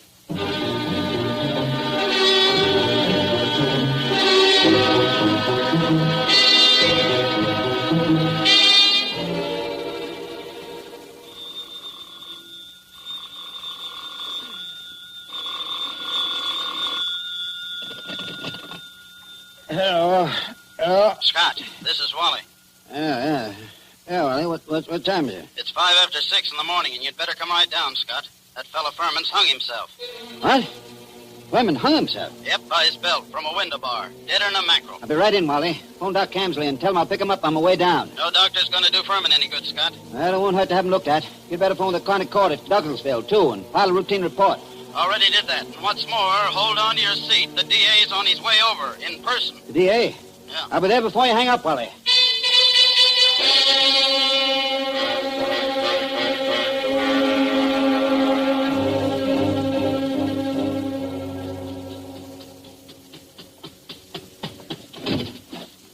Come on in, Chief. Ted Carroll, the DA's here, and he's plenty hot under the collar. What's he burning about? Oh, he's just mad. Running up quite a phone bill on us, too. Been calling Philadelphia every couple of minutes since he got here. What kept you so long? I couldn't get the car started. Well, let's go in and see the old buzzard. Oh, Ted? Listen, Scott, what is all this? Oh, what? There's some funny business going on here. What's funny about it? Man hangs himself. Just another case of suicide. Sure, it was suicide. But I just telephoned Transamerica. Dug a guy out of bed there. And he said they'd never sent out circulars on Furman. Didn't know about any murder he was wanted for. All they could tell me about him was he used to be a client of theirs. You don't know what to say, Ted. I don't either. Oh, a fine chief of police you are. What on earth kept you so long? Car store. Came as quick as I could. Ain't you so crabby, Ted? Nothing. I guess it's just the district attorney and... Ah, now, come, gentlemen. Nobody'd know you two are staunch admirers of each other. Okay, Wally. Tell me, what do you make of it? Well, there's plenty wrong, Scott. First, that Transamerica thing. They never sent out circulars about Furman. And now, get this. I talked to the Philly police just before you came in. There wasn't even any Paul Frank Dunlap murdered. There wasn't? No. What did you get out of Furman before you let him hang himself? But he was innocent. Didn't you grill him? Didn't you find out what he was doing in town? Wally, didn't you? What for? He admitted he was Furman. The description fitted him. The photograph was him. The Transamerica Detective Agency's supposed to be on the level, ain't it? Philadelphia wanted Furman. We didn't. But Scott... Why, sure, Ted. If I'd have known he was going to hang himself. Yeah, but then if your aunt wore pants, he'd be your uncle. You said Furman had been a client of Transamerica. They tell you what the job they did for him was? His wife left him a couple of years ago, and he had them hunting for her for 5 or 6 months.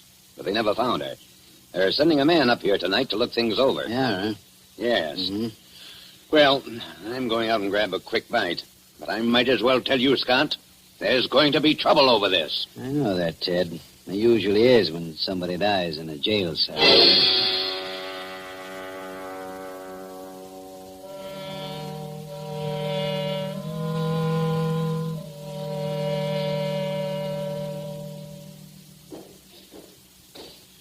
Well, so what's become of that 1,500 fish now, huh, Scott? What happened there last night, George?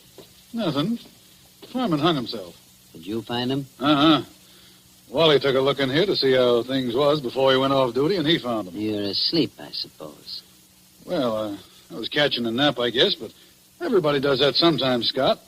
Even Wally sometimes when he comes in off his beat between rounds. Yeah, but I always wake up when the phone rings or anything. Oh, sure. Well, suppose I had been awake. You can't hear a guy hanging himself, can you? Did Doc Camsley say how long Furman had been dead? He done it about 5 o'clock, he said he guessed. Oh, you want to look at the remains, Scott? They're over at Fritz's undertaking parlor. Not now. Hey, and speaking of firemen, what are you going to tell the guys from Transamerica when they show up here tonight?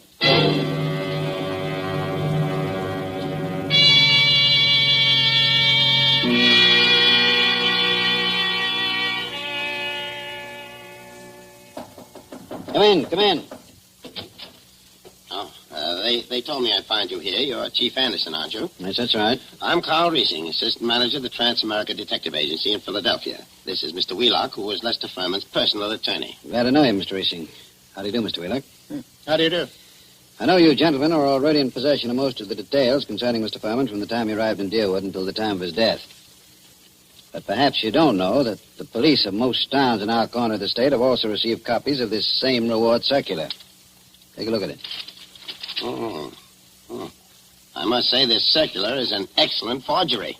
You're sure it's a forgery, Mr. Riesing? Oh, yes, there's no doubt about it. But it's an excellent forgery. Tell me, Mr. Wheelock, was Mr. Furman a native Philadelphian? Oh, my, yes. He was a well-known, respectable, and prosperous citizen of Philadelphia.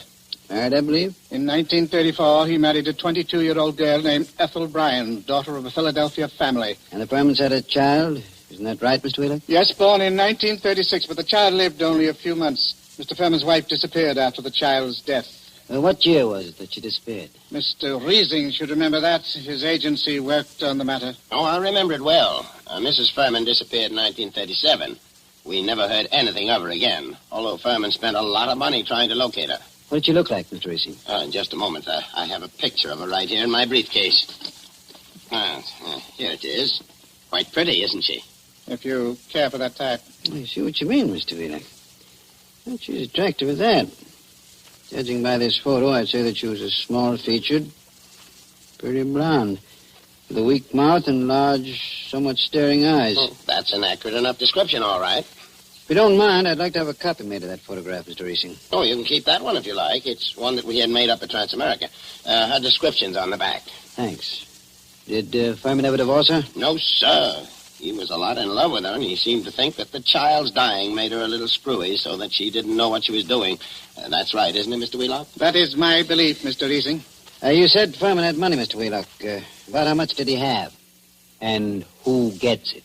I should say his estate will amount to perhaps $500,000 left in its entirety to his wife. Mm-hmm.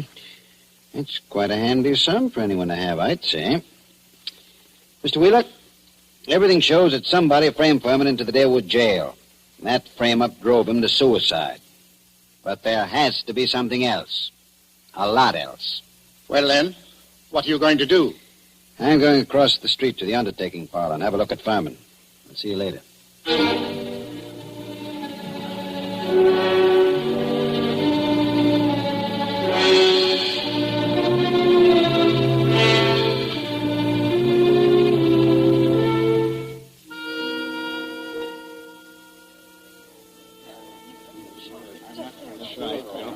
Hello, Doc. Hi, Scott. I figured you'd come over here to the undertaker's pretty soon. What's in your mind, Doc? Let's get out of this crowd. I want to tell you something. I just got rid of 2 guys in my office. Let's go back there. Suits me. 2 of those bruises showed, Scott. What bruises? Furman. Well, up under the hair, there were 2 bruises. Why didn't you tell me? I'm telling you now, Scott. You weren't here when I made my examination. This is the first time I've seen you since then. Why didn't you spill the stuff about Furman's bruises when you were testifying at the inquest, Ben? I'm a friend of yours. Do I want to put you on a spot where people can say you drove this champ to suicide by third-degreeing him too rough? Ah, you're nuts. How bad was Furman's head? Well, Scott, that didn't kill him, if that's what you mean. There's nothing the matter with his skull. Just a couple of bruises nobody'd notice, and unless they parted the hair. I thought you ought to know, though. Well, thanks, Ben. Yes, who is it? This is Fritz, the undertaker. Listen, Scott, there's a couple of ladies over here that want to take a look at Furman. Is it all right? Who are they? I don't know them. Strangers. What do they want to see him for? I don't know. Wait a minute. Can't I please see him? Why do you want to see him? Well, I'm his wife. Furman's wife? Yes. Oh, certainly. I'll be right over. So long, Ben. I've got to go back to the undertaker's. So long, Scott.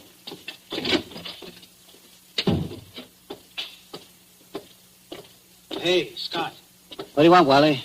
I want to talk to you a minute. Over here where we won't be seen. Okay, what is it? A couple of dames came into Fritz's undertaking place just as I was leaving. One of them's Hotshot Randall, a babe with a record as long as your arm. She's one of that mob you had me working on in New York last summer. Does she know you? Sure, but not by my right name. She thinks I'm a Detroit rum runner. I mean, did she recognize you just now? I don't think she saw me. Anyway, she didn't give me a tumble. You don't know the other one? No, she's a blonde, kind of pretty. Okay, Wally. Stick around a while, but stay out of sight. Maybe I'll be bringing these dolls back with me. Whatever you say, Chief.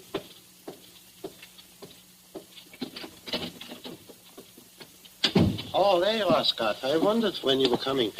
This is Mrs. Furman, and this is Mrs. Crowder. How do you do? Hiya, Chief. They just saw the body. Mrs. Crowder, I thought your name was Randall. What do you care, Chief? I'm not hurting your town any. Don't call me Chief. You city slickers, I'm the town whittler. Thank you for letting me see him. It's all right, Mrs. Furman. But I'll have to ask you and your friend some questions. So if you'll just come across the street to headquarters, we'll get on with the routine.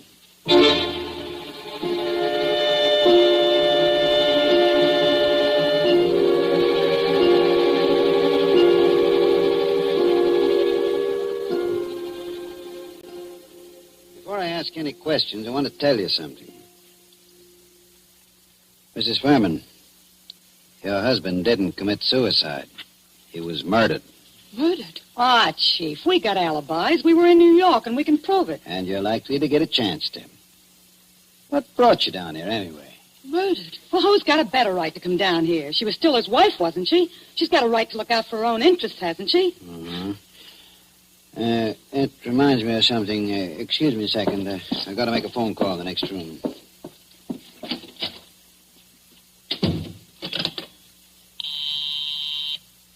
Officer Hamill speaking. This is Scott. Yes? Is Wally around? No, he's not here. He said you told him to keep out of sight. I'll find him for you, though. Right. Tell Wally I want him to go to New York tonight. Send Mason home to get some sleep. He'll have to take over Wally's night trick. Oh.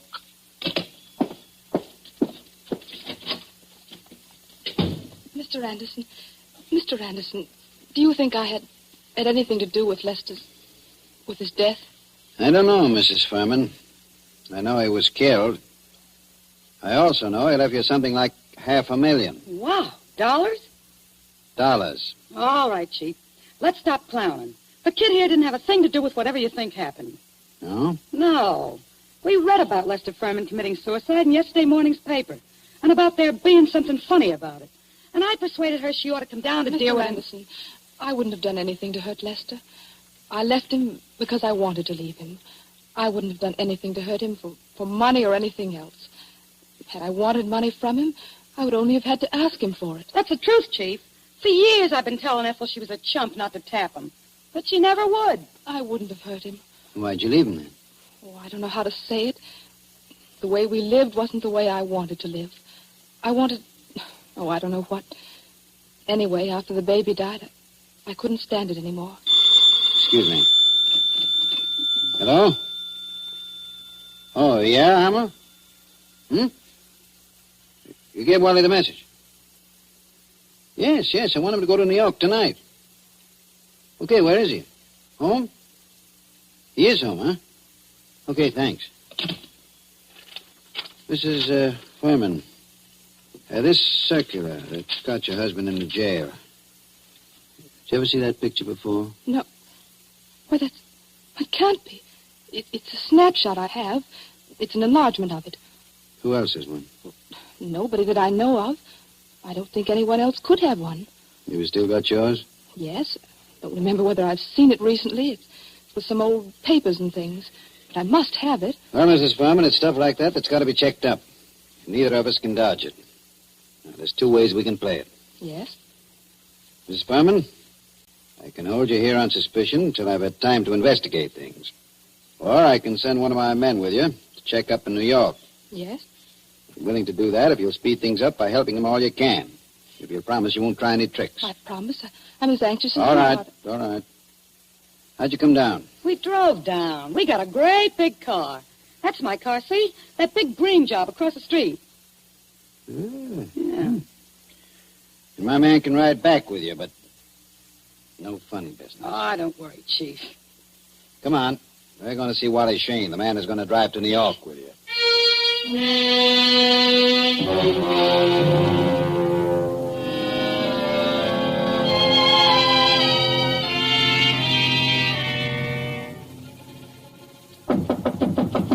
Wally? Who is it? Scott, Wally. Come in. Ladies first. Harry. Ethel. No, you don't. No use reaching with that gun, Wally. Already got you covered. I guess you win, Scott. Yeah, I guess I do. Come along back to headquarters with me like a good little boy. Wally, you're under arrest for murder.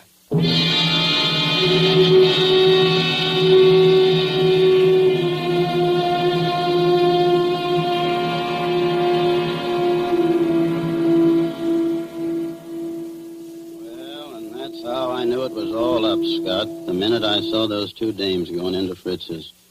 Then when I was ducking out of sight, I ran into you, and I was afraid you'd take me over there with you, so I had to tell you one of them knew me. Figured you'd want to keep me under cover for a little while anyhow, long enough for me to get out of town. Why didn't you get out, Wally?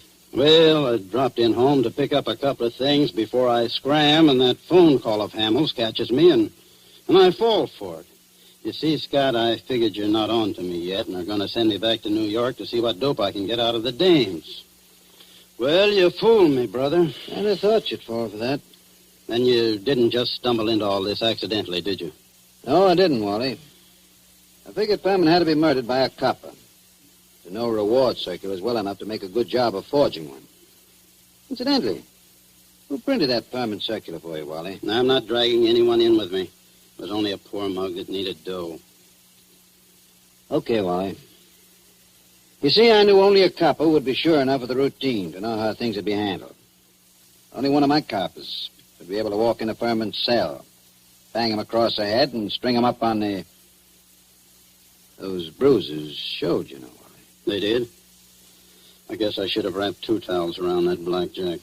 No, gee, Scott. I seem to have slipped up on a lot of things. So that narrows it down to my coppers and... Well, you told me you knew the Randall woman. There it was. Only I figured you were working with him. What got you like this, Wally? Same thing that gets most saps into jams, a yen for easy dough. And I was in New York, see, Scott, working that Dutton job for you, palling around with big-shot racketeers, passing for one of them, and... Yes? Well, I got to figuring that my work takes more brains than theirs, and they're taking in big money, and I'm working for coffee and cakes. That kind of stuff gets you, Scott. Anyway, it got me. Mm-hmm. Then I ran into this Ethel Furman, and she goes for me like a house afire. I liked her, too, see, so that's dandy. But one night she tells me about how much dough her husband's got and how he feels about her, and I get to thinking... Thinking what? I think she's nuts enough about me to marry me. So I got to thinking, suppose he died and left her his role. Mm-hmm. I see. So I run down to Philly a couple of afternoons and look Furman up, and everything looks fine. I took my time working out the details, meanwhile writing to her through a fellow in Detroit. Go on. Finish for her. Well, I decided to do it. I sent those circulars out to a lot of places, not wanting to point too much to this one. And then when I was ready, I phoned Furman, telling him to come to Deerwood Hotel that night. And sometime before the next night, he'd hear from his wife, Ethel. I knew he'd fall for any trap that was baited with her. Only I guess I'm not as sharp as I thought I was, Scott. Maybe you are, Wally. Maybe you are. That doesn't always help. Old man Camsley, Ben's father, used to have a saying, to a sharp knife comes a tough steak. Well, sorry you did it, Wally. I always liked you. I know you did, Scott. I was counting on that.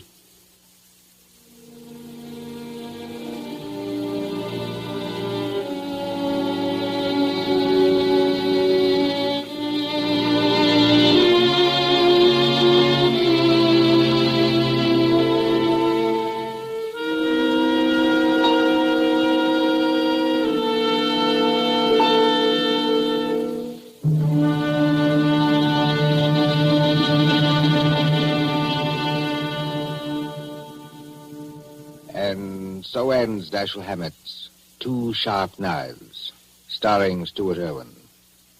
Tonight's story of suspense. Columbia presents these tales of mystery and intrigue and dangerous adventure for your relaxation and enjoyment. Next week, suspense will not be heard because of a special holiday broadcast. Columbia's review of the events of the year, 12 crowded months, which has been scheduled. On the following Tuesday, January 5th, there'll be another in this series. Same hour, 9:30 Eastern Wartime. William Spear, the producer, John Dietz, the director, and Bernard Herrmann, the composer-conductor, are collaborators on Suspense. This is the Columbia Broadcasting System.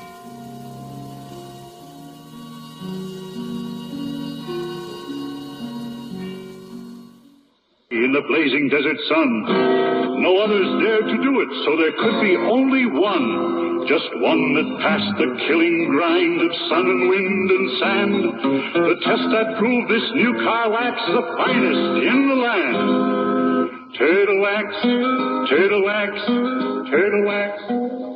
Reader's Digest ad tells the story of the amazing Turtle Wax protective power that kept cars' colors shining bright even in fiery Death Valley sun. Just one waxing of Turtle Wax with new Sun Stop gives your car a beautiful hard shell finish guaranteed to last up to 1 full year. It's quick and easy to Turtle Wax your car yourself. Remember, just one waxing of Turtle Wax with Sun Stop lasts up to 1 full year. Turtle Wax gives a hard shell finish. Turtle Wax gives a hard shell finish.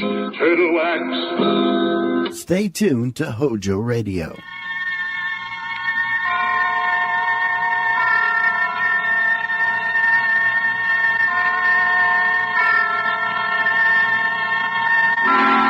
Suspense.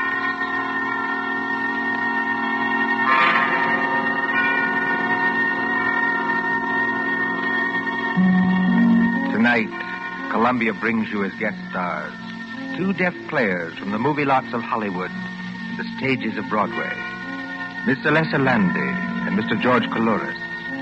They are here to spend with us a half hour of suspense. Suspense is compounded of mystery and suspicion and dangerous adventure. In this series of stories calculated to intrigue you, to stir your nerves, to offer you a precarious situation and then withhold the solution until the last possible moment. Tonight, for instance, Miss Landy plays for us an agreeable young lady who is on the trail of some hot money. And Mr. Coulouris plays for us a disagreeable young man who may or may not know more about the money than he says. We trust that with this tale we shall keep you in suspense. For Suspense tonight, CBS presents Alessa Landy and George Coulouris in Nothing Up My Sleeve by John Dixon Carr.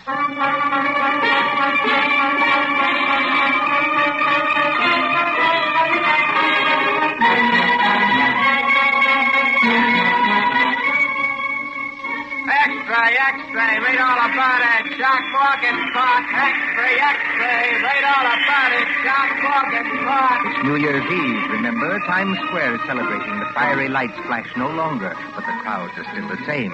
Thronging, jostling, singing, drowning out a voice at the street corner when it says... Fatal gun battle at Jamaica. Read all about it. Fatal gun battle at Jamaica. Read all about it. But would that cry perhaps reach as far as a large and sedate country house some 20 miles from New York? Out there, the earth is sealed up with snow. The white pillars of the house rise up high and ghostly against it, showing no outward lights. A lonely house, this mansion in Fir Woods. Just the place for a murder, I've always said. Wouldn't surprise me either. These Rouse are a funny lot. And alone in that house tonight, apparently alone, is a man practicing shots in a billiard room, a long and paneled room at the back of the house. Now, look at Mr. Derek Ross, as tall and lean and well-tailored as ever. Many people don't like him. He's a little too supercilious, a little too short of himself, too suggestive of the lifted lips and the glazed eye. There he stands in the billiard room, under the snow-covered skylight, leaning over the green cloth under brilliant lights when... Huh? Just a moment, please. Good shot. Yes, come in. Excuse me, Mr. Ralph. Oh, not at all. Hey, but aren't you Miss... I'm Dorothy Dale, your aunt's social secretary. Surely you remember that. Oh, of course. Forgive me for forgetting your name. You surprised me, Dorothy. Yes, I thought I surprised you a little. No, I mean you surprised me by being in the house at all. Why? Why? Well, this is New Year's Eve. Shouldn't you be out getting drunk and blowing cardboard horns and doing the other fantastic things that people do? I haven't much heart for that tonight. Please, don't become emotional, Dorothy. I detest emotion. If you're shivering, go over by the radiator. Mr. Ross, may I ask you a question? Of course. Did you ever feel sick at heart? Huh? Physically sick, I mean, so that your insides turned over and you couldn't get your breath and... Did you? No, I can't say I did. May I move you aside for just a moment? Thank you. Not bad. Can't you guess why I came here to see you tonight? No. Because I'm in terrible trouble, Mr. Ross. Desperate trouble. And I think you can help me. I can help you? How? For one thing, you're making quite a name for yourself as a lawyer. Yes, that's what others have told me. For another thing, do you know a man named Sharp Morgan? Sharp Morgan. Sharp, did you say? Mm-hmm. Sharp Morgan. No, I'm sure I've never heard that name before. You ought to know him. He's a little dark-faced man with most of his upper lip cut away in a knife fight so that you can see all his teeth. That's why they call him Sharp. Oh, he sounds like an unpleasant-looking person. He is, or was, a ghastly-looking person. You don't know him? He's not a client of yours? No.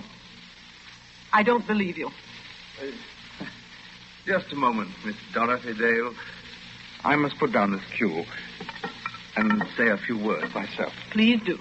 I don't want to be offensive to you, but it seems to me that for a paid employee of my aunt, practically a servant, you're taking a great deal on yourself. If you're trying to hurt me that way, you're succeeding. But go ahead. You come to me at 11 o'clock at night. You come rushing into this billiard room. Oh, observe, I call it a billiard room, though this is actually a pool table. Just as everything in life gets its wrong name. I entirely agree. Yes, but you agree about what? That everything gets its wrong name. Honest men are called thieves, and thieves are called honest men. Would you mind explaining that remark, please? I can explain it very easily. I'm engaged to be married to Jerry Winton. Well?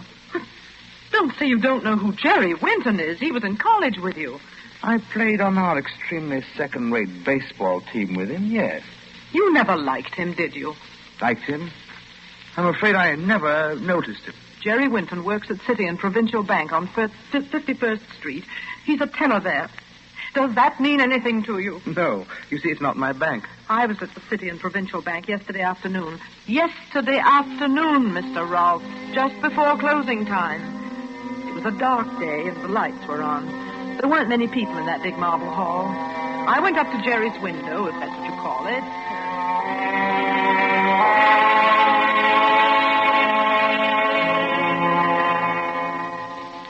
Can you cash a check for $1 million?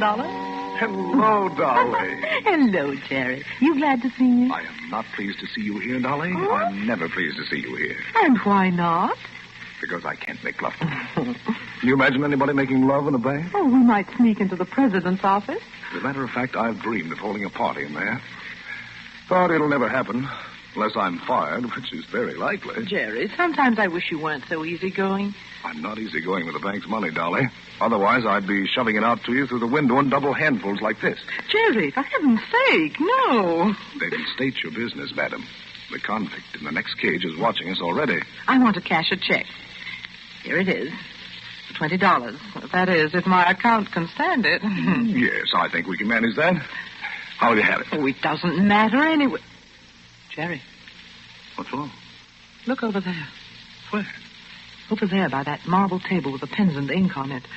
The little man with no upper lip to his mouth and all his teeth showing. Ugly-looking devil I've met. He's carrying something like a violin case. Hold on. I've seen that fellow someplace before. Of course you have. Don't you remember where? It was out at Mr. Rolfe's house in the country when you came to visit me last Sunday. The man with the teeth and 5 other men were coming out on the porch as we were going in. Wait a minute, Dolly. That's not all. What is it? There's some very funny-looking customers in this bank right now. Where? At Mr. Wallace's window. At Mr. Robinson's window. And up by the guard at the front door. They don't seem to make any sound. As though they all wore rubber-soled shoes. Jerry, something's going to happen. I know it is. Unless I can get off this stool and... That was just to call your attention, folks. Just to call your attention. Now, just stand where you are, all of you, and nobody will get hurt. Darling, I'm scared. Well, what shall I do? You stay over there. Just stand still. I don't dare turn around. The man with the... Yes, he's got the machine gun. We don't want any funny business about alarm bells, see? One of the boys has already gone behind to take up the collection. Now, just stay where you are. That's all you got to do. You can't get away with this. Oh, look, boys, here's a guy at the front with a nice mahogany desk and a plate with his name on it who says we can't get away with it. That's Sharp. Don't do it, Sharp. That wasn't in our orders. So we can't get away with it. Oh, he's crazy. I hear somebody else talking. Jerry! Thought I heard somebody over there. Oh, it's you, kid. Move to one side of the window, Dolly. Move to one side of the window. Don't worry, kid. I ain't gonna hurt you. No? Not a bit of it. Thanks for helping us. You'll get your cut later. What do you mean, my cut? That's what I said. You'll get your share when we divvy up. But I don't know anything about this robbery. All right, kid. We'll take care of you. I tell you, I don't know anything about this robbery. Jerry!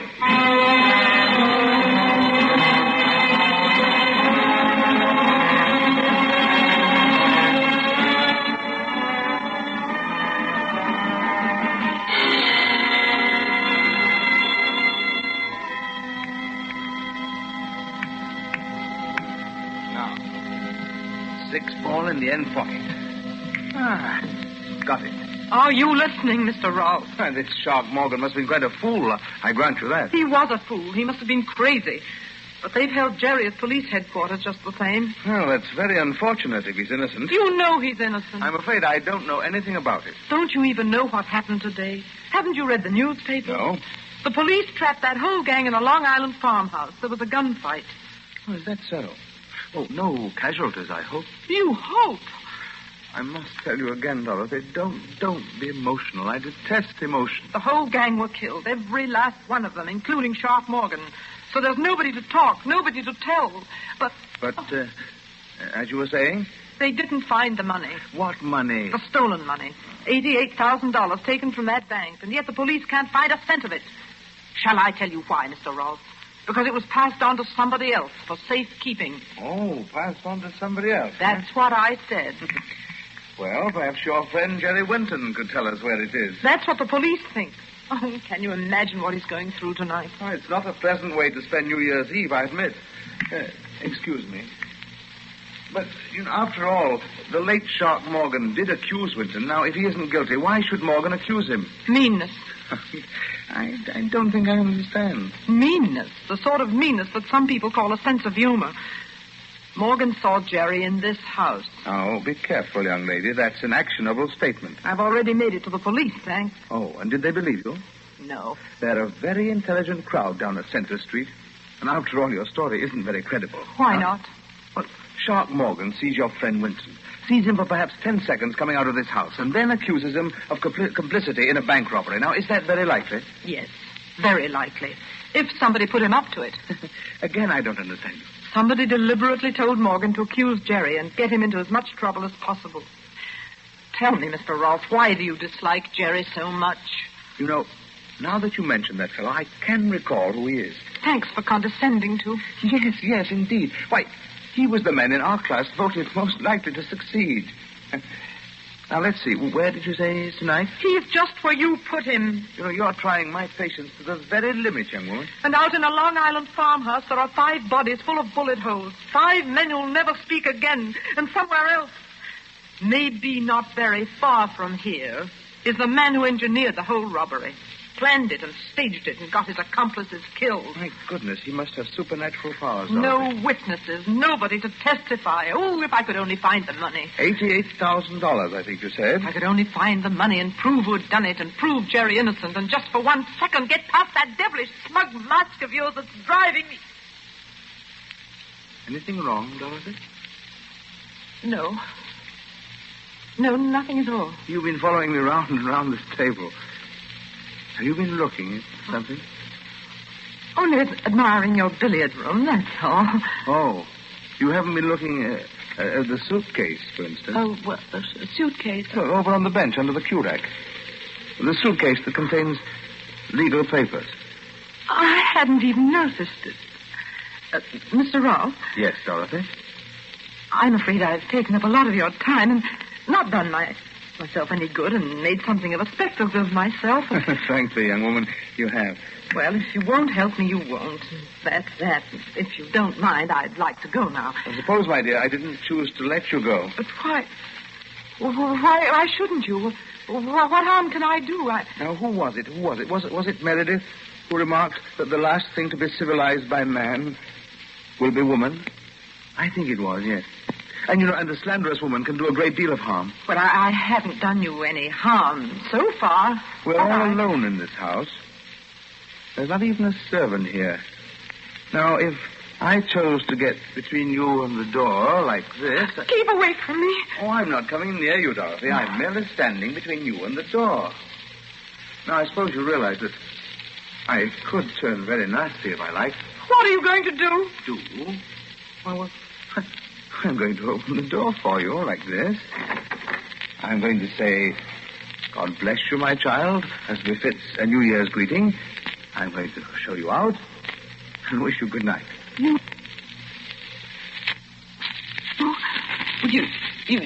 don't mind? Mind? Certainly not. You've got something to hide, haven't you, Mr. Rolfe? No. Nothing, young woman, that I can't hide. Good night.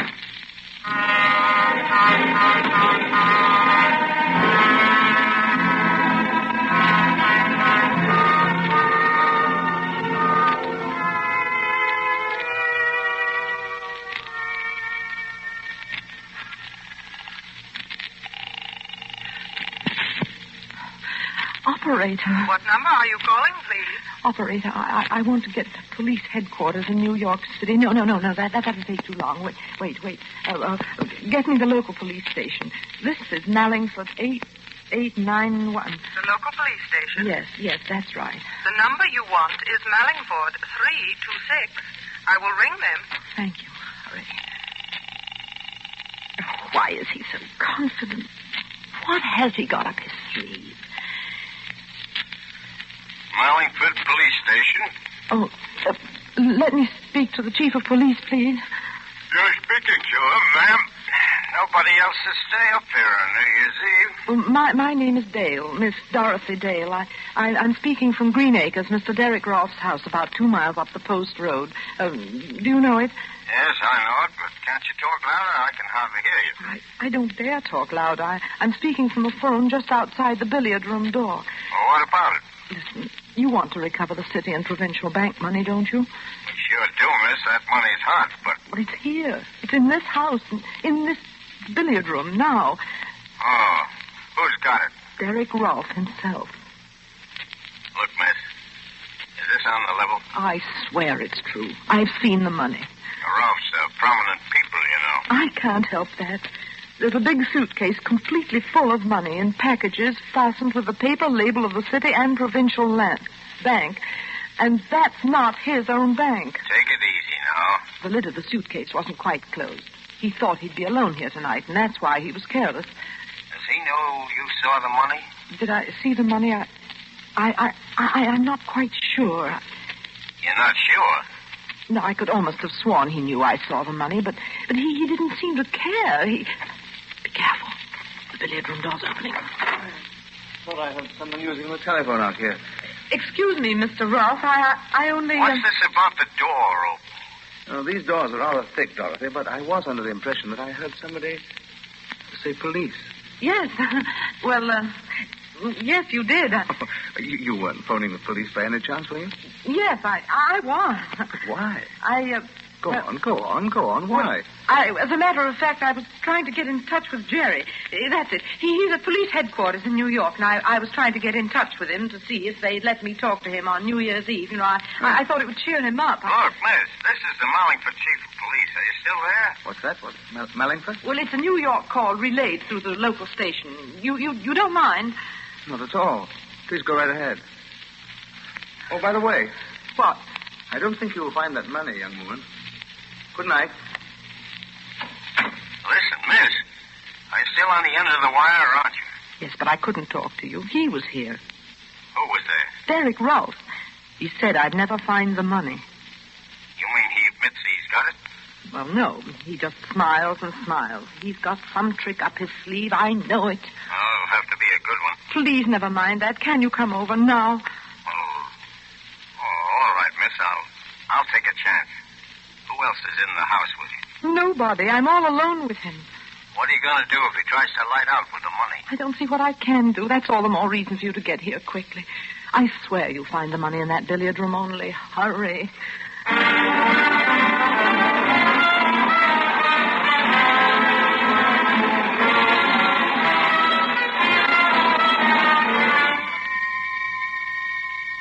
5 minutes. 10 minutes. 15 minutes. It can seem a very long time to a waiting girl crouching in a cold and dim-lit hallway outside a closed door, hearing only the clicking of billiard balls and watching, wondering, and praying until... Miss Dale.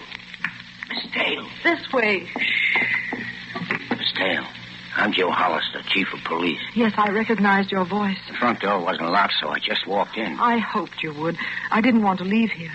Has Mr. Rolfe come out of that room since you talked to me? No. And according to what you claim, he's still in there with a suitcase full of money. That's right, Mr. Hollister. Now, look, miss, before we go any further, there's something I ought to tell you. Well? Well, I checked with New York about you. And what did they say? Yes, Miss Hollister. And what did they say about her? Mr. Rolfe! I'm rather interested in knowing that myself. So you could hear everything through that door? Of course I could hear everything through the door, including your conversation with our friend, the chief of police. Good evening, Mr. Hollister. Good evening, Mr. Rolfe. This young lady says that, I know what she says. Will you come into the billiard room, please? Both of you? Oh. Thank you. Just what trick are you up to now? Trick? You talk of tricks? Now, just a minute now. Take it easy. What I want to know is where's this suitcase Miss Dale was talking about? There it is. What, you mean that empty suitcase on the bench beside you? Empty suitcase? Yes, that's what I said. It wasn't empty when I left this room. Chief, do you mind seeing for yourself? Well, it isn't empty. It's empty now, miss. Hollister, it will gratify me to clear this matter up here and now. It'll gratify me, too. I'm tired of this slanderous nonsense, and I mean to end it. This young woman told you that I had... What was it? some $88,000 in this room only a few minutes ago. I still say you had. Curb your temper, please, while I ask you some straight questions. Can you do that? You better answer him, miss. All right, I'll try. Did I or did I not leave the billiard room at any time? No, you didn't. Good. Now, there's only one door and no window. Only a skylight covered with snow. So I didn't leave that way, did I? No, I suppose you didn't. Therefore, unless you're lying, the money must still be in this room. Yes. Then where is it? I don't know. You must have hidden it someplace. Where? I'm afraid Mr. Rouse right, miss. Take a look around you. One pool table. Comes apart so you can examine it. One radio. Go on, examine that, too. One overhead light, one standing lamp, one bare bench, one rack of cues, one rack of pool balls. Now, that's everything. Now, can you tell me where I could hide enough money to fill a suitcase? No, I can't. It's impossible, miss. The stuff's not here. It must be here. It's either here or else. Or else what? Or else it vanished. Oh, Mr. Hollister, haven't we had quite enough of this? Yes, I guess we have. Now, look here, Miss Dale. I like the way you talked, and I thought you were talking straight. Will you just tell me why you tried to string me along like that? You know, I think I can tell you, Chief Hollister. I wasn't exactly asking you, Mr. Ralph, but... Well, go ahead. You know, perhaps, that she's engaged to a man who's mixed up in the city and provincial robbery. He was not. It was neither a very clever nor a very far-sighted attempt. I'm inclined to think that she'll not have a job when my aunt returns. But as I say, it was a case of any old attempt to shield Jerry Winton. Did somebody mention my name? Jerry! Oh, Jerry. Steady, I'm alive. I'm not a ghost. You needn't dive at me like But that. how did you get here? How did you get away? I was trying to tell you, miss, when our host butted in. The DA is convinced your young man had nothing to do with this. That's right, Dolly. And I thought I'd better come out and take you back to New York with me. I was never so glad to see anybody in my life. Put your arms around me. I don't suppose you'd mind if I picked up this cue and went on practicing. Let's try the 8-ball all the way down the table. Come on, Dolly. It'll be New Year's in a few minutes. There's nothing to worry about. There is something to worry about. He's got the money, the whole $88,000. I know it. I'm sure of it. Only we can't find it. It's hidden somewhere in this room. As I said before, haven't we had just about enough of this? The chief of police there won't believe me, but it's true. I've heard a lot about that money myself. I'll bet you have, son. For nothing but hot money, hot money, hot money, and where is it, where is it, where is it, until I thought I was going off my nut. If I could prove Derek Rolfe had anything to do with this, I'd... Dolly, what's the matter? Mr. Hollister. Yes, miss? I think I know now where he's hidden the money. Well, that was a bad shot, Mr. Ralph. You've made the white ball jump clear off the table. Well, there are plenty of others on the table. I tell you, I know where he's hidden it. Is it in this room? Yes. But where? In the pool table? In the radio? In some secret panel? No. You'd better speak up, Dolly. Has it ever struck you, any of you, that there is such a thing as an invisible piece of furniture? An invisible piece of furniture?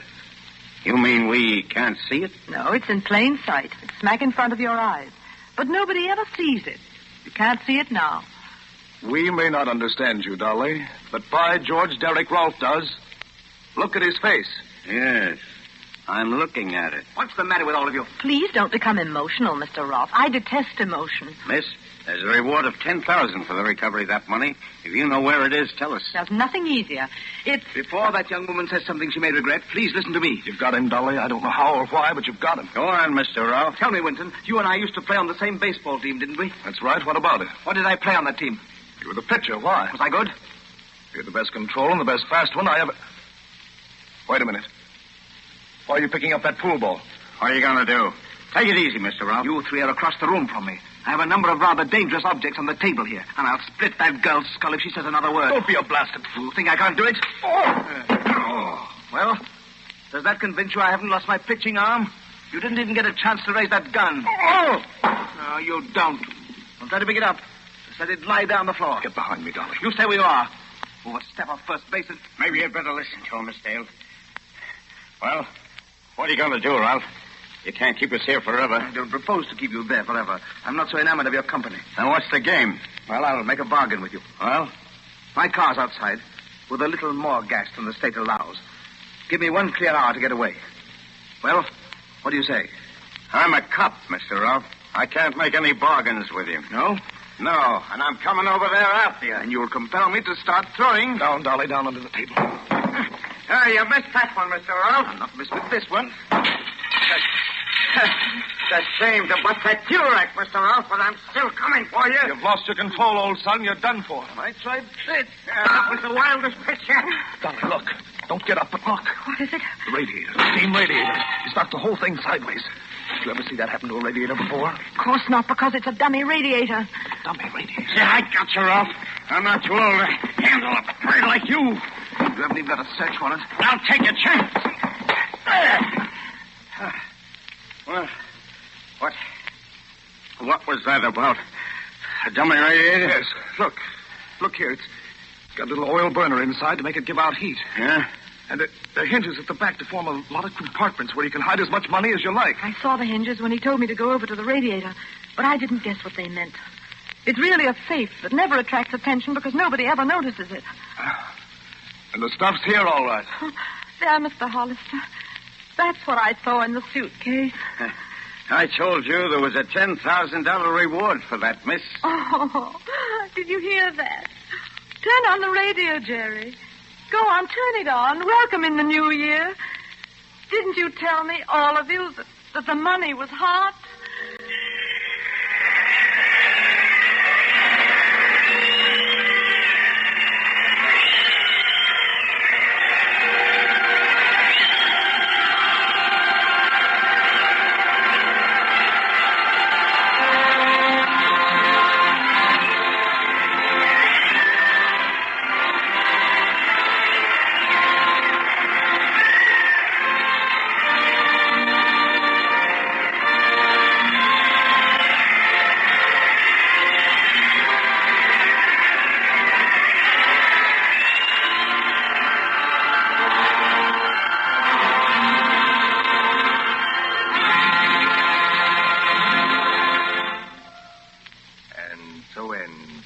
Nothing Up My Sleeve, starring Alyssa Lundy and George Coulouris. Tonight's story of suspense. Columbia presents these tales of mystery, intrigue, and dangerous adventure for your relaxation and enjoyment. Next Tuesday, there'll be another in this series. Same hour, 9:30 Eastern Wartime.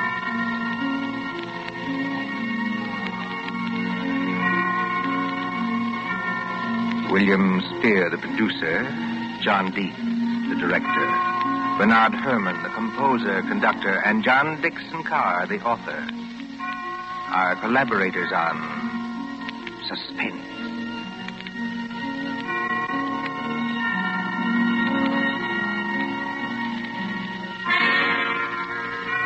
This is the Columbia Broadcasting System.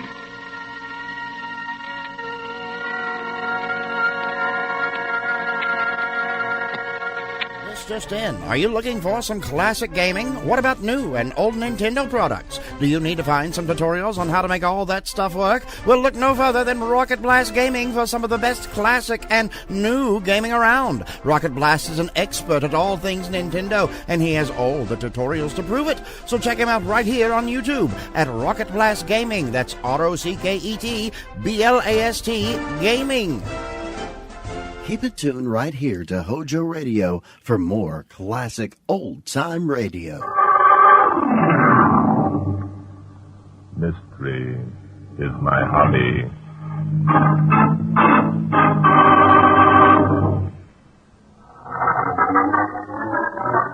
Today's story took place last fall. Paul Arno, the lifelong friend of mine, called me on the phone to report a murder. At the moment, Paul was unaware that only a few hours previously, his wife, Brenda, had an unexpected caller. Yes? Hello, Pop. Now, don't tell me you're the Drake Paul Arno. I beg your pardon. Look here, you can't come bursting in this way. Who are you, anyway? I asked you first, Pop. Who are you? I'm Roberts, Mr. Arnold's butler. But... Well, what do you know? Toots did all right for herself. Toots? Sure, Toots. You mean you never heard of Toots? No, naturally not. There's no one here by that name. Now, wait a minute. Whoa. Toots would like... Toots? Well, I'll be a cross-eyed lizard. Say, if you ain't the Tony, pretty... please. Huh? What's the matter? Tony, we're not alone. I get it. His nibs there might tell your old man, huh? If this person is annoying you, Mrs. Arnold... No, it's quite all right, Robert. You may go. But, Madam... You may go, Robert. Very well, Madam. Well, what do you know? Toots, you done that like a lady. Yes, sir, you done it just like a lady. I am a lady, Tony. Huh? A lady, huh? Now, wait a minute. Let's take it easy. This is Tony Irwin you're talking to. Remember? When did you get out, Tony? Oh. So that's it, huh? I got you worried, eh, baby? Oh, no, You're Tony. thinking that I'm sore because I come home and find you married to this panty waist. And why should you be sore, Tony? That's what I was saying to the boys just this morning. The boys? Yeah. Some of the boys said, Tony, you ought to be sore at Toots, they said. But why, Tony? Why? That's what I told them. Why? I says, how did Toots know that I was going to get sprung after only doing it a couple of years? Tony, please. Double cross? No, sir. I laughed at him. Why, I says Toots wouldn't double-cross nobody. I didn't double-cross you, Tony. Sure, you didn't. That's what I'm saying, baby. You wouldn't double-cross nobody. Glad you feel that way. You bet. Baby, I'm proud of you. You got class. I always figured you'd make the grade if you got the breaks. Yes, Tony? I ain't like some guys. Some of them boys... You know what they wanted me to do? What? Take that Chuck Pizzera, for instance. Now, there's a character. Well, what did Chuck say? Why, he says, look, Tony, don't be a dope. Toots is in the chips, he says. Look, he says, she used to be your girl, didn't she? Okay, go on up and clip her for a few $100. She'll never miss it, he says. And what did you say, Tony? Nothing doing, I told him. Not me. I ain't that kind of a guy, see? Thank you, Tony. I ain't that kind of a guy, I says, who'd stool on a friend. Not even if she, did double-cross me. Tony, I didn't. So what if Toots would pay off to keep me from telling about the weekend we spent together? Tony, that's not so. Sure, it ain't. Yeah, but the thing is, this Paul Arnold don't know it ain't so. What do you mean? Well, it's like this, baby.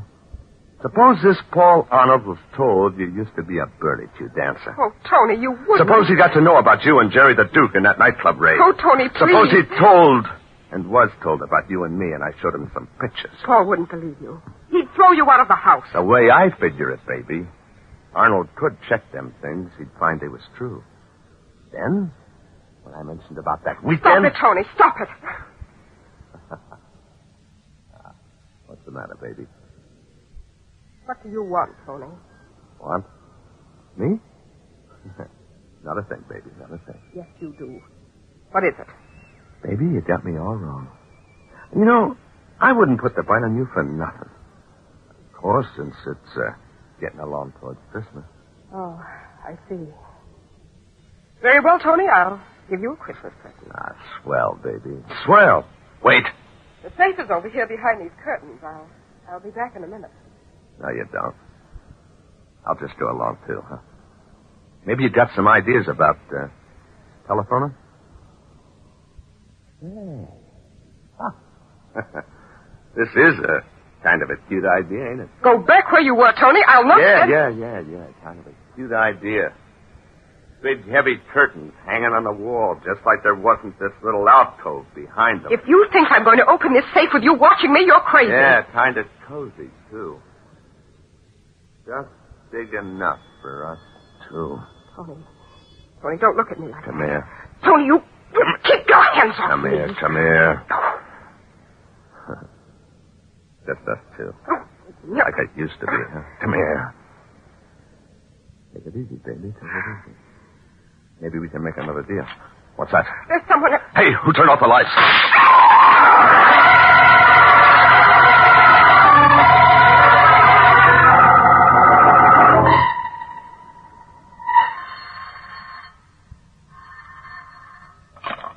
Yes, Drake speaking. Hello, Bart. This is Paul Arnold. Oh, Arnold. Well, Paul, it's good to hear your voice. How are you?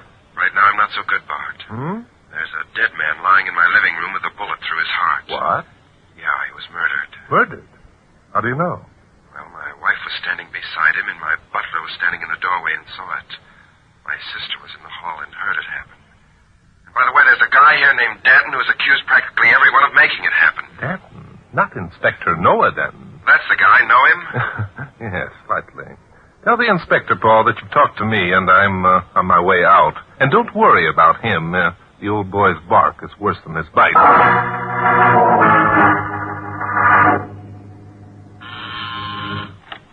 Hello, Bart. Hello, Inspector. Come on in. Thank you. I'm waiting for you. You got my message, huh? No, Inspector. What message? What message? Didn't the babe call you? What babe? Arnold's sister. I was busy and I asked her to get in touch with you. I thought she did. I'm sorry, Inspector. I haven't heard a female voice in a matter of hours, worse luck. Oh, no? Then how'd you know about this murder? How do you happen to be here? Paul Arnold called me. Arnold? Why, that... Hey, what do you think he's getting away with?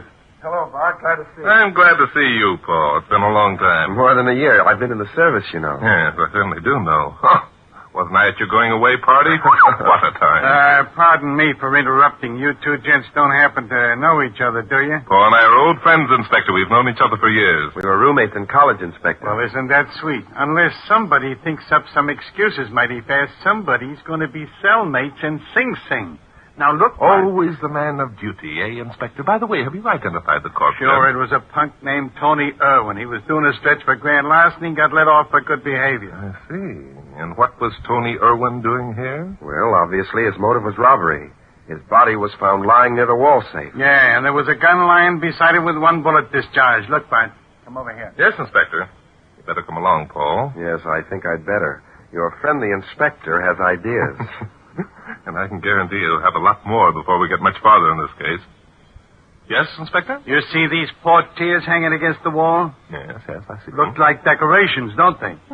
Yes, they do. Okay, now I swing them out like this. On that crane they're hung on, and what do you see? Well. A dead man on the floor, a gun beside him, and a small safe fitted into a sort of an alcove. That's right. Now, when I got here a couple hours ago, things looked exactly as they do now. Well, and what have you been doing for the past 2 hours, Inspector? What have I been doing? I've been lining up the suspects. I've been waiting for you. I've been looking for clues. All right, Inspector. All right. Now, who are your suspects? Well, Mrs. Arnold admits being right here when it happened. Now, just a minute, Inspector. Brenda didn't do this. You can't Keep say... your shirt on, Bob. I didn't say she did it. I only said she was a suspect. How did Brenda happen to be here, Paul? Well, she came into the room and saw movement behind the curtain and decided to investigate. What happened? This Tony, whatever his name is, was tinkering with the safe. Just as Brenda looked behind the curtain, the lights went out. There was a shot. Brenda screamed and ran out of the room. That's her story. Now, look here, Denver. Never mind, Paul. The inspector sounds much worse than he means to. Oh, is that so? Inspector, now, have you checked the fingerprints on the guns? That's being done now. How about the safe? What about the safe? Well, if Mrs. Arnold were telling the truth, as you seem to doubt, Inspector, Tony's prints would be on the safe. Huh. That's right, isn't it? Well, I'll have the boys check. Good. And tell me, who are your other suspects? Roberts the butler, for one. Why? He claims he heard Mrs. Arnold talking with someone in here. Just as he opened the door, the lights went off. Roberts says he saw someone standing near the door to the hall across the room. Then the shot came. Did Robert see where the shots came from? Yep. He says the guy that was standing near the other door fired it. But he didn't recognize the other party. No. He only got a glimpse. Inspector, why do you suspect Roberts? Because he must have been lying. That gun right there is the one that killed Irwin. Oh, you're sure of that, Inspector? Sure, I'm sure. You know I don't make idle statements, Bart. No. Whom else do you suspect? Arnold's sister, Agatha. Oh, that's ridiculous. Aggie's so scared of firearms, she won't even look at one. Yeah? And why didn't she call Drake when I asked her to? I'll tell you why, Bub. She's the guilty party, and she knew that if Drake got on the job, he'd prove she was guilty. Inspector, let's not make idle statements, remember? Paul, it looks to me as though you're the only one that's in the clear in this case. Yes, and I'm sure I wouldn't be if I hadn't happened to be on a plane coming back from Boston at the time the murder was committed. Oh. That checks. I called the airport. A Paul Arnold left on the plane that took off from Boston at 6:30 p.m. He couldn't have gotten here before 9 o'clock, and the murder took place at 7:30 p.m. Well, thanks for that much, anyhow. Don't mention it, Bub. We always aim to please. And stop calling me Bub. Bart, it seems to me your friend the inspector is determined to make a complicated plot out of a purely simple case. Yeah, well, Bart, it seems to me that your friend Bub Arnold is talking out of turn. What's simple about it, Bub? Well, anyone with any sense wouldn't ask. This man Irwin is an ex-convict, sent up for larceny. Obviously, he came here with the idea of robbing my safe. Okay, so then what happened? We already know what happened. Someone shot him. See what I mean, Bart? Everybody wants to get into the act. I'm sorry, Paul. The inspector is right. Sorry. Why Tony Irwin is here is unimportant. Somebody murdered him. It's the inspector's job to find out who. Okay, I guess you're right. The only thing that we're sure of is that you're not the guilty party because you were on that plane. Well, Brenda isn't guilty either. I appreciate how you feel, Paul, but still the inspector... I beg your pardon, sir. Yes, Roberts, what is it? There's a Mr. Harrison on the phone, sir. He'd like to talk to you. Harrison? I don't know any Harrison. What's he want? Well, he said something about a ticket. Oh, yes. Of course. I'll talk to him, Roberts. Very good, sir. If you'll pick up the extension... No, I'll take it in the library. Excuse me, Bart. I'll be back in a minute. Take your time, Paul. No hurry. Harrison, He doesn't know him. Inspector, what are you doing? I'm listening in on that conversation over this extension telephone. Inspector, gentlemen, don't do that sort of thing. I'm not a gentleman. I'm a cop. Well, at least keep your hand over the mouthpiece. I've got my hand over the mouthpiece. Something interesting, Inspector? Yes, something very interesting. Well, I'll be... What, Inspector? But how good a friend of yours is this Paul Arnold? Why, the best. I've known him for years. Think he's on the up and up, eh? Yes, I gamble on it. That's too bad. Why? But I hate to tell you this. Arnold wasn't on the plane. What do you mean he wasn't on the plane? That guy Harrison that Arnold was talking to, he used the plane ticket that Arnold bought. He just called to thank Arnold. But Paul Arnold was here in New York at the time Tony Irwin was murdered.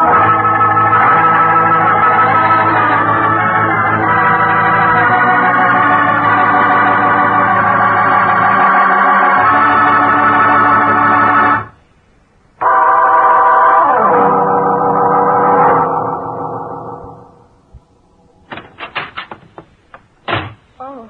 Brenda. Yes, Paul? Well, what are you doing? I'm packing. I'm leaving you, Paul. Leaving me? Why? Because I think it'll be best for both of us. Oh, then you've stopped loving me. Oh, no, Paul. Well, what else am I to think? Well, I'm not very proud of my past, Paul.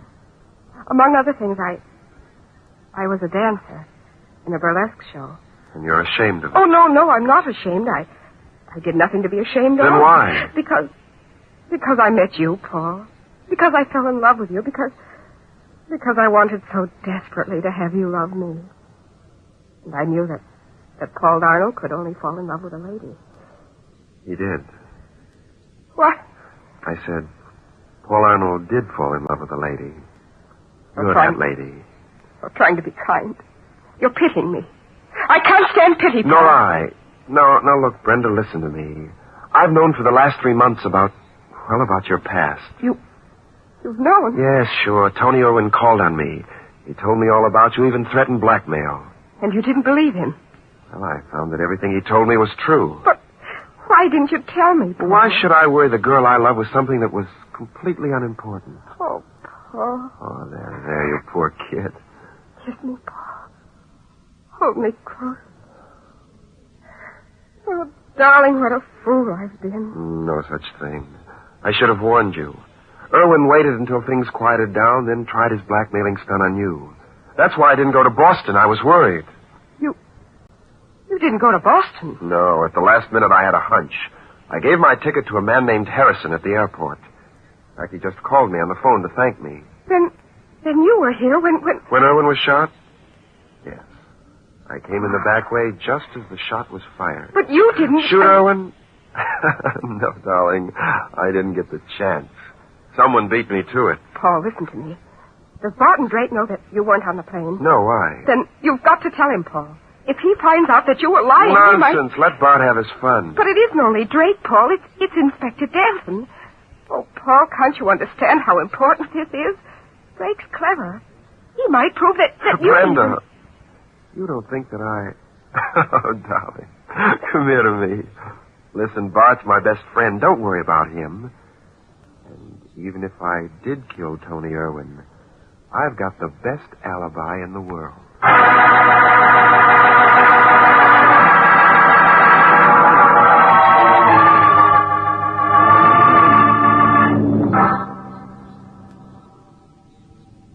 Look, Bart. When are you going to give up and admit that your friend Arnold is the guy we want? Why should I, Inspector? Why should I, he asks. Because all the evidence we've uncovered points to his guilt. That's why. What evidence, Inspector? What evidence? Now, look, Bart, I'm a patient man. You know that. Yes? Paul Arnold had a motive. He wasn't on that plane and... And we're keeping that knowledge to ourselves, Inspector. I don't want Paul ever to suspect that we broke his alibi. Oh, you don't? This isn't a game, you know, Bart. Just because the guy's a good friend What of other yours. evidence we the points to Paul's guilt, Inspector? His sister knows he was here, for one thing. I just talked to her. She admits that's why she didn't do as I asked and call you. Because she thought that Paul had shot Irwin? Sure. She didn't want to see her own brother go to the chair. Oh, Inspector, that's weak. Very weak. Oh, yeah? Well, there's the gun lying beside the corpse. From which the fingerprints have been carefully wiped. So far, you haven't mentioned anything that would stand up in court. Okay. How about the fact that no fingerprints were found on the safe? Yes, that proves that Mrs. Arnold was lying, doesn't it? She said she stepped around the curtain and saw Irwin tinkering with the safe. Yeah, but if you just let me talk to... Yes, Robert. Will you ask Mr. and Mrs. Arnold to step down here, please? Yes. Thank you. Now, Inspector, what was it that you were about to say? I was going to say if you just let me talk to Arnold, You'd sweat it out of him, eh, Inspector? Well, how are you going to find out if a man is guilty if you don't ask him any questions? Well, you'll get your chance to ask questions in a very few minutes, Inspector. I will? Mm-hmm. As soon as Paul and Brenda get here, I'm going to have the crime reenacted. That ought to be fun. I can hardly wait. Now, let's not be sarcastic, Inspector. I'm not only... Hello, Paul. Brenda. Come in, please. But, Brenda and I have just had a little talk. There's something we want to tell you. I'm sorry, Paul, but that'll have to wait. We've something more important to do now. Wait a minute. If the guy wants to talk, let him. It's really quite important, Mr. Turner. I'm sure it is, Brenda, but it'll still have to wait. Inspector, will you ask Roberts to step in here, please? Now, listen, Bart. And, Inspector, will you also ask Paul's sister, Agatha, to stand in the doorway to the dining room? That's where she claimed she was when the shot was fired, wasn't it? Sure, but... Fine. Hurry along, Inspector. We'll have everything ready by the time you get back. Okay, only I'm more used to giving orders than taking them. Now, Brenda, if you'll stand over there, near the curtains, in the exact spot where you were when the lights went out, please. I will. Only if you'll listen to what Paul has to say. I'm sorry. What Paul has to say will have to wait. Now, wait a minute, Bart. This may change your whole outlook on the situation. I'm sorry, that's impossible, too, Paul. Listen, I appeal to you. If Brenda won't cooperate... She'd cooperate if you weren't so doggone rude. I'm sorry. There are times when a man in my position has to appear rude. Not to my wife, you don't. Whose wife it is doesn't matter. It does in this case. Now, listen, All right, Robbie, inside. Just a minute, Inspector Danton. Pipe down, Gramp, and do as you're told. Danton, take your hands off Roberts. He's done nothing. Well, now, what's happened to the big, happy family I left a few minutes ago? Never mind the wisecracks, chum. Bart, I thought you were a friend of mine. Friendship ceases where murder's involved, Paul. Now listen to me, all of you. You're going to do as I say, or Inspector Danton will take the three of you down to headquarters and lock you up. Now you're talking my language, Bart, old boy. So this is when I ask a friend to help me out. Oh, what's the use, Paul? If this is the kind of person Barton Drake is, then what we have to say won't matter anyhow. Brenda, you're 100% right. All right. If it's going to make you any happier, what do you want us to do? Thank you, Paul. Brenda, will you stand over near the curtains, please? Yes, all right. This is where I was when the shot was fired. Fine. And where was Irwin standing? Directly in front of the safe. How were the curtains arranged? Well, they were halfway open. About like this. Thank you. Stay there, please. Now, Robert, if you'll just stand here in front of this door. I beg your pardon, sir. Yes? It wasn't near this door that I was standing when I saw the shot fired. It was over there near the library door. Yes, I remember your saying so. However, if you don't mind, I prefer that you stand here. Now, look here, Bart. If you think that Roberts had anything to do with Irwin's killing, you're crazy. He's been with me for years. We'll go into that later, Paul. Inspector, where's Paul's sister, Agatha? She's out in the hall near the dining room door, bored stiff. Look here, sir. If it were Miss Agatha, I mean, the dining room door is right behind where I'm standing. I mean... Well, what do you mean, Roberts?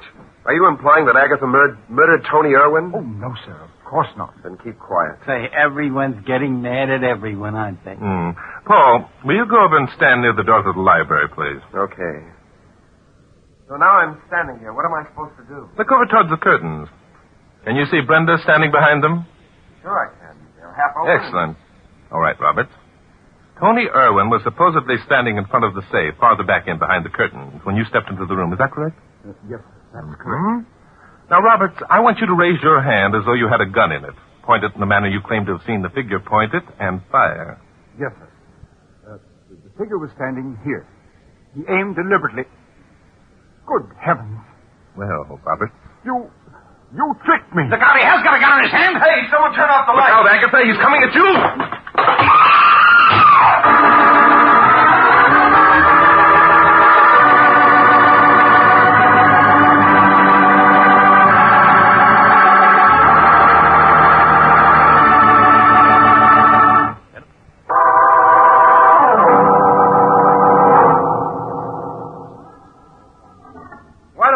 Turn off the light. Which way did he go, Inspector? Through this door. Come on. Right. Let go of me! It's Agatha. He's holding her in front of him. Stand back or I'll shoot. So will I. Look out, Inspector. You'll hit the girl. Not me, brother. All right, Roberts, you got one chance. That does it. You blundering idiot. You hit Agatha. No, I didn't. I hit Roberts. Nice work, Inspector. Come on. Agatha, are you all right? Yes, I'm all right.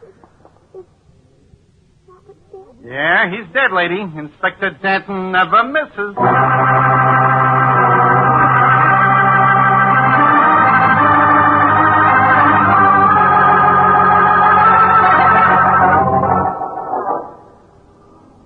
So you knew all the time that it was Roberts, huh, Bart? No, I only suspected. The thing that puzzled me is the fact that he had no particular motive. But he did have a motive, Mr. Drake. Oh? Roberts knew that Paul and I were happy. He apparently overheard my conversation with Tony Irwin and realized that our happiness was being jeopardized. Roberts has been in our family for years. He was just being loyal. You know, I wish somehow we could repay the debt. Well, I think Roberts would feel repaid if he knew how things had turned out. Yes, I suppose you're right. Oh, Paul. Oh, no, darling. Can I say something? Yes, of course you can, Inspector. All I want to know is, how did you know that Roberts was it? Well, that's a fair enough question, Inspector. Roberts said he glimpsed a figure standing in the doorway that led to the hall. He said he saw that figure take deliberate aim and fire. I get it. Anyone standing in the doorway leading to the hall couldn't see the two people standing behind the curtain. Ah, that's right, Inspector. Roberts, standing in the doorway of the library, could see them plainly. So he assumed that the figure could see them, too. Uh-huh. And how did you know that this figure just didn't fire blindly and hit Tony Irwin by mistake? Oh, Inspector, I'm ashamed of you. Because if he had, there would have been a bullet hole in the curtain. Now, wouldn't there? Yeah. And there wasn't, was there? No, there wasn't. By the way, Paul, what was it that you and Brenda were so anxious to tell me a little while ago? Why, well, Bart, it really doesn't matter now. No, it isn't important at all. As a matter of fact, it had something to do with my alibi. Bart, it would kill you if you knew. It would, huh? Bart, shall we tell him? Absolutely not, Inspector. I told you I'd like Paul to think that... I don't mean that. No, what do you mean? Tell him, you know what? Huh? Well, maybe they won't think they were so darn smart after all. Oh, I see what you mean, Inspector, yes. Paul, whenever you think of how you put one over on Barton Drake, just remember that mystery is my hobby.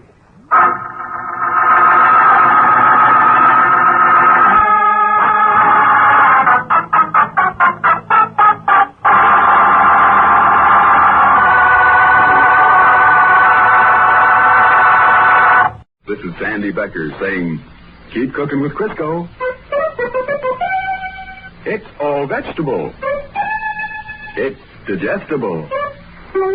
Stay tuned to Hojo Radio. Mystery is my hobby.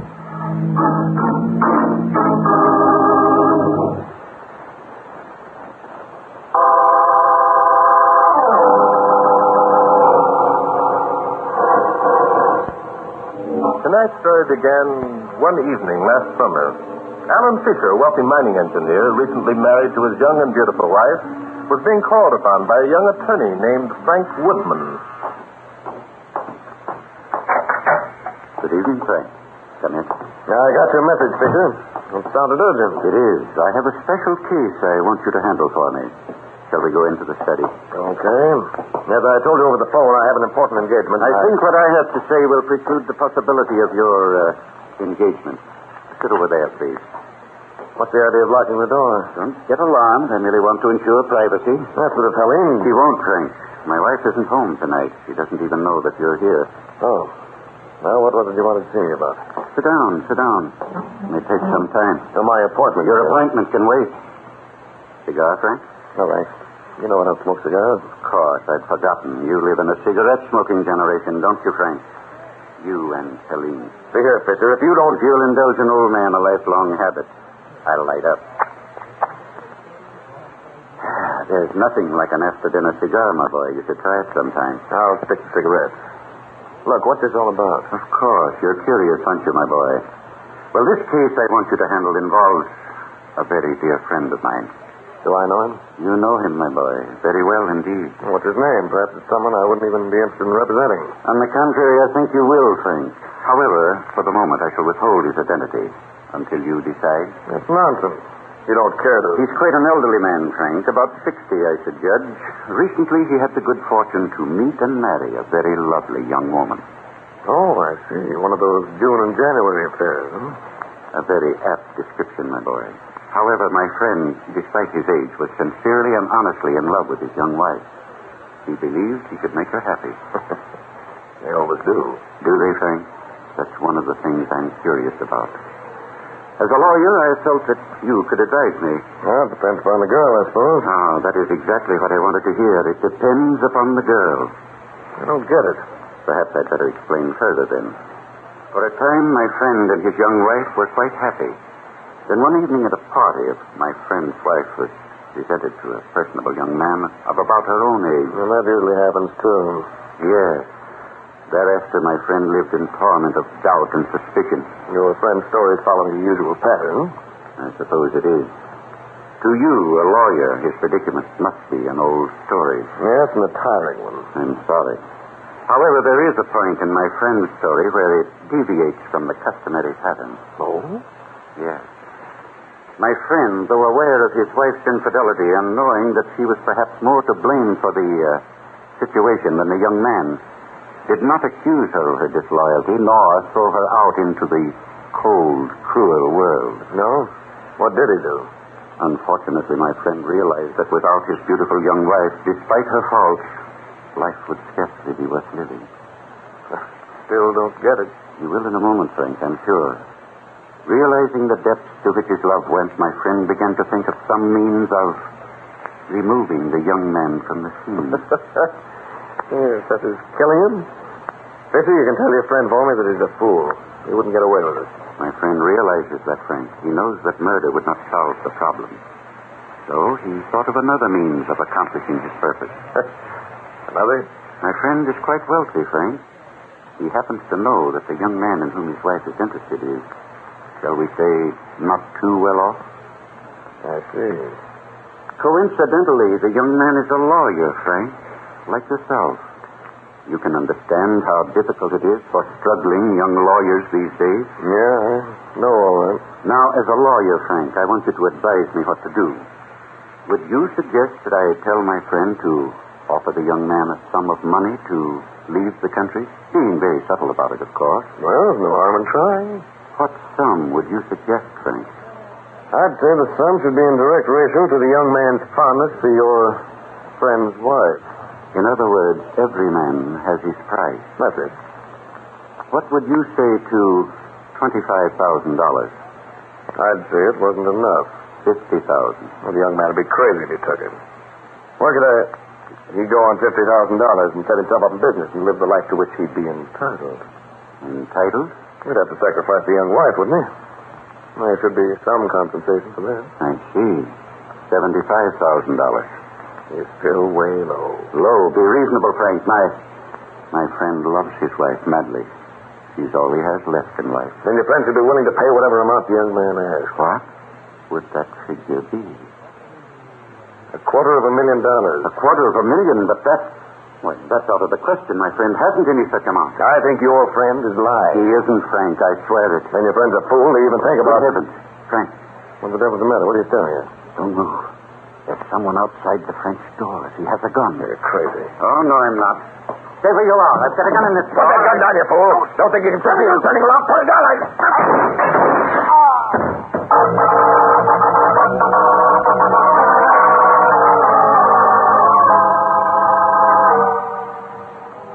You see, under the circumstances, Mrs. Fisher, it would...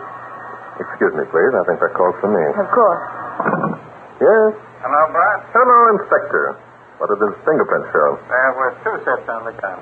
Frank Woodman's and Fisher's. I see. Anything else? Anything else? What more do you want? Something Judas, Bart. We already know that Woodman was making a play for Fisher's wife. Inspector, Mrs. Fisher is with me now. Uh-oh. Get down here as soon as you can, Inspector. There are some new developments that I want to discuss with you. New developments? Now, look, you don't mean this is fake. As soon as you can, Inspector. Goodbye.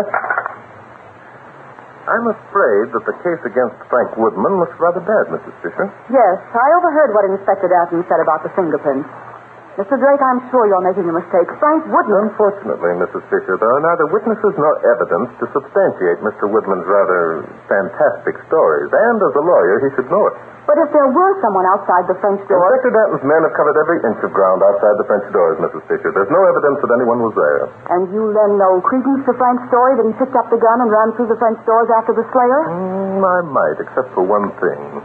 Mr. Woodman stated that an instant before your husband died, he gasped, "I got him." What's so fantastic about that? Mrs. Fisher, the police medical examiner stated that your husband was killed instantly. If that is true, he couldn't have said, "I got him," after he was shot, could he? Oh, I see. And Louis, your butler, heard your husband and Mr. Woodman quarreling. Woodman substantiated this. Well, I should think that the mere fact that Frank did substantiate the quarrel would indicate that he had a clear conscience. No, Mrs. Fisher. Woodman was merely being clever. He knew that the case against him was bad, therefore it was to his advantage to make the admission. And the fact that that I admit being in love with Frank gives him a motive.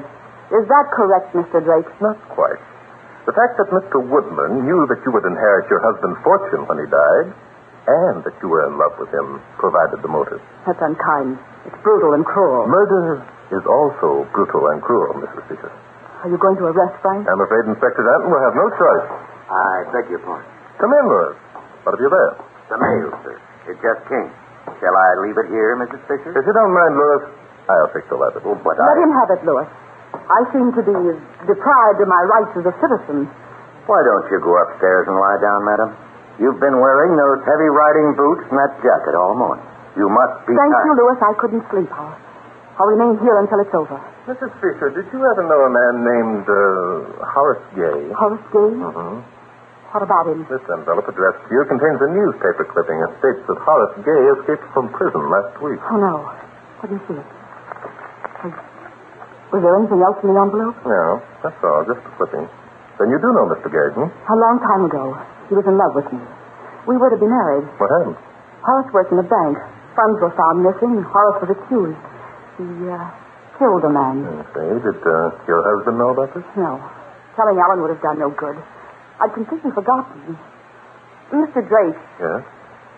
Before they took Horace away, he swore that if I ever married anyone else, he'd kill him. And you think that possibly... Yes. Oh, don't you see? It was Horace outside those French doors. It must have been. Oh, thank heavens, you can't arrest Frank now. You can't. There, Mrs. Fisher. You mustn't get excited. Let me help you upstairs. No, get away from me, Louis. Well, Mr. Drake? You're really in love with Mr. Woodman, aren't you, Mrs. Fisher? Yes, I am. I'm desperately in love with him. Is it wicked to love a man and try to protect him? Not at all, Mrs. Fisher. Only I don't think you're trying to protect Frank Woodman.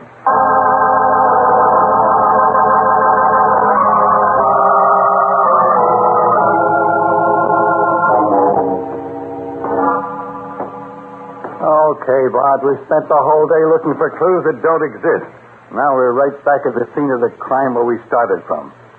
When are you going to let me arrest somebody? Inspector, you can start arresting anytime you like. Whom do you want to arrest? The guy who murdered Alan Fisher, naturally. And who's that, Inspector? It's Frank Woodman. You said so yourself. He had a motive, his fingerprints were on the gun. Oh, doggone it, Bart. I wish you wouldn't change your mind so often. I haven't changed my mind, Inspector. How do you account for that shot that came through the French doors? How do I account for it? Mm-hmm. You said yourself that Woodman probably fired the shot just to throw us off. Did I? Well, the broken glass was inside the study, Inspector. That indicates that the shot came from the outside. Besides, there was only one shot fired from Fisher's gun. No, Inspector. I'm afraid there was someone outside those French doors. Well, I'll be doggone.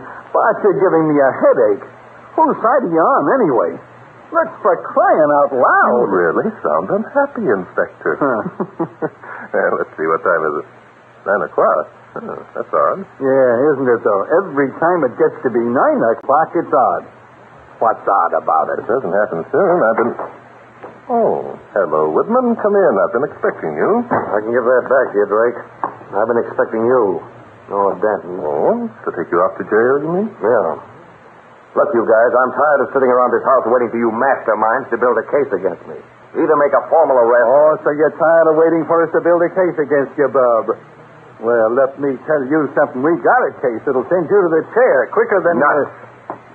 If you have a case against me, why all this stalling? You seem pretty sure of yourself, Woodman. Sure I am. I'm a lawyer, Drake. You haven't got anything on me. I know it, and you know it. So what's the game? We got enough on you to keep you sitting in this house, Bub, even if you are tired. As a matter of fact, Woodman, we are playing a game.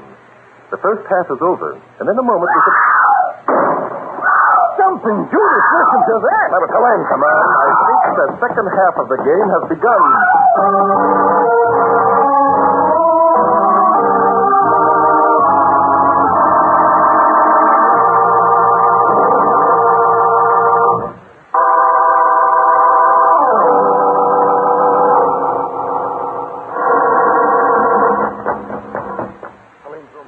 How do you know? Never mind that. Let's get up there. Hey, there's the butler at the top of the stairs. I see him. This way, gentlemen. What's he wanting? A conducted tour? This is Mrs. Fisher's room. Come in. Oh, Frank, it was all... Inspector, take a look out of that window. Okay. Well, Mrs. Fisher. You're safe now, darling. Tell us what happened. I went to bed about an hour ago. I must have dropped off to sleep. I didn't realize how exhausted I was. Oh, you poor kid. I think she can talk without you holding her in her arms, Woodman. Please stand over there. Listen, you can't... Over there, I said. Okay. Very well, Mrs. Fisher. Go on with your story. It was pitch dark. Suddenly I woke up. Was it the shot that wakened you? Quit crowding her, Drake. The poor girl's upset. Woodman, one more remark out of you, and you'll spend the rest of the night in jail. Go on, Mrs. Fisher. No, it wasn't the shot that wakened me, Mr. Drake. I'm not sure what it was. It was pitch dark, and the first thing I saw was the luminous dial of a man's watch glowing in the dark only a few feet from my head. Horrible. Go on, Mrs. Fisher. What happened? Well, that's when I screamed. The man, whoever he was, must have become frightened. He ran out into the balcony, banging the screen door shut behind him. But there was a shot. Well, apparently, after he got outside, he remembered what he'd come for. I could see him standing there, silhouetted against the sky. Then he raised his hand and shot through the screen door. Good heavens. There's a hole through the screen, all right. Bud, how's the babe? She's all right, Inspector. By the way, Mrs. Fisher, after the shot came, did you get out of bed? No, of course not. Then who turned on the lights in this room? I did, sir. I heard Mrs. Fisher scream and came running along the hall. I opened the door and snapped on the light. Then closed it again and came back to the stairs to start the conducted tour, I suppose. Well, yes, sir. I did. I didn't think it discreet to remain in Mrs. Fisher's room when she... That stinks, Louie. For all you know, Mrs. Fisher was murdered in bed, but you were too shy to stay in the room. It's a pity some other people can't be as discreet. Oh, shut up, Junior. You're not married to the lady either. Yet. But I think we got ourselves another suspect. That's ridiculous. Lewis is the most trustworthy butler I've ever known. Thank you, madam. He's also the only butler you've ever known, Mrs. Fisher. By the way, when you saw the prowler standing out in the balcony, didn't you recognize him? Recognize him? You mean that Harris? Yes, it's a possibility that shouldn't be overlooked, Mrs. Fisher. I'm surprised you didn't. All right, Inspector, let's get going. Yeah, sure. Good idea. Where are we going? We're going to look the grounds over for Horace, Inspector. We can't have these good people thinking themselves under suspicion if Horace is our man.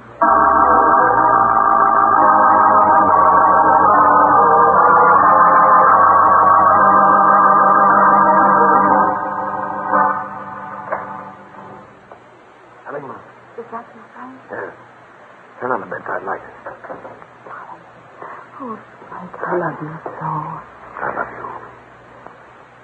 I got the signal to come back. Is anything wrong? Oh, darling, I want to help you. You know that, don't you? Of course. Frank, listen to me. Have you ever heard of Horace Gay? Not until Drake spoke of him. Who is he, anyhow? He's an escaped convict from Sing Sing. He was sent up for murdering a man. Good heavens. Because I told Drake that Horace Gay and I were once in love. I told him that after the trial, Horace threatened to kill any man that I married. Helene, you don't mean that you... Of course not. I never heard of Horace Gay until I read about him in the paper. I cut out the clipping and mailed it to myself. But why in heaven's name? But don't you see why? I wanted Drake and everyone else to think that Horace Gay had come back and murdered Alan. But what if they... Capture Horace Gay? Oh, they won't, darling. That's how I was clever. The clipping came from a year-old paper. The police have practically given up searching for Horace Gay. Yes, it was clever. Very clever. But I still... Stop worrying, darling. Horace Gay is probably in South America by now. I'm not worrying. It's an ingenious idea. There's only one thing wrong. I know what you're thinking. I've taken care of that, too. Taking care of what? The gun, darling. Look, I kept it under my pillow. You mean that you... Of course. I fired the shot. There wasn't any prowler. And when Drake suggested that the prowler might have been Horace, I pretended I'd forgotten about him. Remember? Yeah, I remember. Well, if I had been the one who had suggested Horace, Drake might have thought it was a setup. Wasn't that clever? Very clever. What are you going to do with the gun? Oh, silly. If I'd thrown it out the window, why, they would have found it with my fingerprints. No, darling, Drake must never find the gun. So you expect me to get rid of it for you? But, darling, it's for your own good. You've already been searched. They'll never look. Helene. Yes, Frank? You think I killed Ellen, don't you? Didn't you, Frank? Don't be a fool. Of course I didn't. Blast it, Helene. Frank? What? Come back here. Hello? Sit down here. To me. Helene, listen to You me. listen to me, Frank, darling. Listen carefully. Perhaps you didn't murder Alan. If you say you didn't, it's all right with me. But I didn't, All right. Drake and Danton think you did. They can't prove a thing. Darling, suppose you're wrong. Suppose they can prove that you did. What do you mean? It looks bad, Frank. You did have a motive. You did quarrel with Alan. Your fingerprints were on the gun. You and I both have admitted we were in love. But Helene, I tell you, that wouldn't stand up in court. It's circumstantial. Alan was an important man, Frank. They've got to send someone up for his murder. And you think I'm the goat, huh? Oh, darling, let's not take that chance. Drake is practically convinced that this Horace Gay is the murderer. If they don't find the gun... Well, how will I get rid of it? What if they find it on me? Well, they won't, darling. Don't let them. Oh, Frank. Frank, if you take me away, I couldn't bear it. I couldn't bear it, darling. Here comes Drake and Danton. Oh, quick, darling. Put the gun in your pocket. Well, look who's here. The little man who wanted everyone else to be so discreet about going into female bedrooms. Look here, Danton, I'll have you notice. We understand, Woodman. Becoming indignant won't help the situation. Mrs. Fisher, I'll have to ask you to get dressed and come downstairs. I'm afraid I must disappoint you, Mr. Drake. I really don't feel up to it. And I'm afraid I haven't the time nor the patience to tolerate your disappointment, Mrs. Fisher. You will meet us in the living room in 10 minutes. Now, just a minute, Drake. These high-handed methods of yours are a little too much to take. Are they, Woodman? And what do you plan to do about it? See, Junior, we're not kidding. Mr. Drake, I absolutely refuse. If you do, Mrs. Fisher, we'll have a patrol wagon here in 10 minutes. Inspector, perhaps you'd better assist Mr. Woodman down to the living room in case he has similar ideas about joining our party. It'll be a pleasure. Come on, little man. Come to Papa.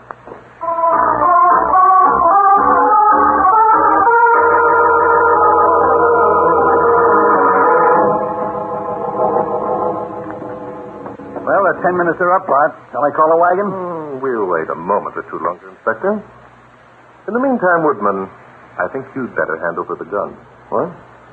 What gun? What are you talking about? I'm talking about the gun that Mrs. Fisher used to shoot the hole through the screen, Woodman. It wasn't outside the house, and I'm sure that Mrs. Fisher wouldn't want it found in her room. But how? I mean, I haven't... Hand it over, Junior. Well, Look here, you can't... Here it is, Bart. Just like we figured.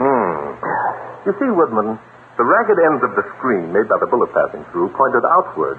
That proves conclusively that the shot came from inside the room. Get it, Junior?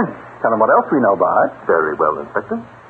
We know that there was no man in Mrs. Fisher's room, Woodman. The whole thing was a product of her imagination. That's a lie. You can't prove a thing. I think we can. Mrs. Fisher said she woke up and saw the glowing dial of a man's wristwatch in the darkness. Well? How did she know it was a man's wristwatch? Why not a woman? I beg your pardon, Mr. Drake. Oh, yes, sir. Mrs. Fisher is waiting for you in the library. Library? We told her we'd be here in the living room. Mrs. Fisher prefers the library, sir. Oh, she's trying to show her independence, eh? Well, no. Oh, no, Inspector. Meeting us in the library is the cleverest move Mrs. Fisher has made tonight. But on the other hand, it's a dead giveaway that she is the one who murdered her husband.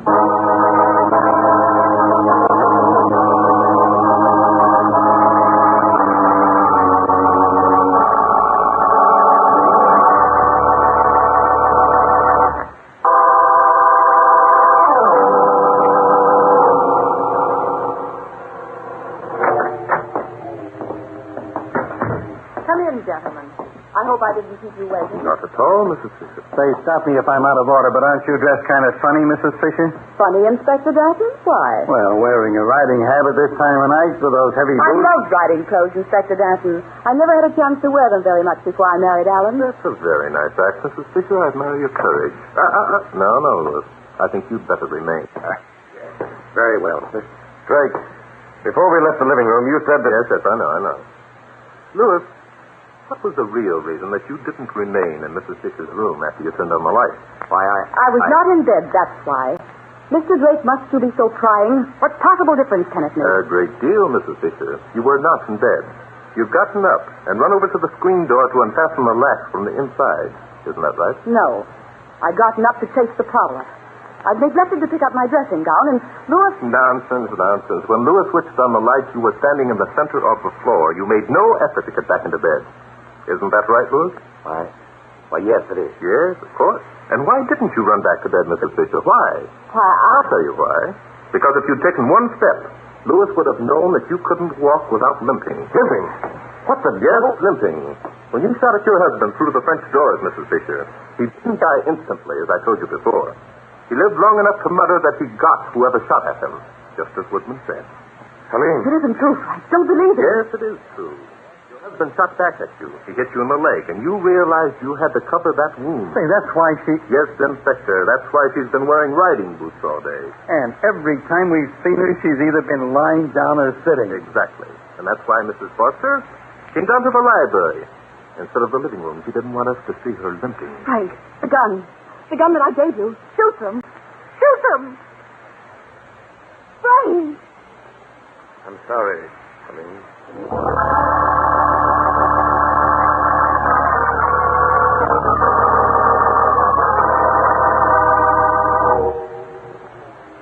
Mighty nice you'd asked me to stay with you tonight, Bart. It would have been a long trip out to my place. Well, I'm glad to have your company, Inspector.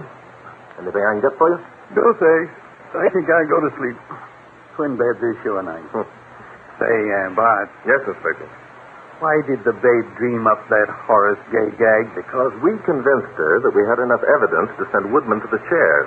That would have meant complete failure of her plan. She was in love with Woodman. So she tried to pin the murder onto someone else. Oh, I see. Well, good night. Good night, Inspector. Say, Bart. Yes, Inspector. It's something you forgot. Oh, yes. Okay, Inspector. Mystery is my hobby.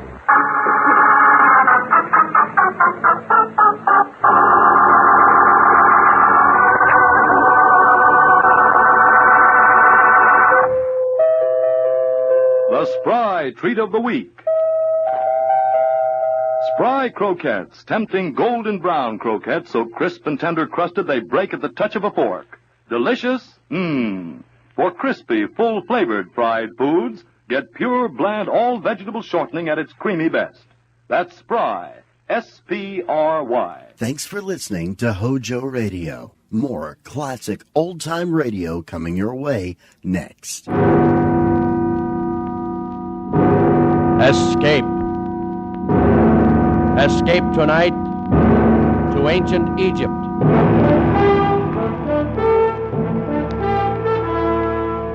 The Columbia Broadcasting System and its affiliated stations presents Escape, a new series of programs of which this, the sixth, is The Ring of Thoth by Sir Arthur Conan Doyle, produced and directed by William N. Robeson.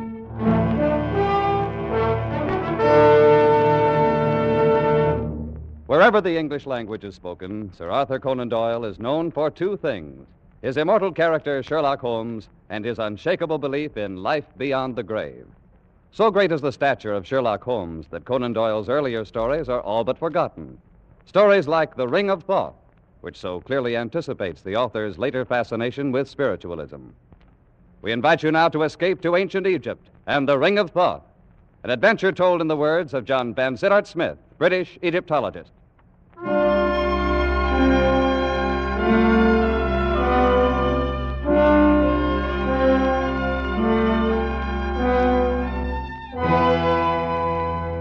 I arrived in Paris on the 3:14 express from Dieppe and went immediately to my hotel in the Rue de Lafitte.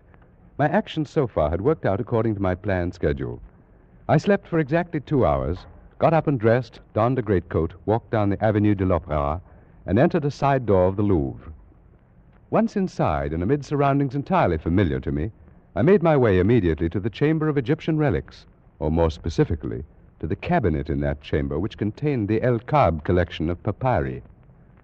Drawing out the particular roll I wished, I placed it on a nearby table, sat down, began to study it, when I noticed one of the museum attendants who was polishing some brasswork across the room.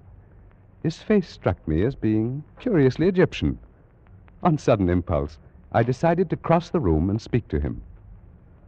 Approaching closer, I was impressed at once by the appearance of his skin.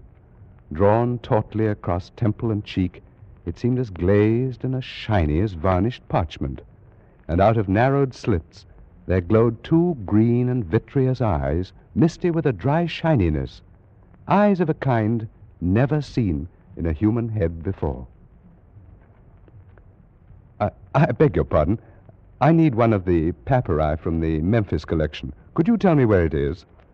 You'll find it in the last cabinet at the end of the room, monsieur.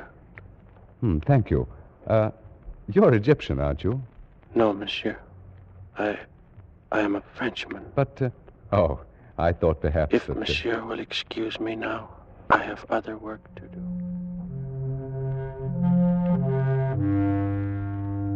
I went back to the table and took up the papyrus I had been studying before.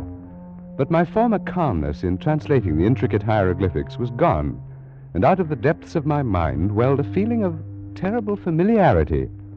I concentrated more deeply on my studies, pushing aside those thoughts conducive to mental turmoil, and at last, worn out by the inward struggle, I fell asleep.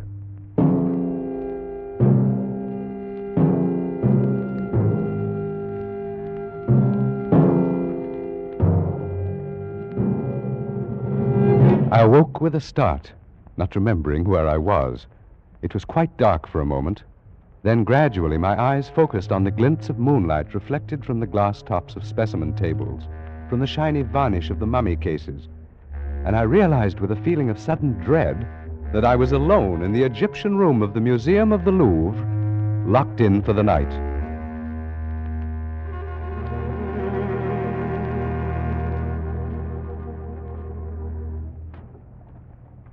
And I saw at that moment, approaching through the moonlit halls, a dim yellow flame.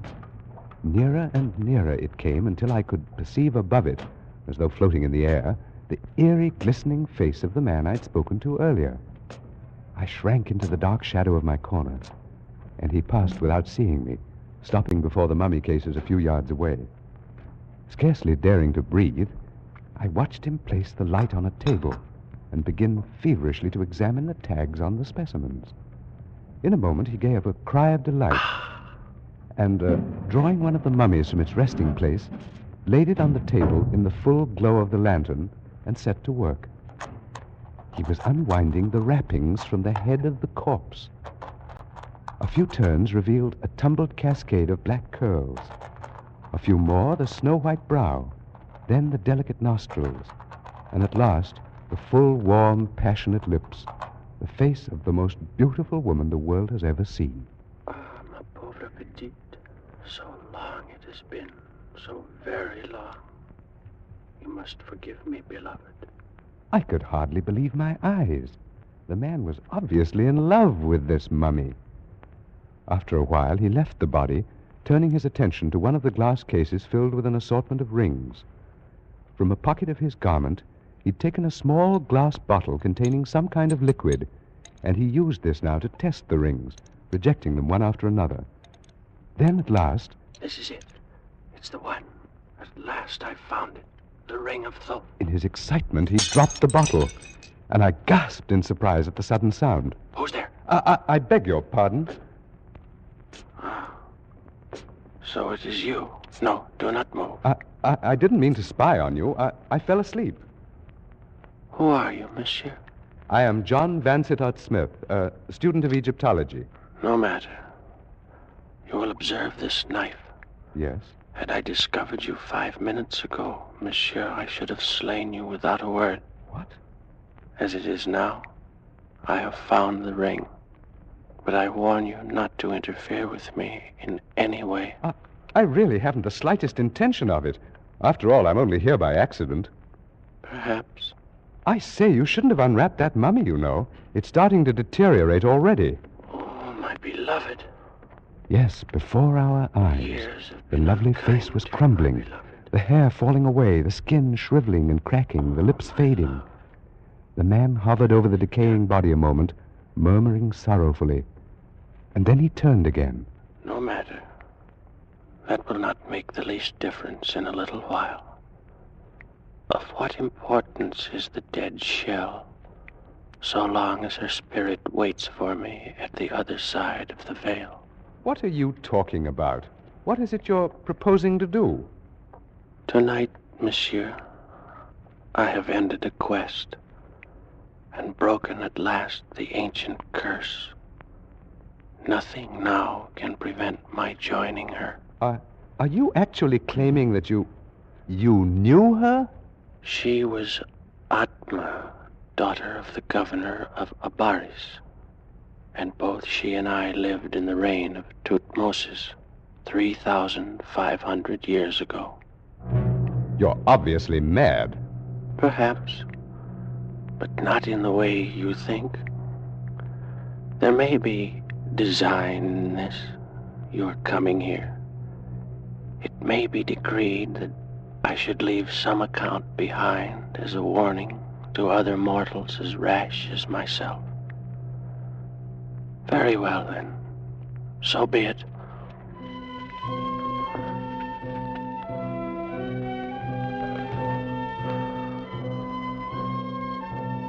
I am, as you surmised, an Egyptian.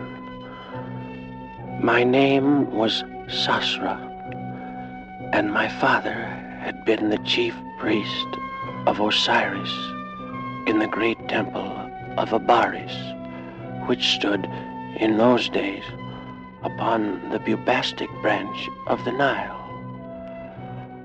I was brought up in the temple and was trained in all those mystic arts and sciences known to the priesthood.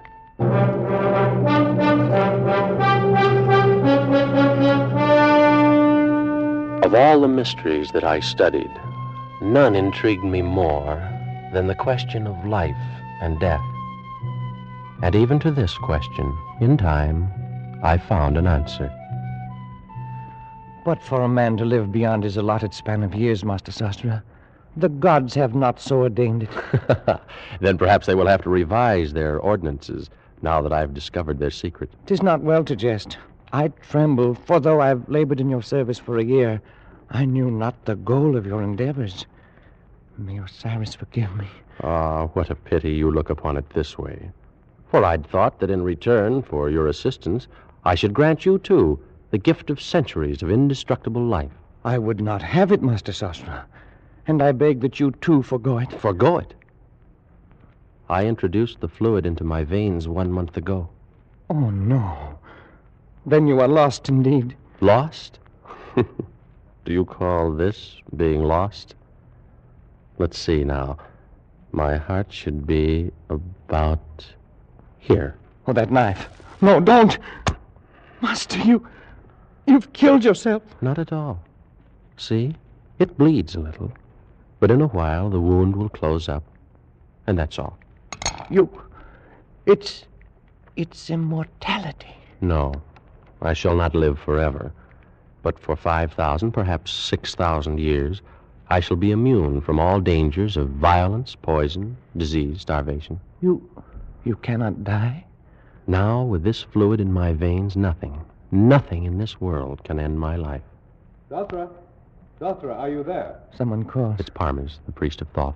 In here, my friend. Enter. Oh, greetings, Sosra, master of sciences, and his worthy assistant. If you will excuse me, masters, I go to make my peace with Osiris. What's wrong with your helper, Sosra? The thought of a well-nigh eternal life has frightened him into gibbering superstition. Then you still believe in the discovery? Believe in it? Parmes, my friend. Look, By the heavens, what a scar. It pierces the heart. It was done only a moment ago with this knife. See? I can put it back in the wound. So.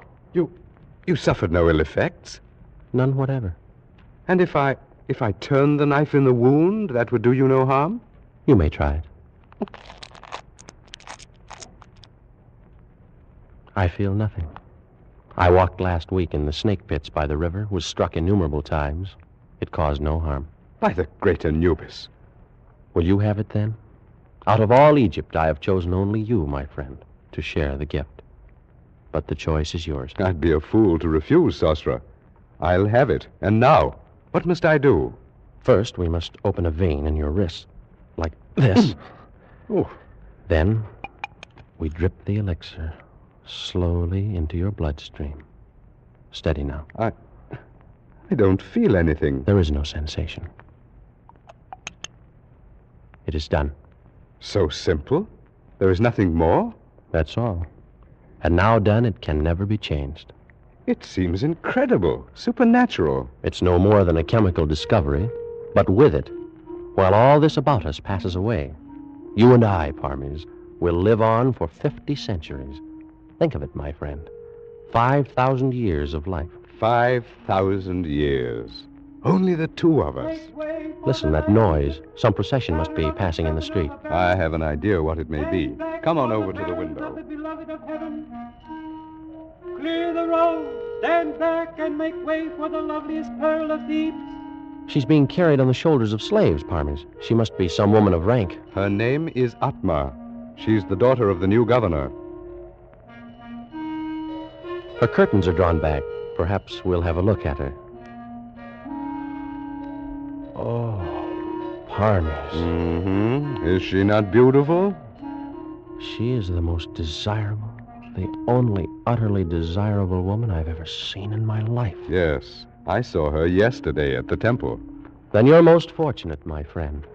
You've had 24 more hours to dream about her than I have had. I must know her, Parmes. I must make her love me. I'll send gifts. I'll call on her tomorrow. Oh, it has to be then. I couldn't wait any longer than tomorrow. A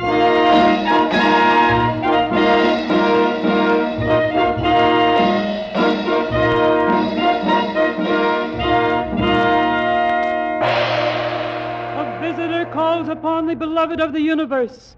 He is Sosra, priest of the temple of Osiris. Well, bid him approach. Enter, Sosra. Oh, most beautiful of all Egypt, I cast myself at your feet. That's a noble ambition. But wouldn't it be much better to sit here beside me and watch the fish in the fountain? Much better. You will all withdraw, except you, my girl. Play something for us, at a distance.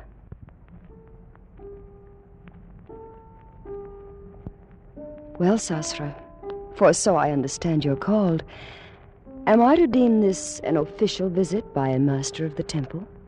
Oh, Atma, my beloved. That is, no, it is not official. Oh? Perhaps then you wish to see my father on personal business of your own. Oh, no. No. I shall pay my respects to him at some other time. Then could it be I you've come to see? Yes, yes. And since you've said the visit's not official, your reason must be a personal one. Oh, it is. Well, what is it? Atma, I have known women who are famed for their beauty throughout the valley of the Nile. But not one, not all of them, are so lovely as you. How thoughtful of you to come here and tell me. Atma, I've no wish to intrude my desires, my hopes, beyond such extent as you may wish to hear. But, oh, I'm finding this very difficult. Sosra, I've been told that you're a master of science, that you've unlocked the secrets of the universe, learned all the mysteries of nature itself. Your informants have been most generous. Yes, I'm inclined to think so. What? Because you've discovered nothing at all about such a simple thing as a woman's heart. What do you mean? I come from Thebes. And the women of Thebes are warm-blooded, passionate, and we know what we want. Atma. I saw you first 3 days ago. Why do you think I told my bearers to carry me down that street beneath your window?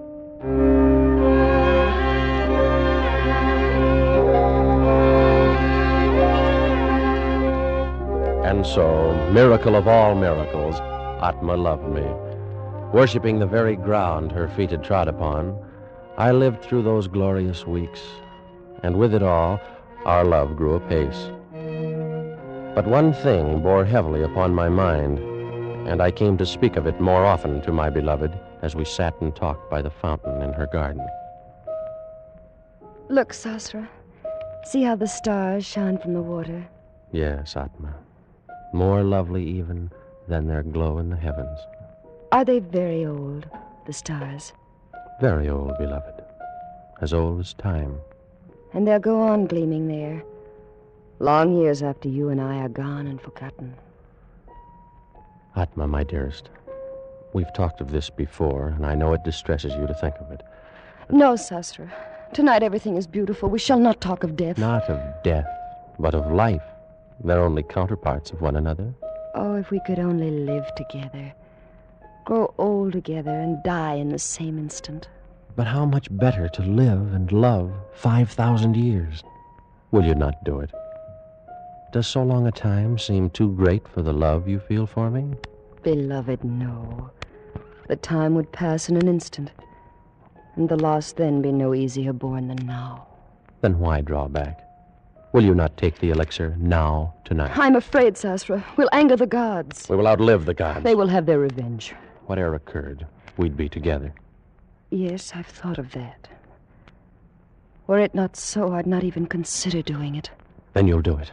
Atma, you'll do it. I need more time, only a little more to assure myself. How much? Tonight, Sasra.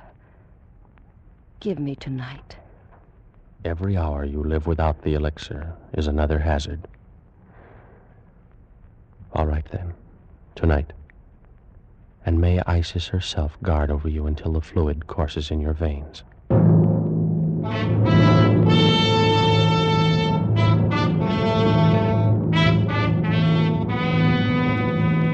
And so, on that accursed night, I went to my chambers and slept. And while I slept, the moon of Isis shone over the delta of the Nile. Shone but to light as foul a scene as was ever done on earth. Some hours had passed away. Master Sasra, awaken! Master, awaken at once. You know, who is it? Oh, what a terrible thing has transpired this night.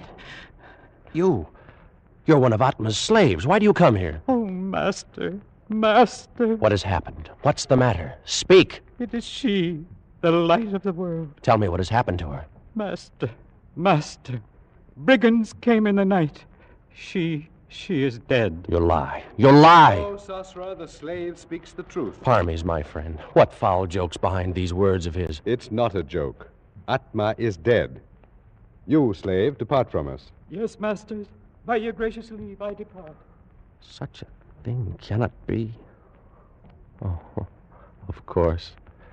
The two of you planned it together, sought to frighten me out of my wits. It's very amusing, really. But I was terrified for a moment. Atma no longer lives. She was stabbed to death only a short while ago. No. Oh, no. She can't be dead. She is dead, Sosra, and for all eternity. I must go to her.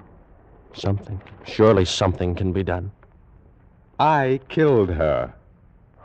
What is it? What has happened?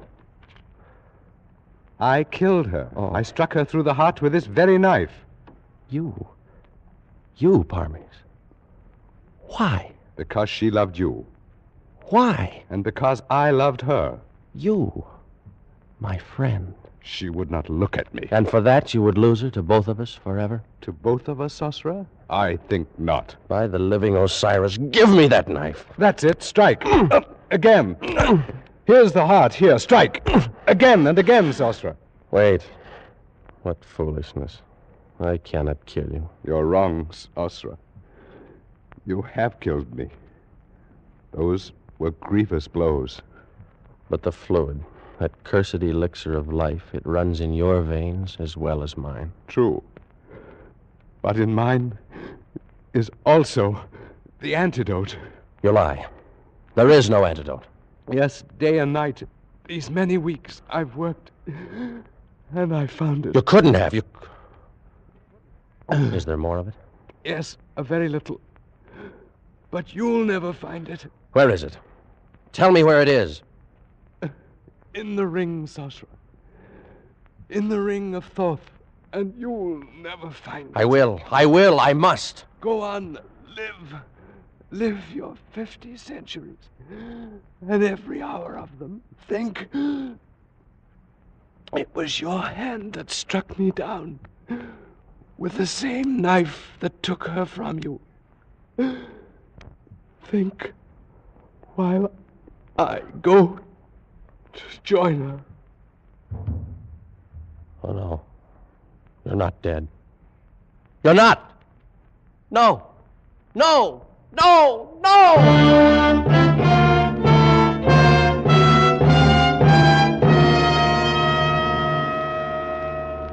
For months, I searched the papers, test tubes, and the chemical flasks in the chambers of the dead priest of Toth. Searched and found nothing. I sifted the sands where he'd walked, questioned his slaves and servants, and learned nothing. Every moment of my life, my terrible and unwanted life, was devoted to an unceasing hunt for the ring of Toth, and all to no avail. And in time, a horde of barbarians overran the city of Abaris. And the sands of the desert buried forever the last of my hopes.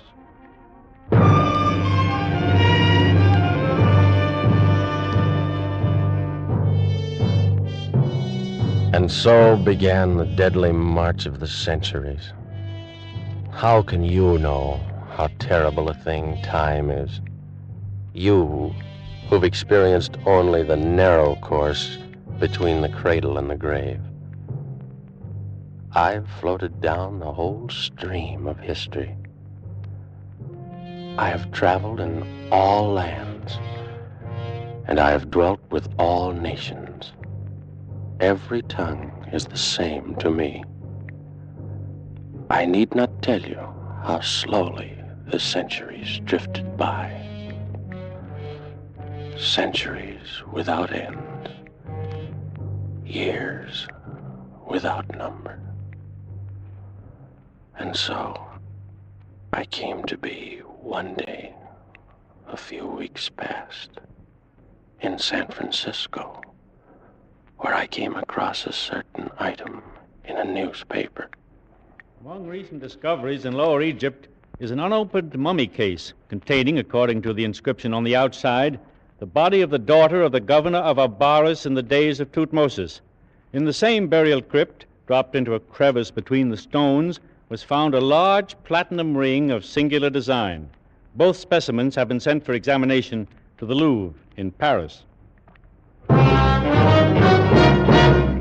So, I presume you came here to Paris, obtained this position of attendant in the Louvre with the idea of... Only yesterday, Monsieur Smith.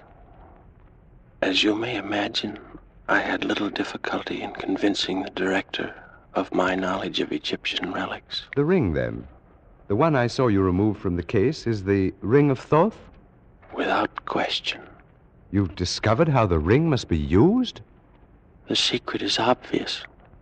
See, the stone is hollow, and drops of liquid move within it. Have you considered the possibility that this antidote may not perform the function which has been claimed for it? It will, monsieur. And there'll be no need of a knife to strike me down. My death was due in a time long past, and only this damnable fluid that runs through my veins supports the weight of my years. I delay no longer. I go to join her where she waits for me in death. No, don't. Oh. Too late. I've broken the gem. taken the antidote. I stood and watched him with a terrible fascination, but without pity and without compassion. He turned away from me and reeled toward the mummy he'd left on the table across the room. But even as he turned, the parchment skin of his face cracked and shredded. Discolored lips shriveled away from the yellow teeth. The vitreous eyes withered into nubs of formless plasm, and the full weight of his 3,500 years descended on him in an instant. I left that room of death and walked over the marble floors toward the exit, my footsteps echoing through the empty halls, even as they had echoed for so long in the corridors of time. And I wondered as I walked if Sosra knew now what I knew, that the antidote in the ring of Toth can bring death to the body, but not to the soul. And I wondered in what cloak of flesh his spirit now dwelt, just as I, Parmes, priest of Toth, had for the last 40 years of my 3,500 dwelt in the body of John Vansittart Smith.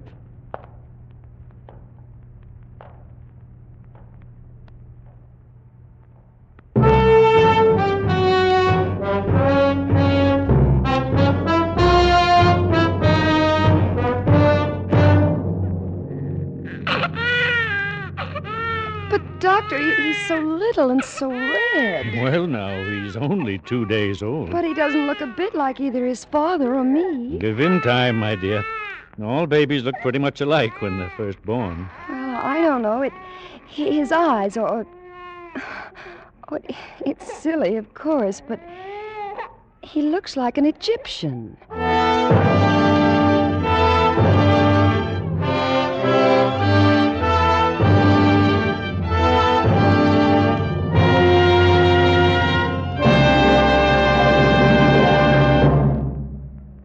Produced and directed by William N. Robeson, The Ring of Thoth by Sir Arthur Conan Doyle was adapted for radio by Les Crutchfield, with Jack Webb as Sosra, Thomas Freebairn Smith as Vansittart Smith, and Joan Banks as Atma.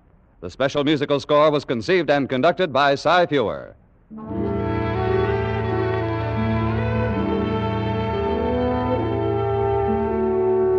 Escape is presented by the Columbia Broadcasting System and its affiliated stations each week at this time. Next week, we invite you to escape to a raft in the South Pacific with John Russell in his unforgettable story of human frailty, The Fourth Man. And so good night until next week at this time, when again it will be Time to Escape. This is CBS, the Columbia Broadcasting System.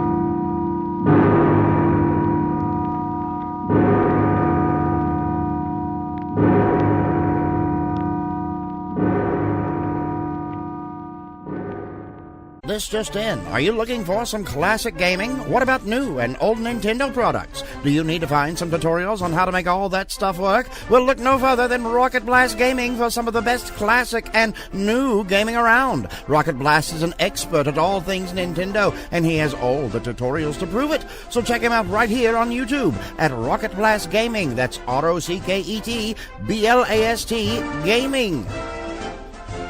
Keep it tuned right here to Hojo Radio for more classic old-time radio. Escape. Escape tonight to a raft in the South Pacific.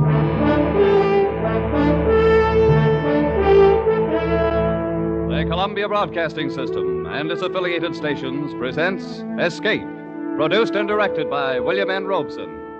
This, the last of the summer series, is The Fourth Man by John Russell.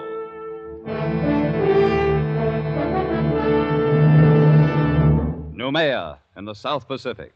To a generation of French criminals, a word to be uttered in the same terrified breath with Devil's Island. The penal colony at Noumea, where the cutthroats, garrotters, and sadists from the dregs of French society were sent to a living death. Tonight we invite you to escape from Noumea in John Russell's The Fourth Man.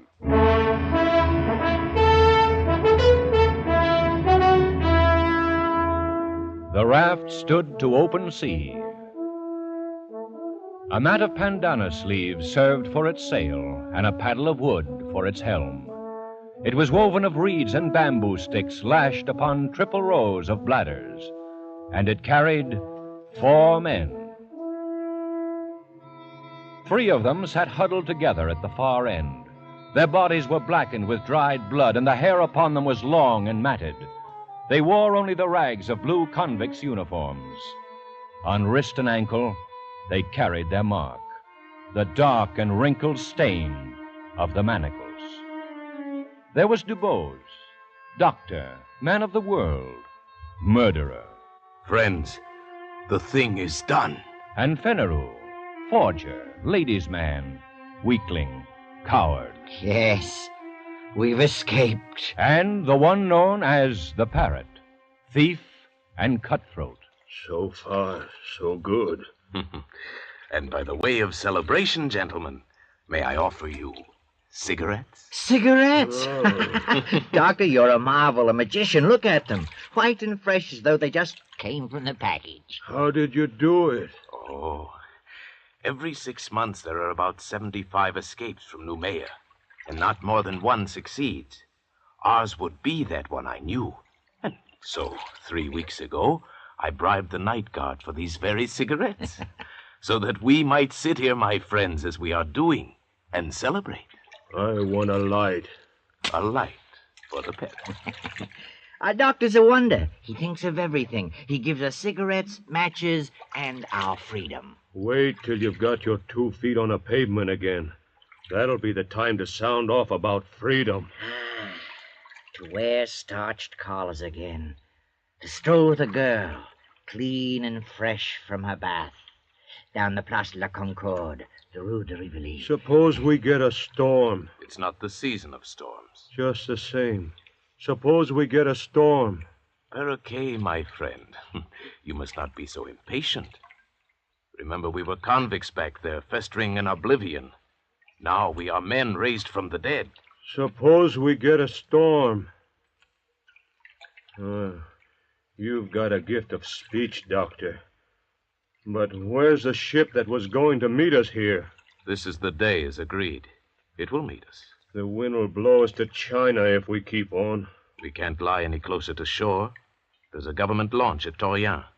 And I doubt if the native trackers have given us up. Careful, Parrot. The natives will eat you yet. I've heard about that.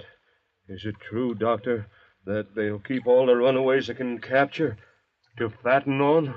Oh, they prefer the reward still.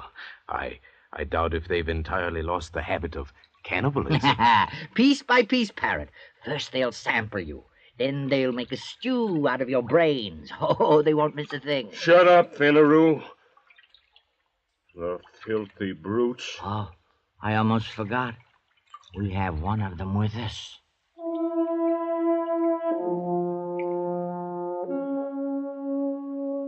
The 4th man was steering the raft. He sat crouched in the stern, his body glistening with spray. His huge dark hands held the steering paddle. He was motionless, like an idol, his eyes fixed on the course ahead. The 4th man on the raft. You are looking at a Canuck, my friends. You will see nothing superior. No line of beauty to redeem the low angle of the forehead, the knobby joints of the body. Nature has stamped him with the mark of inferiority, and he has set the final seal himself with that twist of bark about his middle, that prong of pig ivory through his nose. Yes, but nonetheless, he's a man, and there is a price on our heads. He could be taking us where he likes. Calm yourself, Fenneru. This is a very simple animal, an infant, really. Does that mean he couldn't double-cross us? It does. He is bound by his duty. I made my bargain with his chief up the river, and this one is sent to deliver us on board our ship. That's the only interest he has in us. And he'll do it? He will. That is the nature of the native. No, I don't trust him, not for a minute. The brute. The animal. You! It's you I'm talking about. You dirty brute. Save your breath, Parrot. He speaks no language, only a few noises, a few signs. I don't feel right on the same raft with that. Well, burn yourselves up in the sun if you like, but me, I'm going to crawl under a mat, get some sleep. Yes, we should all sleep a little, conserve ourselves. And when we awake, our ship will be here. Our saucy little topsail schooner, a mast standing out against the sky, and we'll be on our way to France. Yes, sleep, my friends.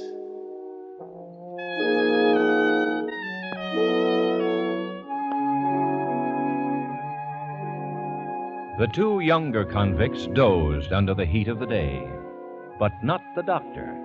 He stood once again to sweep the skyline under his shaded hand. His plan had been so careful, so precise. He had counted absolutely on meeting the ship, a small schooner, one of those flitting, half-piratical traders of the Copra Islands that can be hired, like cabs in a dark street, for any sinister enterprise. And there was no ship, and there was no crossroads where one might sit and wait.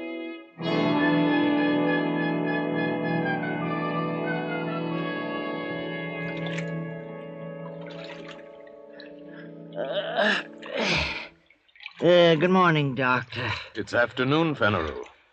Oh, yes, so it is. I slept like a corpse. Hey, where's the ship, Doctor? It was going to be here when we woke up. It will be. Oh, I'm thirsty. I'm dying with thirst. So we all, Fenneru. Where's the flask? I'm roasted in the sun. You'll just have to roast some more. This crew is put on rations. Oh, what are you talking about? Where's that water? I have it here.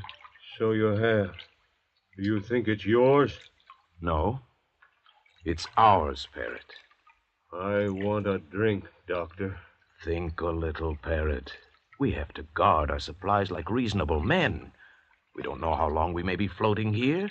Oh, so that's how you talk now. You don't know how long. But you were sure enough when we started. I am still sure. The ship will come. She cannot stay for us in one spot. She'll be cruising to and fro until she intercepts us. And we must wait. That's good. Wait. And in the meantime, what? Fry here in this heat, our tongues hanging out, while you deal us out water drop by drop? Perhaps. No. The man doesn't live who can feed me with a spoon. Unless you would die very speedily, we must guard our water. We can only do our best with what we have. All right, Doctor. Do your best. Give me a drink. You may have your share, of course. But be warned. When it's gone, don't come to us, to Fenneru and me. Yes, what's fair is fair. My drink. Very well. Oh, a thimbleful. One thimble. This way we should have enough for 3 days, maybe more, with equal shares among the three of us. That's right. There are only 3 of us. You were thinking of him, Fenneru, of our pilot? He looks somewhat like us, doesn't he? But his body has never known clothes, his feet shoes. His heart has never known the swelling that comes with feelings of love or beauty. His mind has never known a single thought. Look at us 3, gentlemen. You, Fenneru, a forger. You, Parrot, a thief. And I, Dr. Dubose, of Paris and Marseille, a murderer. And yet, we are civilized men, and this is a savage animal. And our provisions are for civilized men only.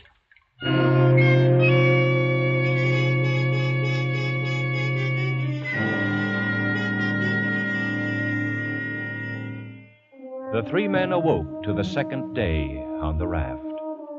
They looked and saw the far round horizon and the empty desert of the sea and their own long shadows that slipped slowly before them over its smooth, slow heaving.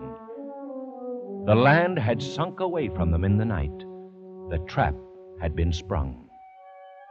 As the savage sun kindled upon them with the power of a burning glass, a calm fell, an absolute calm. The air hung, waited. The sea heaved and fell in polished undulations, and the sun shone, driving in under their eyelids like white-hot splinters. They crawled to the shelter of their mats, gasping, shriveling. And the water, the world of water, was slack and thick as oil. Oh, how lonely it is. Dr. DuBose. Yes, Parrot? Look around you. What do you mean? Go on, look around.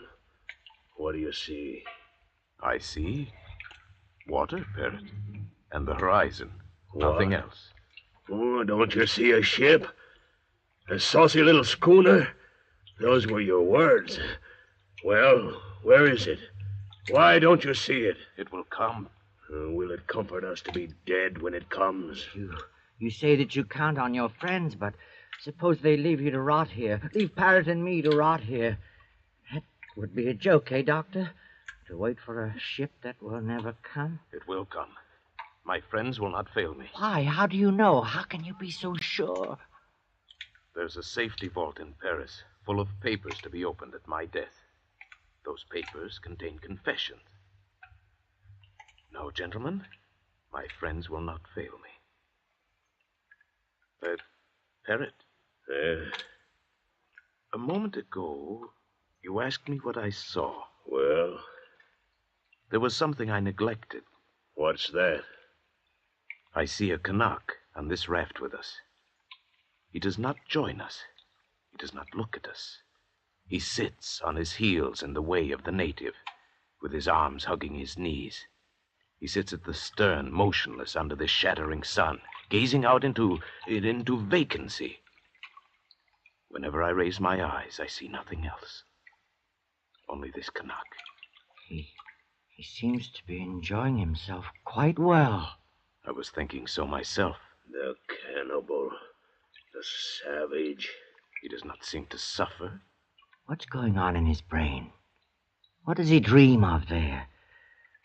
He looks as though he hates us. The dirty rat. Maybe he's waiting for us to die. Maybe he's waiting for the reward. At least he wouldn't starve on the way home. He could deliver us piece by piece. How does he do it, Doctor? Hasn't he any feeling? I've been wondering. It may be that his fibers are tougher. His nerves. But we've had water, and he hasn't. And yet, see his skin. It's moist and fresh. And his belly, fat as a football. Don't tell me this savage is thirsty. Is there any way he could steal our supplies? Certainly not.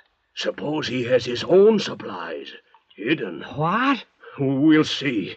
Search the raft. Come on, we'll learn his secret. Here, look under the mats. Tear it apart. I'll push him aside. Anything there? No. Gentlemen. You were mistaken. He has nothing hidden. You're wrong about him, Doctor. You say he has no understanding. There's one thing he can understand. Pain!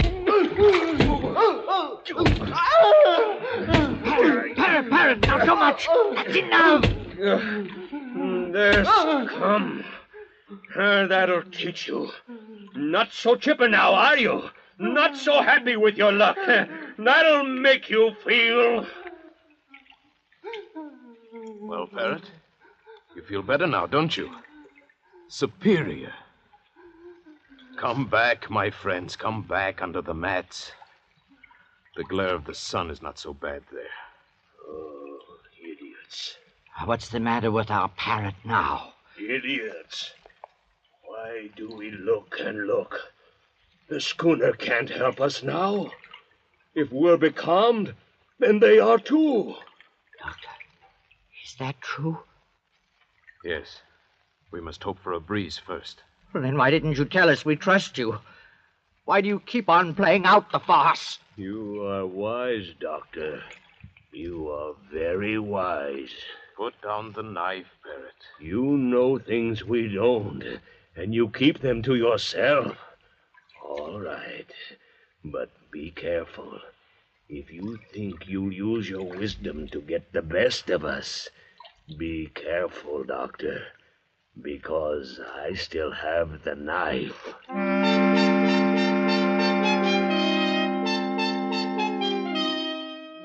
And so the days dragged by, the second, the third, and now it was the fourth day, and still there was no breeze, and still there was no ship.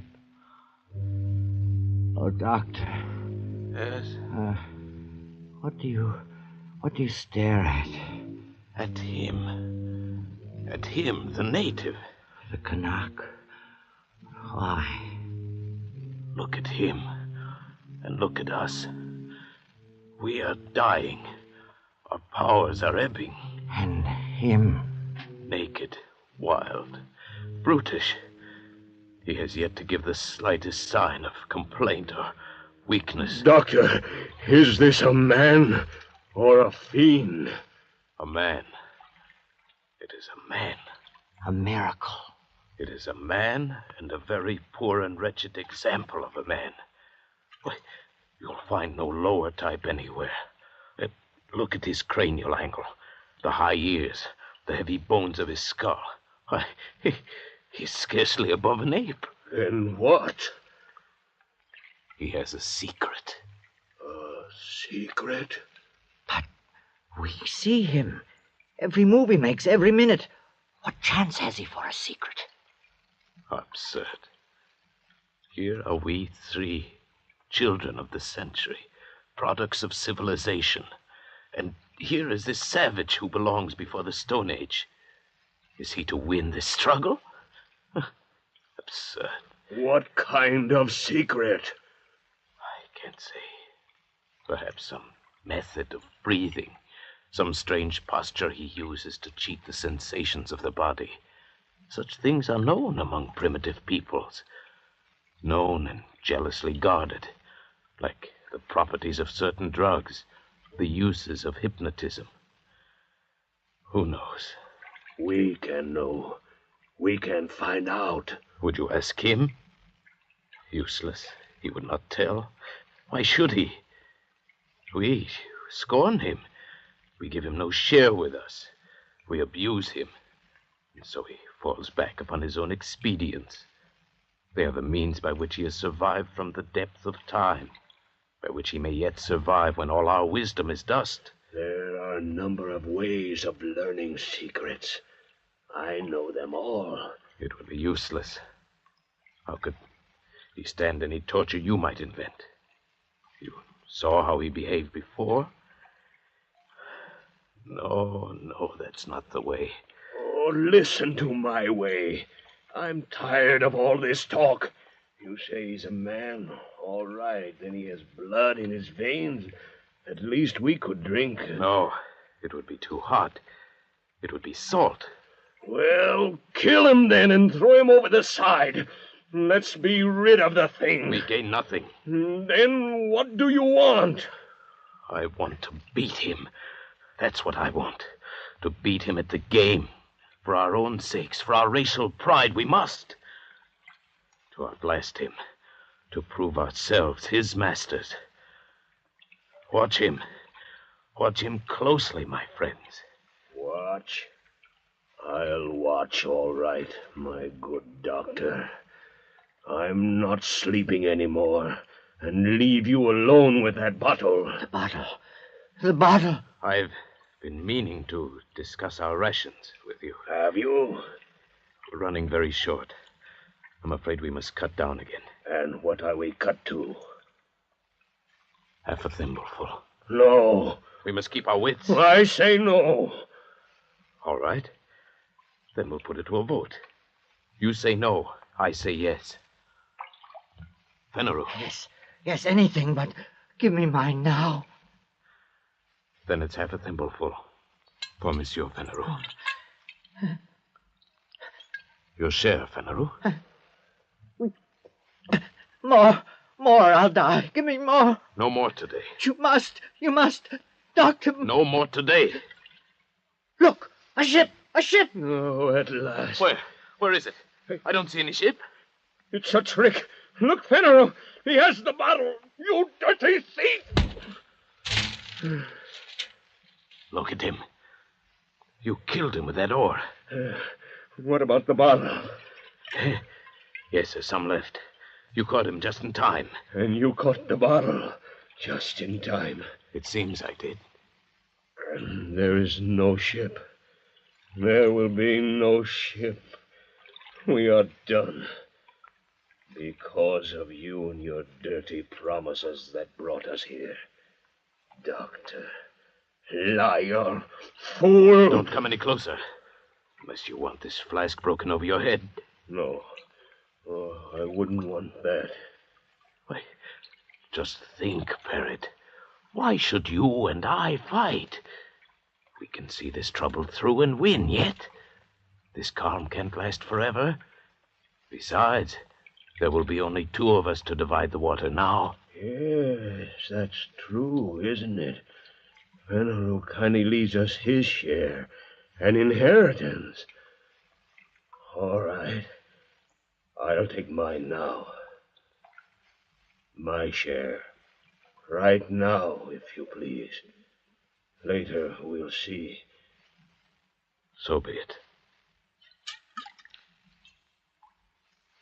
Your share. Many thanks. And now, Fenrir's share.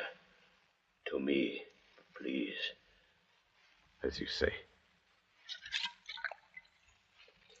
And now, another good doctor. 3.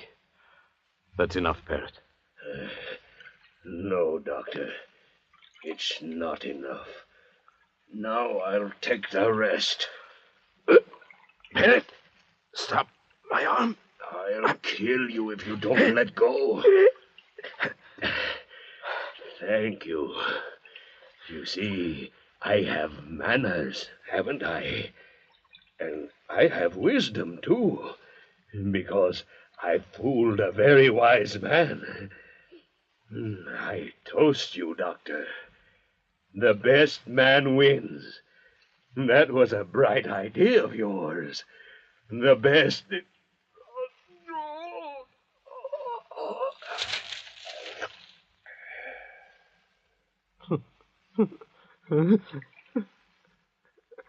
So the best man wins, eh, Parrot?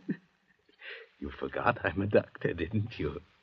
You forgot that a man cannot go without water for 4 days, then drink his fill and live through it, huh?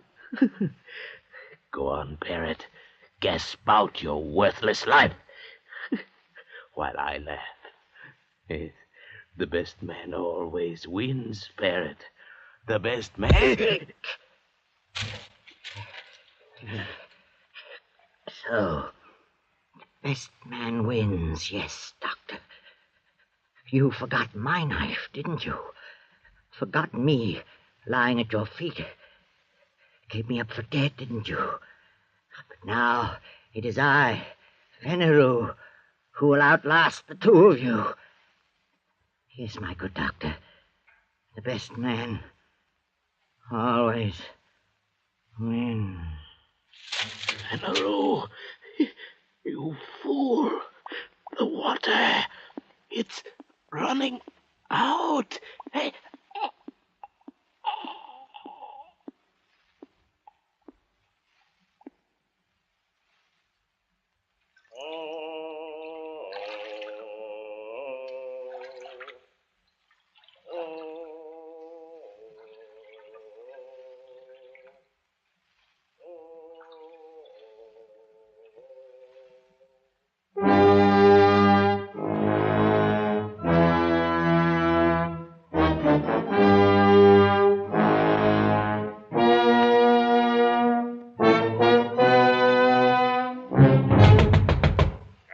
Come in.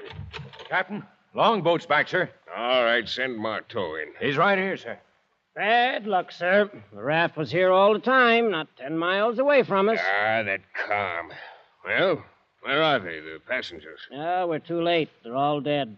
All dead, huh? Yes, one stabbed to death, another skull crushed, the other fried by the sun. They're all dead. Well, then, all the better. It'll cost us nothing to feed. Yeah, but how are you going... Hogsheads, my friend. The hogsheads in the afterhold.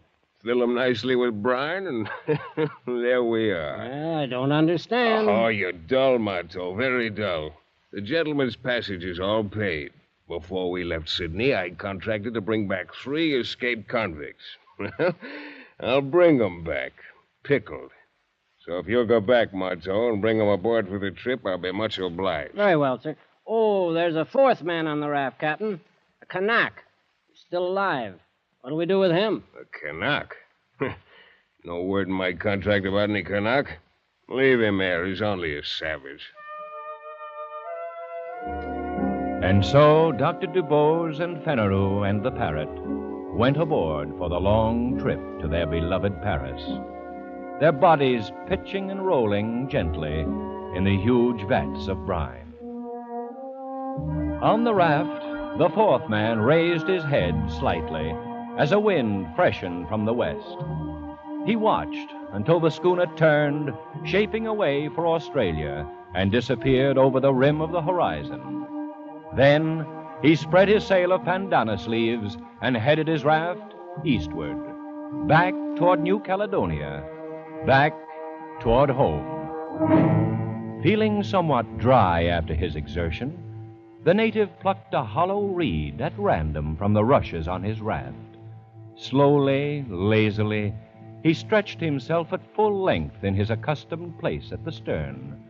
He thrust the reed down deep into one of the bladders underneath the raft, and slowly drank his fill of sweet water. He had a dozen such storage bladders remaining, built into the floats at intervals above the waterline, quite enough to last him safely home again.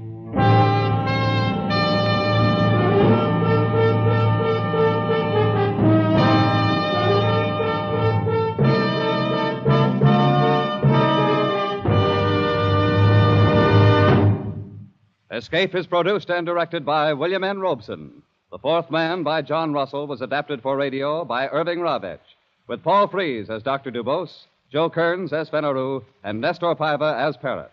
Bill Johnstone narrated. The special musical score was conceived and conducted by Cy Fewer. Escape has been presented by the Columbia Broadcasting System and its affiliated stations.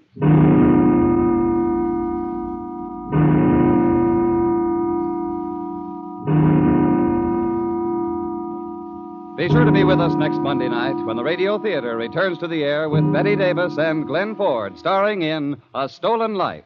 Remember, next Monday evening from 9 to 10 p.m. Eastern Daylight Time, the Lux Radio Theater starts its 14th year over CBS. The play, A Stolen Life. The stars, Betty Davis and Glenn Ford. This is CBS, the Columbia Broadcasting System.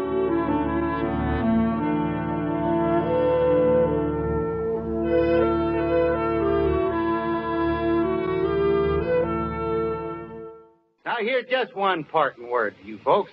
Next time you go to the store, get yourself some Lifebuoy, because you're going to like Lifebuoy's rich, purifying leather the first time you use it. And after you've used it a week, you'll never be without it. That's right.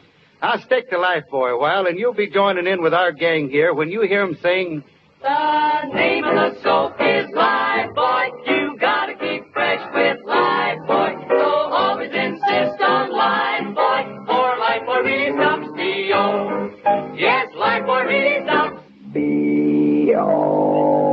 Thank you, and good night, folks.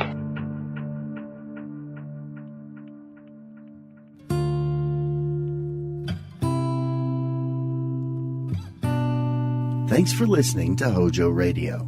We'll be back again very soon.